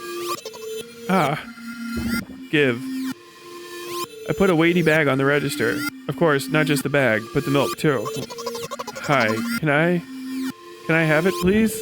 No. Please? No. But please, Mom will throw me out of the window if I get back without milk. No. But why not?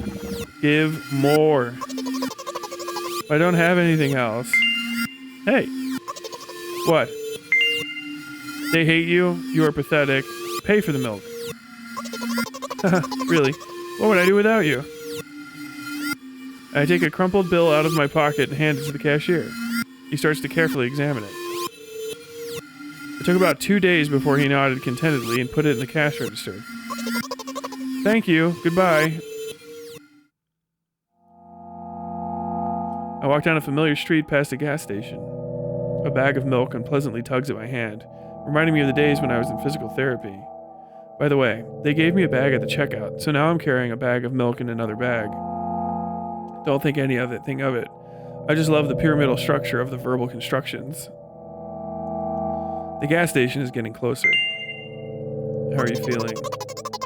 Thank you for your interest. I feel like a mile-long bar of ice cream. What is that supposed to mean? As if I'd tell you. But I'm really interested. You're just a weirdo. You're just a weirdo. I'm sharing with you, and you. I feel movement under my feet. Asphalt grains, petrol stains. I'm trying to keep my balance. And how do people move over something as uneven as the city plain? Gently, heel toe, I count in my mind every meter of the path I walk. I even close my eyes for more concentration. Hey, watch out! Ah! I unconsciously take a sharp step to the side. At the same moment, a huge bear rushes past me with a wild screech. Hey, I'm walking here! I cast a reproachful glance at the swiftly departing giant. Its red eyes, in turn, look at me with mockery. Did you see that? How brazen. It was a truck. Oh, really? Although, if you think about it, are there bears with eyes on the back of their heads? You could have died.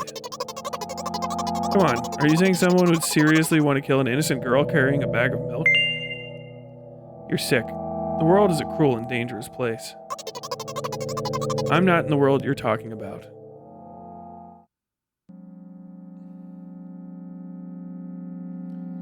Is this fucking Alfred Hitchcock's rear window? The journey continues. If you think about it, the road from the store has one interesting property. It adjusts to me in the most bizarre ways. When I am in a hurry, all the traffic lights turn off helpfully. When I feel like crying, a cloud appears over me and pours rain streams that hide my tears. Right now I can feel a cloud slowly gathering over the top of my head. I'm sad. Are you sure this is really happening? What else could it be? Has it ever occurred to you that it's all just in your head? Nothing. You know what? What? Since I'm a character in a visual novel, I want to talk to whoever is reading this right now. If you say so, it could hurt your recovery. If you say so. I forcefully squeeze my head with my hands and place a thought block. Out of the corner of my eye, I notice a small bench, the perfect place for cliched visual novel monologues. I move closer, place a noticeably weighted bag of milk next to it, and raise my head to the sky.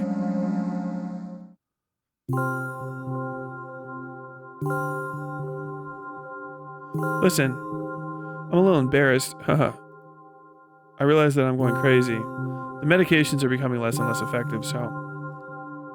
ultimately, things will happen painlessly, I hope. Do you know what I'm talking about?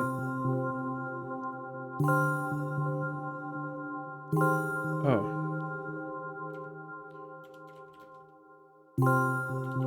Huh.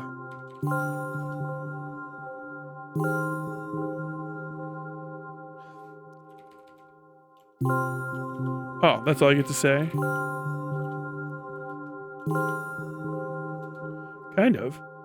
I'll be honest with you, and I expect the same from you, please. Do you know what I'm talking about? Please capitalize it. You're ruining the narrative. I'll be honest with you, and I expect the same from you, please. Yes, really? Wow, they have a very limited text entry here. I must be nothing like the model protagonist at all, huh? To be honest, I haven't read many visual novels. Sometimes I regret it because now it costs me a lot of effort just to distinguish between letters and words. By the way, if you don't mind, I'd rather not name my diagnoses. Let at least you be the one who sees me for who I am, even though I made you up. Don't take that away from me, okay? Don't ask for me. Don't ask me for too much. How stupid does this all seem? From the very beginning, you've been following me, reading my delusional thoughts, hearing my silly conversations. That must seem crazy and weird to you. Haha. What is it like to see the world through my eyes? Ever since, something happened, all I see is red. Red blood everywhere. No, don't worry about me. I got used to it a long time ago. Admittedly, I'd even forgot what other colors look like. Come on. Haha. Those monsters from the store, they didn't scare me at all. After all, I know they won't hurt me. Sometimes I think that they themselves are afraid of me. Can you imagine that? By the way, if you want to ask me what happened, please don't. Promise? I'm serious. Of course, you couldn't help but ask. In the end, I'm just talking to myself. Sooner or later, I would have brought it up. So you're really that interested in what happened to me? I won't waste time. What do you see?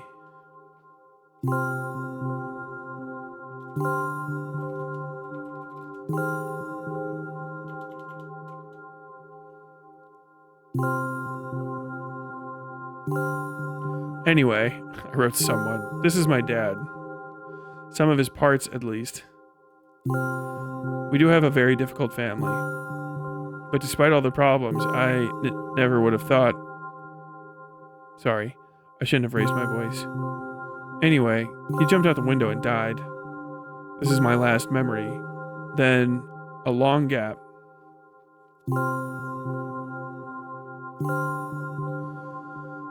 Strange. Very strange. Today's the first time I've ever been able to buy something in a store without a major incident. Of course, the medicine helped me, however. I think it's more your merit. I kept thinking, we mustn't screw up in front of the reader, or, oh my god, what will he think? Haha. I don't know why I decided to become a visual novel character for the sake of going to the store today, but it clearly paid off. Thank you. By the way, it seems to me that there are some boundaries in our communication. That's how I like it. And yet, I've been so sad lately. I've been thinking more and more about what my life has become, ever since my dad, well, you know, day after day, it's the same thing. I've tried so many medications that I hardly feel any difference between them anymore. As long as they keep me on my feet, I'm happy. Haha. But you know what? Today's a special day because I have you. There's so much I want to tell you. That was very rude of you.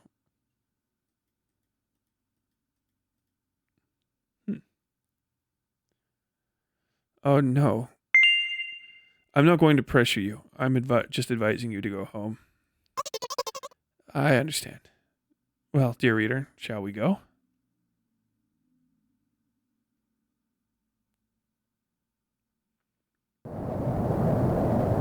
When I get to my floor, I hang over the railing.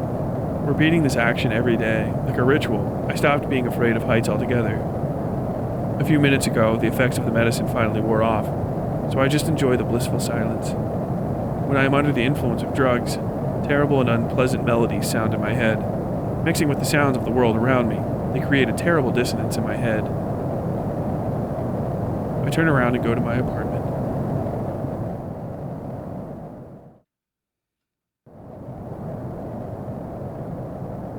Pink, there's a new color. Ah, what? Hello.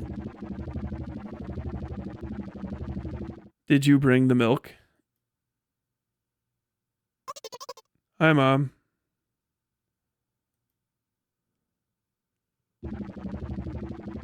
Did you bring the milk?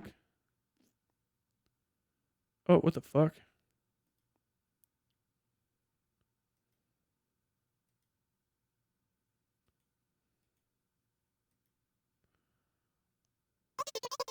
Yes, Mom. Did your new medicine help? Yes, Mom. Go to bed. Yes, Mom.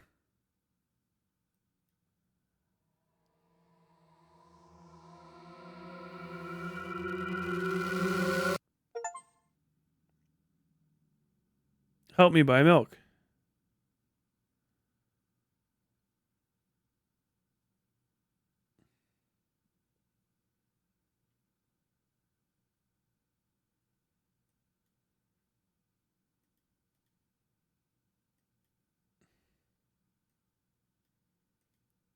Write down your name.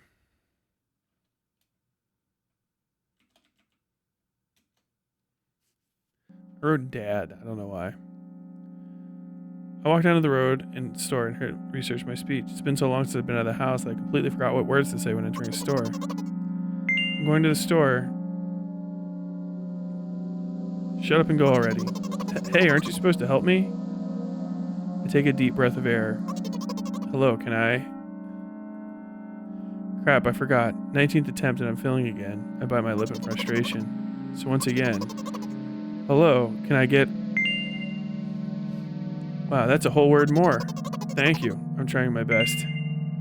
I think this time the L sound was longer than usual. Do you think that's it?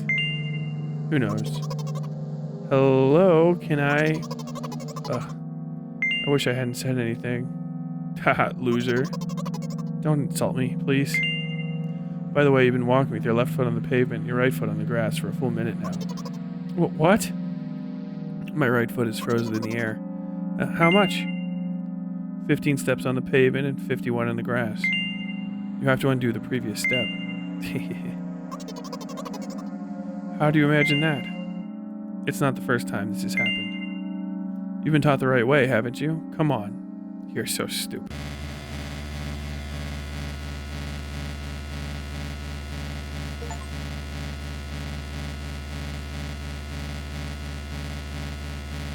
Looks like Dad doesn't help me at all.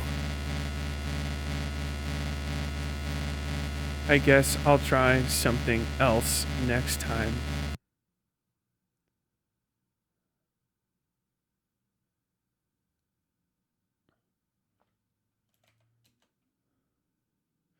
No, I hope you can do it better than Dad. I walked down the road to the store and rehearsed my speech. It's been so long since I've been out of the house that I completely forgot what words to say when entering a store. Going to the store. Shut up and go already. Hey, aren't you supposed to help me? Hello, can I? Crap, I forgot. 19th attempt and I'm failing again. I bite my lip in frustration. So once again. Hello, can I get... Wow, that's a whole word more. Thank you, I'm trying my best. I think this time the L song was longer than usual. Do you think that's it? Who knows? Hello, can I... Oh, I wish I hadn't said anything. Haha, loser. Don't insult me, please. By the way, you've been walking... What? My right foot is frozen. How much? 50 steps. You have to undo the previous step. Haha. How do you imagine that? It's not the first time this has happened. It's not the right way, haven't you? Come on. I don't remember. I'm ready to burst into tears. Here we go again. So, step 1. Wait a minute. What do you mean step 1? What then? It's already... Okay. Take step 50. Take a step back to get your own foot exactly in your footprint. Could you rephrase it just a little bit? You can't repeat a phrase without... You're hopeless.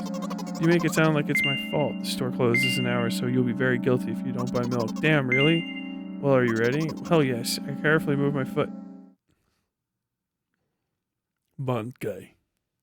As I enter the store, I turn to the first person I see. Hello, can I... Oh. Excuse me, what? Oh. Excuse me, what? Oh. Excuse me, what? Oh. You shouldn't have done that. He's obviously not going to change his lines. You run the risk of ending up in an endless loop.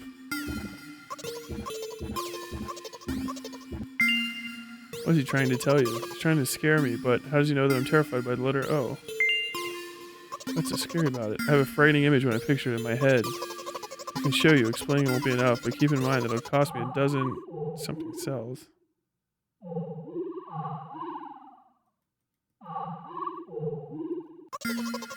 Something like that. So I'll just continue to ignore his question. What? Oh. What? Oh. My goal is to not bring the milk back, and that's going to be the end of the playthrough. My interlocutor shook and crawled away. He just repeated after him, and it worked. Do it more often. Wait, I said he crawled away. Did he really crawl away? I mean, I didn't even look in his direction.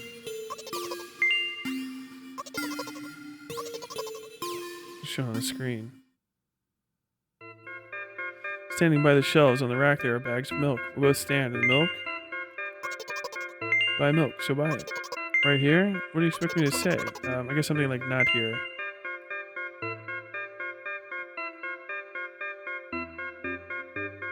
You're getting on my nerves.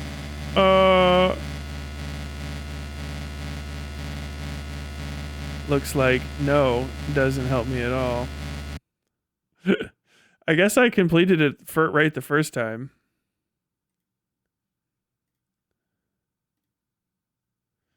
Help me buy milk. Okay. Well, that was it, I think. That might actually be the entirety of the whole deal. That was kind of fun. Very weird little experience. That is all of the achievements. Arabic language supports. Wow.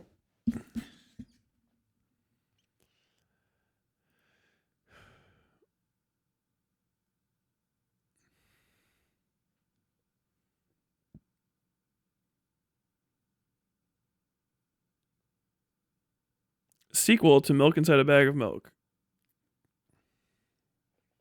Milk outside a bag of milk, outside a bag of milk. Okay, well, like and subscribe to the stream, and we'll play Milk Outside a Bag of Milk, outside a bag of milk next time. What game is this? I didn't catch the title. It's called Milk Inside a Bag of Milk, inside a bag of milk. That's what it's called. It is like 20 cents or $1 or something. And apparently has a sequel and 10,000 positive reviews. So it was a neat little, like, super cheap experience, you know what I mean? It's kind of hit and gone. Oh, nope, don't do that. Jesus. But I'm going to start trying to play some, like, little weirdo games like that. I've just got to remember. I always end up doing my fucking I'm a streamer spiel, and then I don't do play the games as much as I want to. So I'm going to be doing that. Don't expect full playthroughs or let's plays, especially if the game's good. I might decide to play it off stream on my own, or to even be able to request or get games accepted. Look at my giant ass hair. I'm getting my hair cut. What is that? Oh, they've killed me. They've killed me. There you go. That's your screenshot. Holy shit. Fucking Elvis hair. Dude, why is my head perfectly fucking square when I look to the side? It's not fair. That's not fair. Ooh, I'm starting to get old. Look, I'm getting the thing. I'm getting the old guy thing. I'm going to die soon. Death approaches. I have small lips.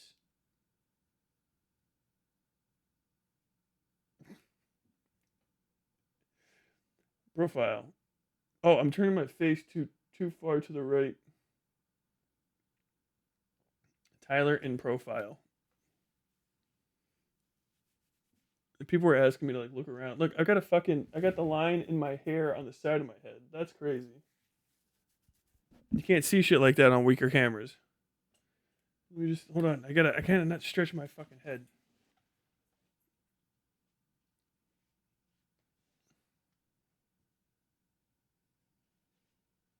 I've never really seen my side profile while I'm live. It's weird.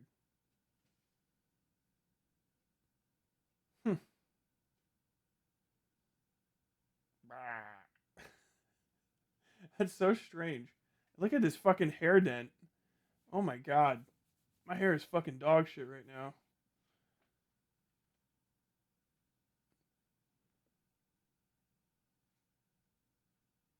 Muscles. Neck muscle.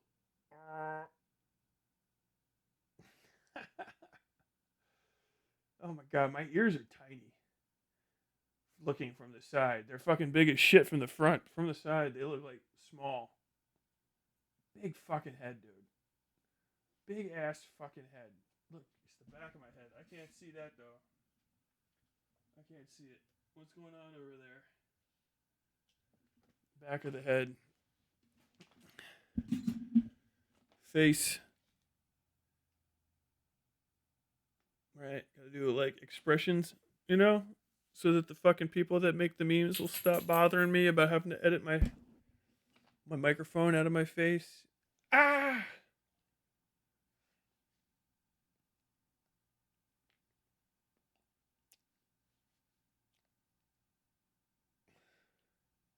I can't fake it. People are like, Tyler, you fake laugh and shit all the time. Dude, these have got to go. I've had these for too long. They're literally disintegrating.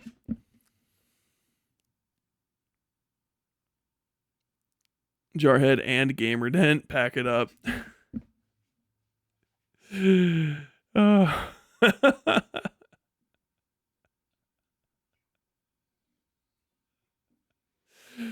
Oh my god. The sheer liplessness of me is killing me.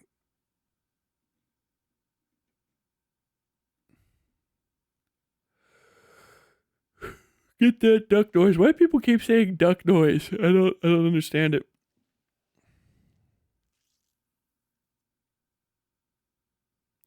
The author of the experience seems to want to convey a sense of mental unwellness. I don't get it. It's art, homie. That's what it's like. That's what it's like. All right, start wrapping it up. Thanks everybody for coming to hang out. I hope you had a good time. I'm gonna get out of here, go to bed, get up in the morning, and work on recording a podcast episode. I guess I might record a few. Put it back on. Yes.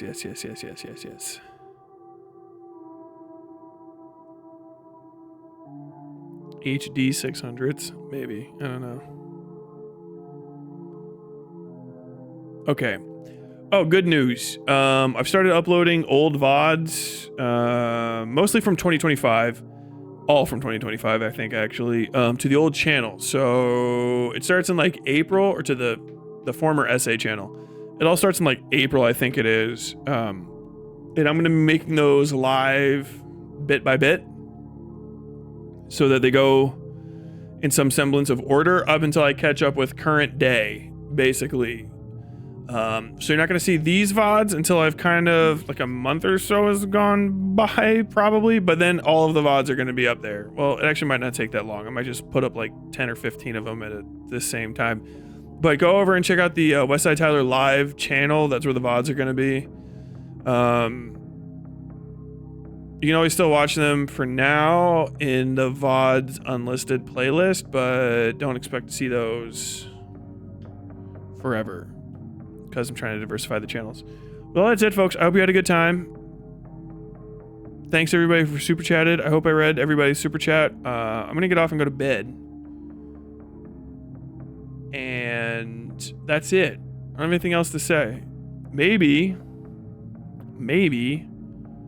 I will work on Liefeld High at some point in the immediate future. Who knows? As part of these things. But yes, I have a good time. And I hope you guys had a good time too. Look forward to content. Support me. Patreon. All that good stuff. Or don't. It doesn't matter. Hug your loved ones. Stop trying to be so doomer all the time. Okay? At least you're alive. Alright? Nobody, no sad sack ever gets up in the morning and fucking accomplishes a bunch of great things, okay? You gotta be at least a neutral sack. You gotta be at least like, hey, I'm gonna do it anyway. Okay? No more crybabying. No more crybaby. With all that said, folks, you've been watching Westside Tyler Live. I've been Westside Tyler Bell. Hope to see you guys again sometime soon. And until next time, as always, stay